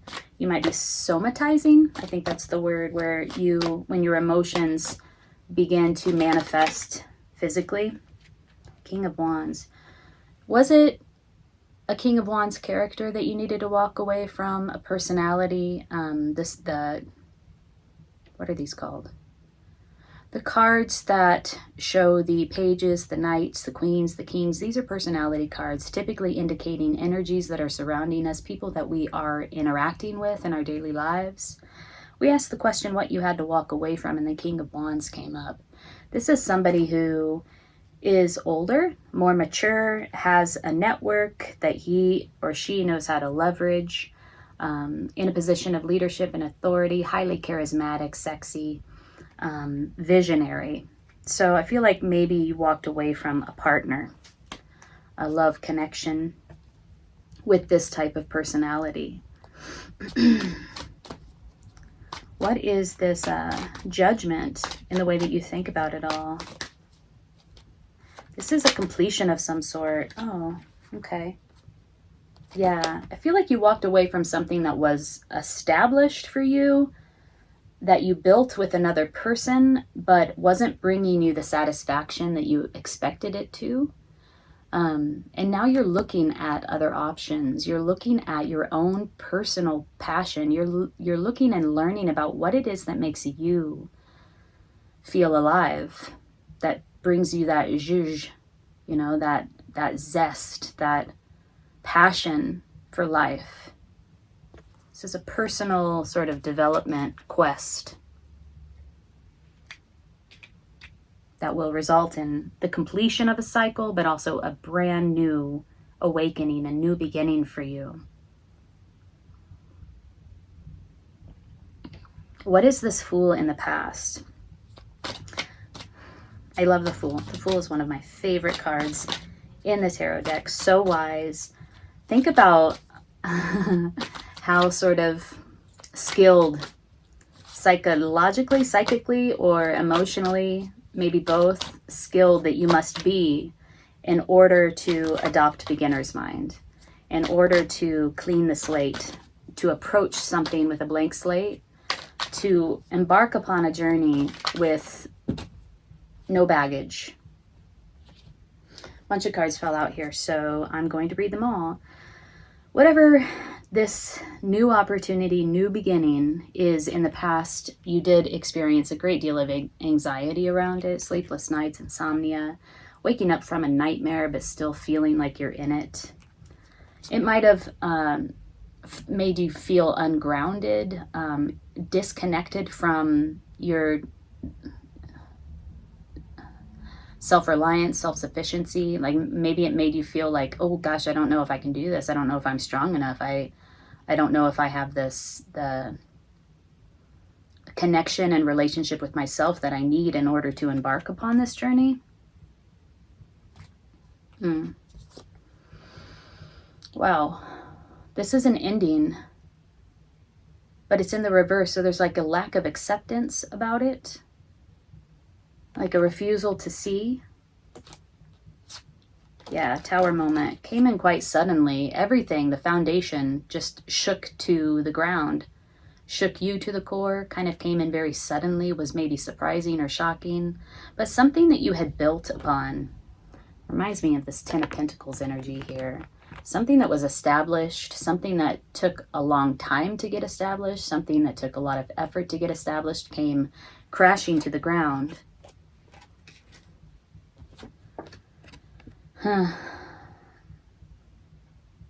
Maybe somebody else came in with a love offer that triggered all of this. The Knight of Cups is moving on your emotions, moving particularly where it comes to romance and love.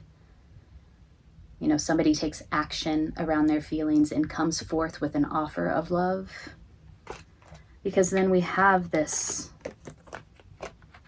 ultimate wish fulfillment. I'm getting a different storyline here as well. It could be that somebody came in with an offer of love. You thought it was your ultimate wish fulfillment, but ultimately it brought you this sort of emotional pain, this disappointment. Take it how it resonates. I like to read these cards in a variety of ways because there's a lot of you out there. So providing alternate or all, not all, but a lot of different interpretations of the same cards, and there are.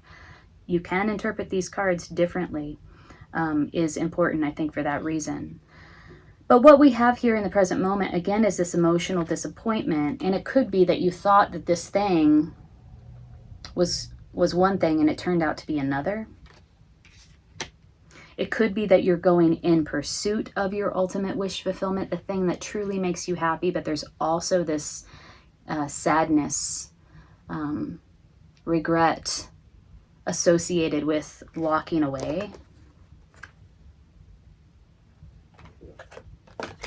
This walking away has you sunk deep into your feels, and it could be manifesting physically because this is in the position of your body, also in the position of your foundation.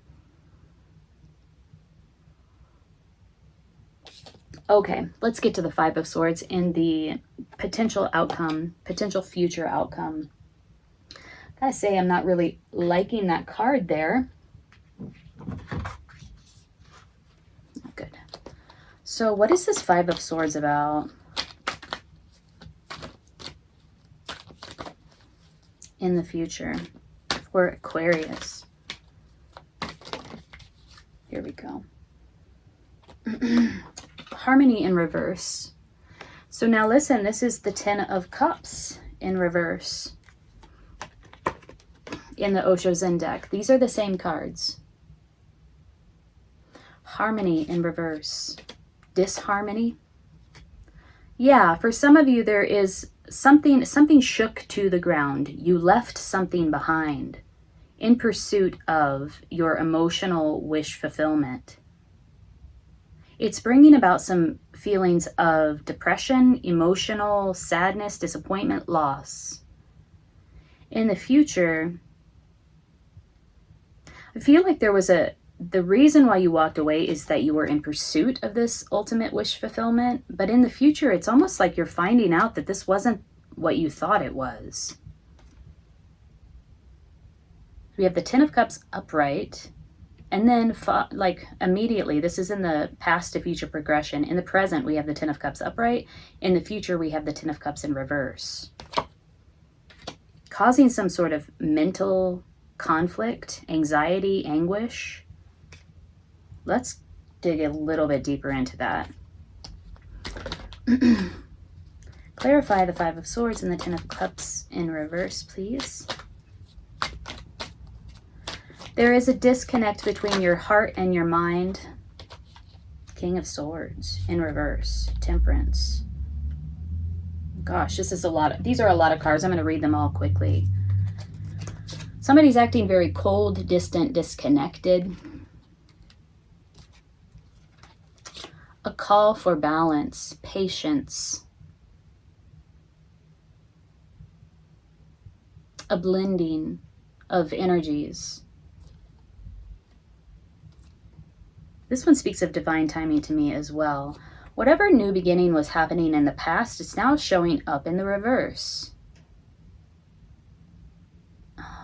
Dare I say that for some of you, there was a new beginning in the past. Somebody came forth with an offer. You thought it was your ultimate wish fulfillment, but it brought you emotional disappointment. The new beginning, the excitement that you had about the new beginning in the past is now manifesting as anxiety. What is this? Two of Wands in reverse.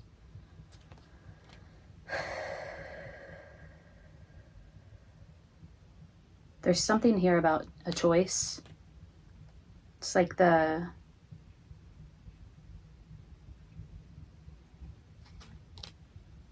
wrong choice.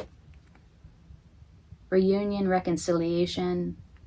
This is also seen as the third party card. Could be that you got into something and realized that there were more people involved than you anticipated. There's a third influence that's coming in here. Yeah, there's a lack of progression where this passionate new beginning was concerned. We have the Two of Wands in reverse and the Three of Wands in reverse, the Sun in reverse. Wow, I mean, this is just like all coming through, like, wow, lots of information here. The Sun in reverse is just, you know, there's not the clarity here that I had hoped for. There's not the happiness here that I had hoped for, that I had anticipated. Somebody made a sneaky move, dishonesty, manipulation. And again, we have a choice. Left with a new decision to make, all clarifying the future, which is the Five of Swords. Wow.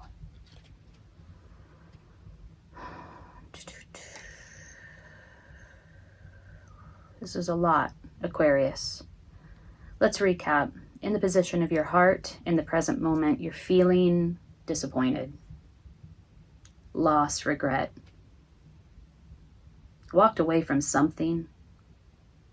Walked away potentially from a King of Wands type figure. Could have been a husband, could have been a wife. The kings are mature, established. Yeah. Walked away from something that was established. Home life, family life, a life built together. in pursuit of something else, looking at developing something new, learning about something new. This could be your personal passion. What makes you truly happy? I do feel like that's underneath it, right? Like, I want to find what makes me happy, with the Ten of Cups coming up here in the present moment. There is, though, sort of this twist to the story. What you thought was going to bring you happiness, what you were walking away from in order to achieve this emotional fulfillment, ultimate wish fulfillment, ended up not being the thing that you thought it was. It took a lot to walk away from this thing, didn't it? You were like, I'm going to give it up my all. I'm going to drop all my preconceptions, all my biases, all my baggage, and pursue this new beginning. And, you know, it brought anxiety, sort of an ungroundedness. It brought a lot of questions with it. How do I hold these? Do I have enough? Am I enough? It might have brought instability, emotional, mental instability, psychological instability. And I just mean like anxiety, right? I'm not talking about, you know, mental illness necessarily, but anxiety, instability, where it comes to the way that you think about yourself, your self-worth. Could have felt very painful, could have been very sudden and very shocking, the way that this whole thing came crashing down in order for you to pursue this new beginning. Somebody did instigate this with an offer of love. There's a possibility that for some of you, this offer of love that you thought was your ultimate wish fulfillment turned out to be the opposite. Because we do have, again, the Ten of Cups in reverse, clarifying this negative sting, this conflict in the future. Maybe the Knight of Cups turned out to be this King of Swords energy, which is really, this person is very cold, very divorced from their emotions. You know, they rely entirely on their analysis, their logic, their plan, their strategy. This is somebody who strategizes their way through intimate relationships. It's about manipulation, and we do have the Seven of Swords card, which is about dishonesty, lack of transparency, a sneaky move, manipulation. This person might have just turned out to be somebody that you have the qualities. This person might have turned out to have the qualities that you just did not expect. You thought they were one thing and then they turned out to be another. This thing, this passion is not moving forward. There might have been a third influence in this situation. We have the Three of Cups. I'm gonna do one of those. In the future, what you end up with is this juggling energy. Somebody might be juggling you. You might be juggling a situation or another person. There's this call to get balanced and to make another decision, to make another choice. All right? Okay. If this reading is resonating with you, hit the like button and also consider subscribing to my channel. We're going to continue. I want to look at this Knight of Cups. Is this somebody that came in the past with an offer to you? Who are they? What are their qualities? What were they coming forth with? Ooh, Five of Cups. Ooh, yeah. This guy, girl, whoever. This guy brought you the Five of Cups. Whatever they came in with, it was emotional disappointment. They brought you sadness. Look at this. We wanted to clarify the Knight of Cups. Who is this person? What did they bring in? We got the Five of Cups. They brought in emotional disappointment, loss. Okay.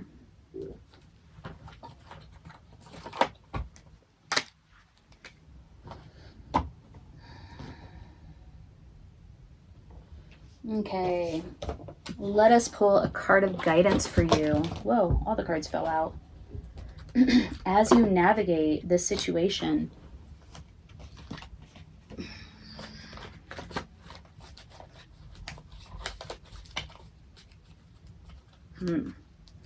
I am feeling called to pull a message for you from this person, this Knight of Cups person that brought in emotional disappointment. What do they have to say? What do they have to say to you? I mean, it's very clear that whatever you're feeling in the present moment in your heart space, this person instigated, I used that word earlier, instigated that feeling. When we clarified the Knight of Cups, we got the Five of Cups, which is what you're feeling in the present moment.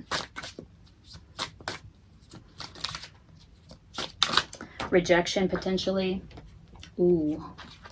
This Knight of Cups. Oh, gosh. This Knight of Cups, when we asked what they had to say to you, we got, I regret lying to you. Yeah, they might have put on a show. They presented themselves as one thing, and they turned out to be another. There was a manipulation, a deception. And I feel like that manipulation and deception had to do with who they are. A masquerade. Okay, my dear Aquarius. This is pretty intense reading. Let's pull a card of guidance for you. These cards are sticking. Card of guidance for Aquarius, please. Now you have another choice to make.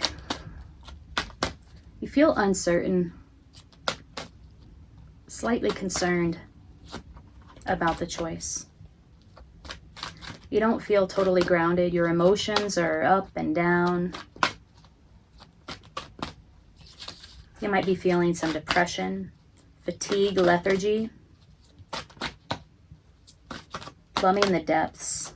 This shadow work. Vesta, home. Some of you might want to return home.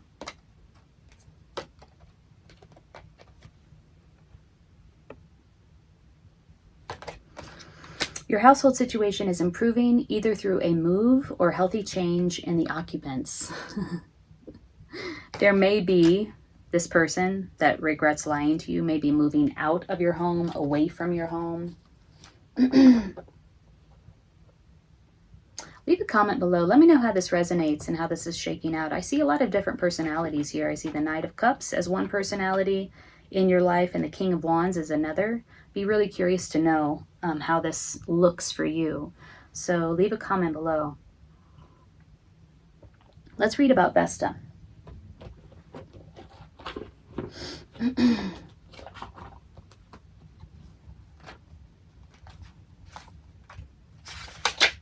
Home.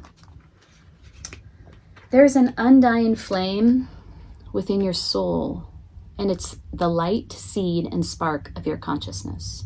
Your outer world reflects your inner world.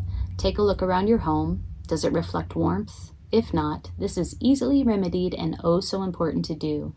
It's a simple task of using your creative imagination to add warm energy to your household, such as lighting the fireplace or some candles, adding cozy blankets and pillows, or displaying greeting cards and fresh flowers.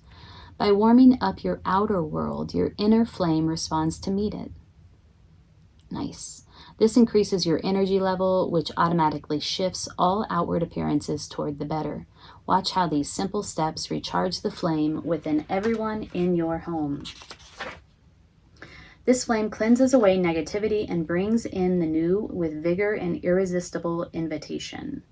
So various meanings of this card are you're moving to a new home, you've just moved, a new person is moving in, someone is moving out. Make up your mind. There is increased romance and or harmony in the home. A problem with neighbors is resolving. Clear the space in your home. Remodel. Know that your home is safe and protected. And about Vesta. Vesta is the Roman goddess of home and hearth. Vesta is a fire goddess who brings warmth to households, both as temperature and as an emotion. In ancient Rome, a temple in her honor bore a flame that burned continually. That's cool. Call upon Vesta to oversee any changes you'd like to make in your living situation. Okay, so for some of you, this does involve somebody that you're living with. But also, it's prescriptive advice. It's very practical prescriptive advice. It's like, I do see that you're dealing with some intense emotions around loss, disappointment, possibly manifesting physically in the form of depression. So the prescriptive advice is to bring fire to your living situation, to your living environment. Bring that warmth in order to kind of spark that inside of yourself. So your outer world is a reflection of your inner world, and sort of like flip that, right? So if you're feeling cold, disconnected emotionally, there's actual things that you can do to shift that energy, and it has to do with your home environment. So for some of you, that's just guidance for how you can kind of shift this energy of emotional loss, disappointment, and depression. Okay? Aquarius, I am wishing you the best in January 2021. Take good care. I see this as a power moment as well. Look at how she's grabbing those thunderbolts or the lightning bolts out of the sky, and there's a flash of illumination around her head. Her head, in fact, is on fire. So this is like, I mean, whatever happened here, it really like blew your mind and opened the door for a new perspective, an opportunity to build again on more solid foundation, to serve you who you are now, to serve who you are now in a better and more beneficial way. So, you know, as we move through life, we grow, we change. The things that served us before might no longer serve us. And so they need to come to a conclusion. They need to come crashing down so that we can build again, build something that serves who we are now. And that is what this Tower card is about in your heart space, in the present moment. Hey Pisces, welcome to your general tarot reading for January 2021. Thank you for joining me. My name is Amanda. I'm at Luna Sync Tarot. If this reading resonates with you, please hit the like button so that it circulates amongst others, and also consider subscribing to my channel. I do love readings and general tarot readings for each sign for each month, and I'd love to have you here. So today we're going to take a look into your heart, your mind, and your body. We'll take a look at your past, your present, and the future, and we'll pull clarifying cards all the way through, and then a card of guidance toward the end. So stay tuned for that. If you're interested in a personal reading, there is a link below in the description box. Ooh, the cards just went everywhere.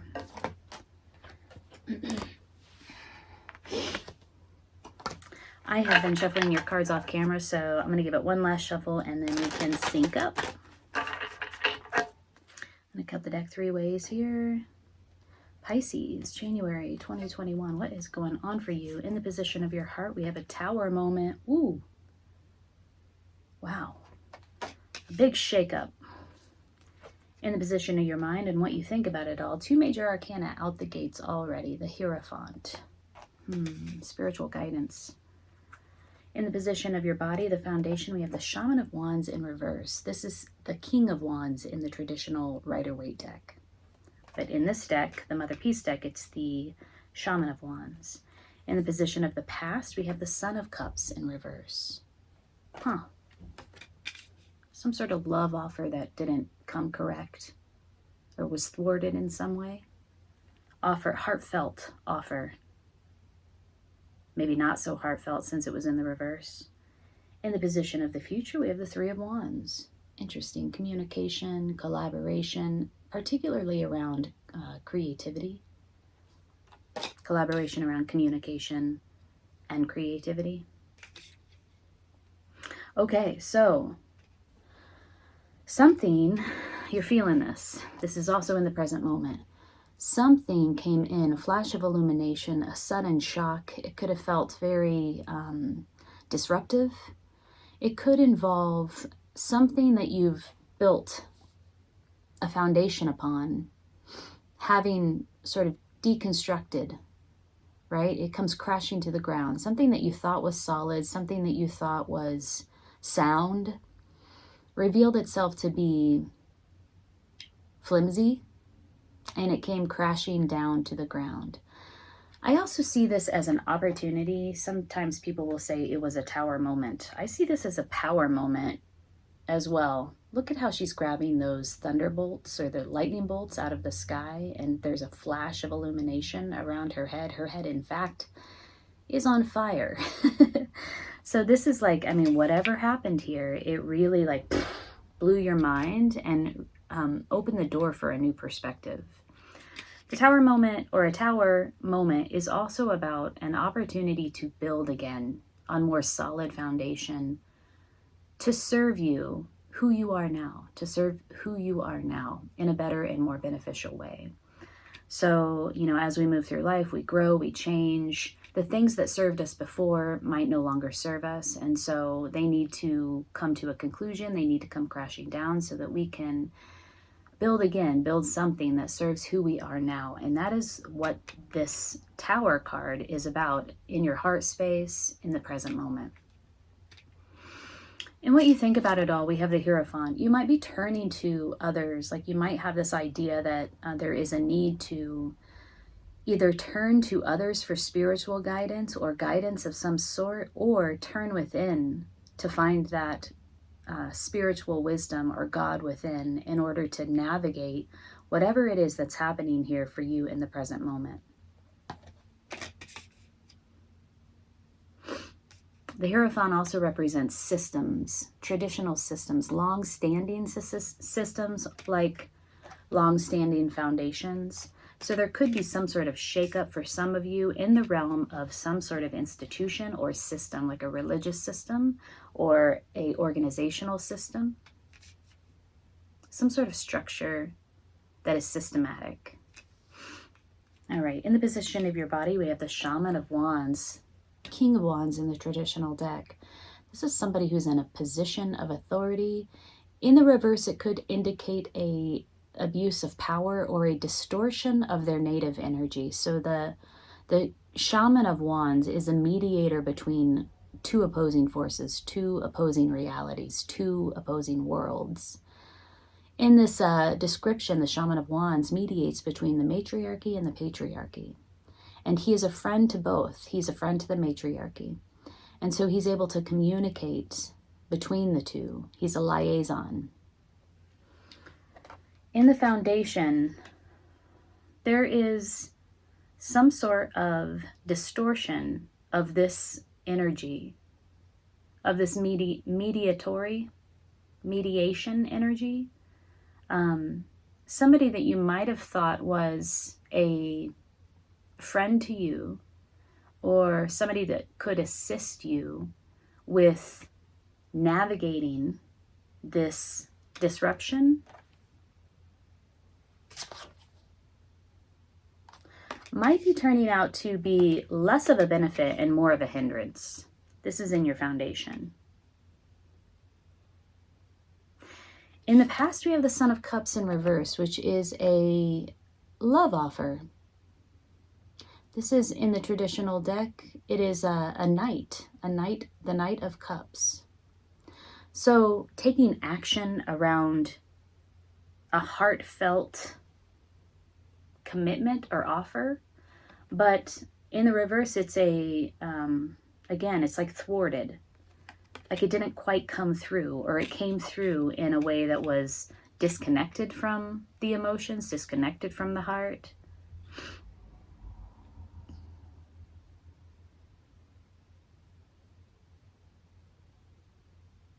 Yeah, there is a disconnection, an emotional disconnection here in the past.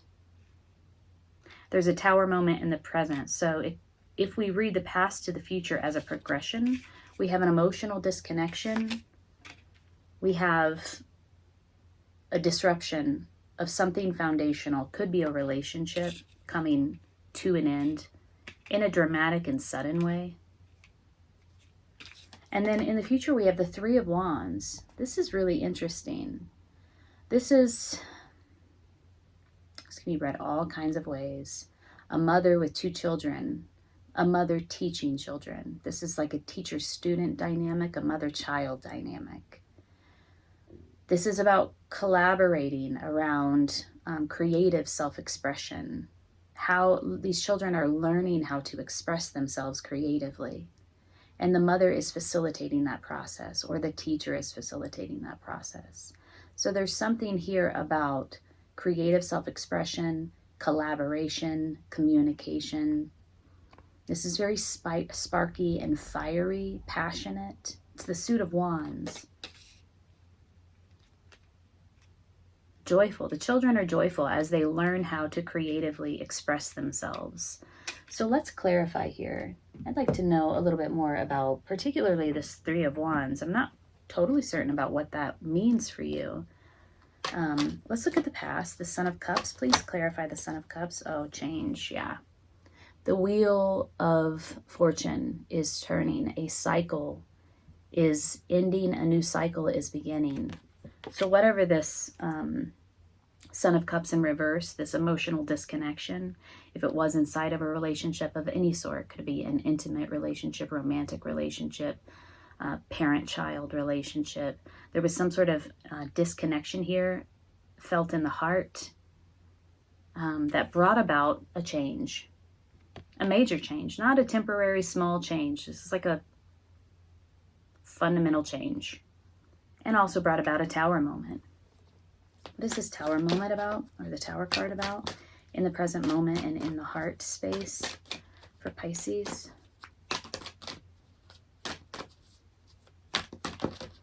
I feel like this is breakthrough just came up, and ripeness. Now is the time for this breakthrough. Now is the time. Look at how there is, the apple falls effortlessly from the tree when the time is ripe, when it's ripe, leading to a breakthrough. So whatever happened here in the past that brought about this change, that brought about the Tower moment, which is also a breakthrough,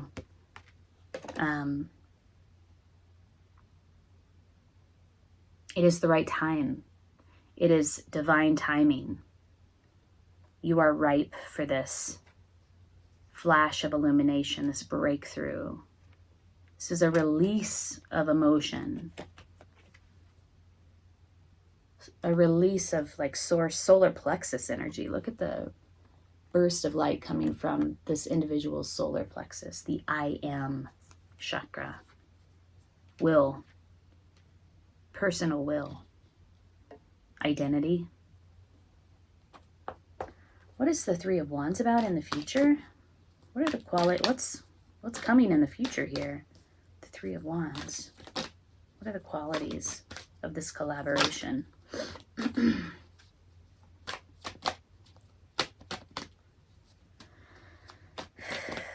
Could have been a marriage came to a conclusion. We do have the Hierophant here and what you think about it all in the position of your mind. The Hierophant is the marriage card. Commitment, a deeper commitment, a more traditional commitment. Could be that you're a mother. In the future, it's just you and your children. Possibilities. This is clarifying the Three of Wands. Yeah, so whatever this collaboration is around creative self-expression and communication is opening up a world of possibilities. It's like you are the eagle in this image and you can see the whole world underneath you. You can see it all. All the possibilities are open. This is also fire. And Three of Wands is also the suit of fire. So this is exciting. This is passionate. This is creative. This is energetic. We have the 2 and the 3. You're at the beginning of it. It's at the beginning phases of development, whatever this thing is coming in the future. Let's work with another deck. The Hierophant. I'd like to know a little bit more about the Hierophant here. What is this for you? Could be that you're thinking about this marriage. Could be that you had a huge transformation where your marital relationship is concerned, and now you are a single mother with children moving forward into the future. The time was right for that. It could be that you have on your mind Queen of Cups. It could be that you have on your mind this call or need to reach out for spiritual guidance or go within for spiritual guidance. The Queen of Cups, compassionate, kind, empath. Care for yourself.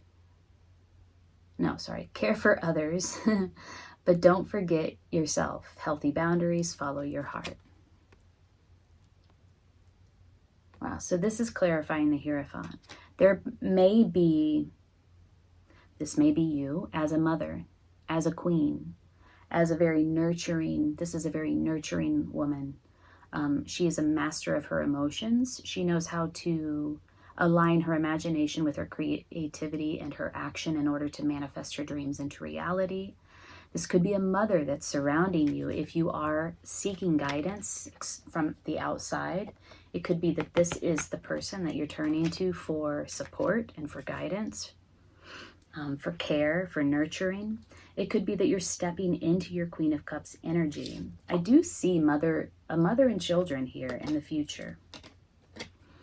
That mother-child dynamic. So that mother-child dynamic could be playing out in your life right now around this particular situation, or you could be stepping into that mothering, nurturing role. Healthy boundaries, follow your heart, connection. So if there was a disconnection from your heart or your emotions in the past, or somebody was disconnected, now what's on your mind is a reconnection with your emotions, a reconnection with your heart. What is the Shaman of Wands in the Foundation? Page of Pentacles.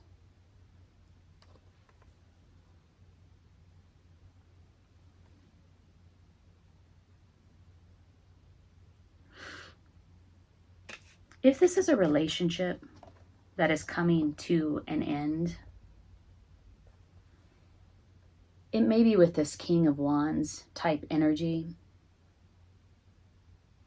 In the reverse, the King of Wands can be somewhat unreliable, really attached to their vision, and kind of the way that they use their energy is unwise, right? They sort of spread it far and wide. It's in the upright, the King of Wands is about wise use of energy.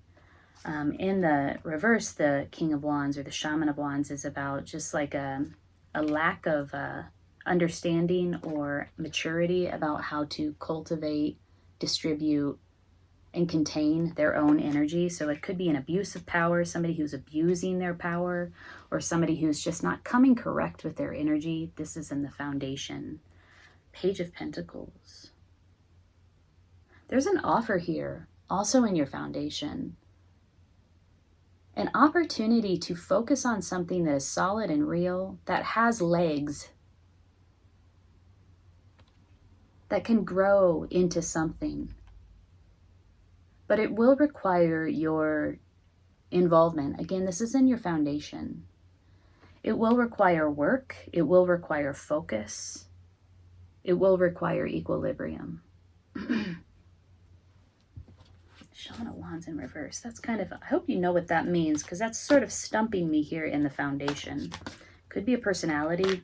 The pages, the shamans, the queens, the knights, they're all personalities in our lives. They're either an energy that we're embodying ourselves or somebody around us who's bringing that energy to us. And again, the Shaman of Wands is, you know, typically somebody who's highly networked, very charismatic, very magnetic. In the reverse, just not really in touch with the positive aspects of their own native energy. And it comes out distorted. Let's see, I'm gonna pull a little bit more, some more cards about, I'm gonna work with the dark mirror about this Shaman of Wands, see what else we can learn about him or her.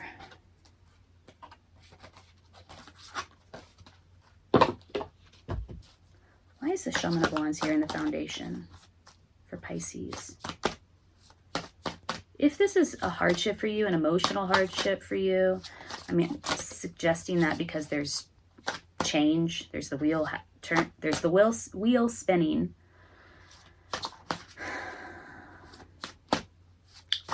There is an emotional disconnection in the past. There's the Tower in the present. There's breakthrough.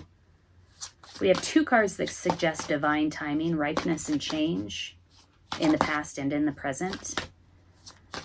We have a card of emotional disconnection. Somebody disconnected, coming forth, taking action, but it's in a way that's like really disconnected from the truth, emotional clarity. We have a breakthrough for you, and we have the Tower. So if you're feeling a little emotionally out of sorts, that's understandable. What's on your mind, though, is the Queen of Cups. So either you're reaching out to somebody who is like the Queen of Cups for guidance and support and nurturing, or you are embodying, thinking about stepping into that energy for yourself, or actively stepping into that energy for yourself in order to navigate this disruption. Future looks really bright. Downcast pride. To clarify, the Shaman of Wands in reverse. Arrogance. Could be somebody who's very arrogant, very proud. Their pride is not serving them. Okay, so that's in your foundation. That's in the position of your body.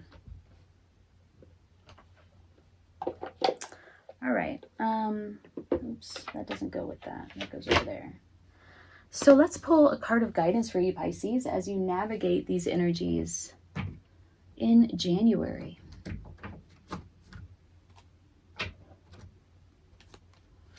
Let's see what the medicine cards have to say for us. Let me pull this all together. Yeah, like I was saying, the future doesn't look bad at all. It looks like you're going off on your own, possibly with your children. I'm going to keep shuffling.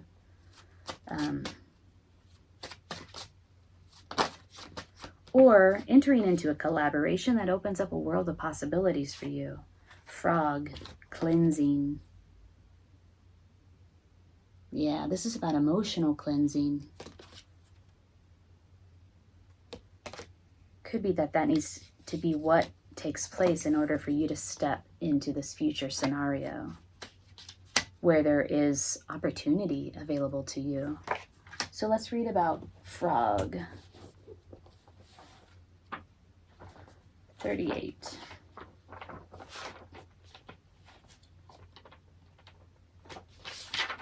Cleansing, yes.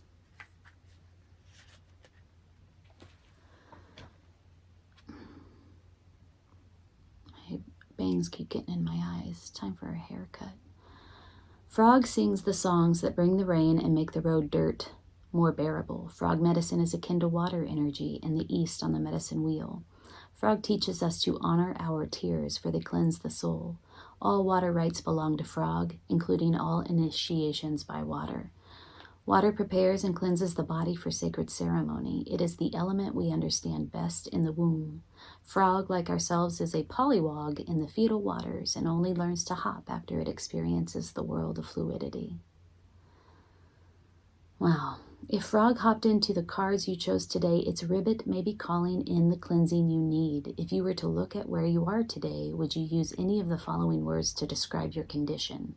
Tired, overloaded, harried, frustrated, guilty, itchy, nervous, at a loss, empty, or weakened?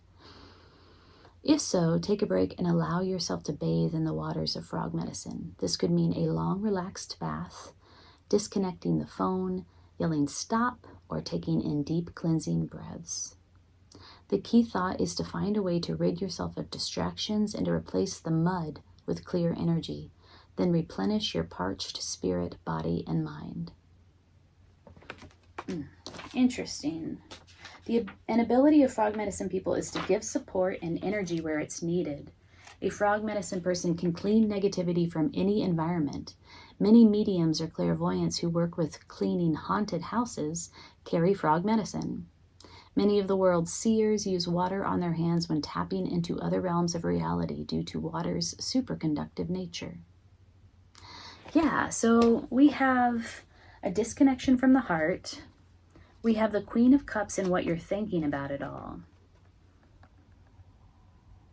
So there's this need to have an emotional cleansing of some sort.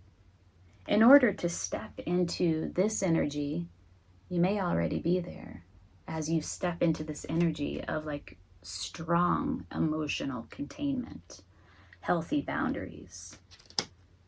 And I do feel like that activity, if you engage in that activity, a ritual using water and emotional cleansing, that it will support you in moving into the future where there is opportunity and possibility available to you particularly around creative self-expression and communication. There's a collaboration waiting here for you in some way. All right, Pisces, if this reading resonated with you, please hit the like button. Also consider subscribing to my channel. I'd love to have you here. I'm wishing you the best in January. Take good care.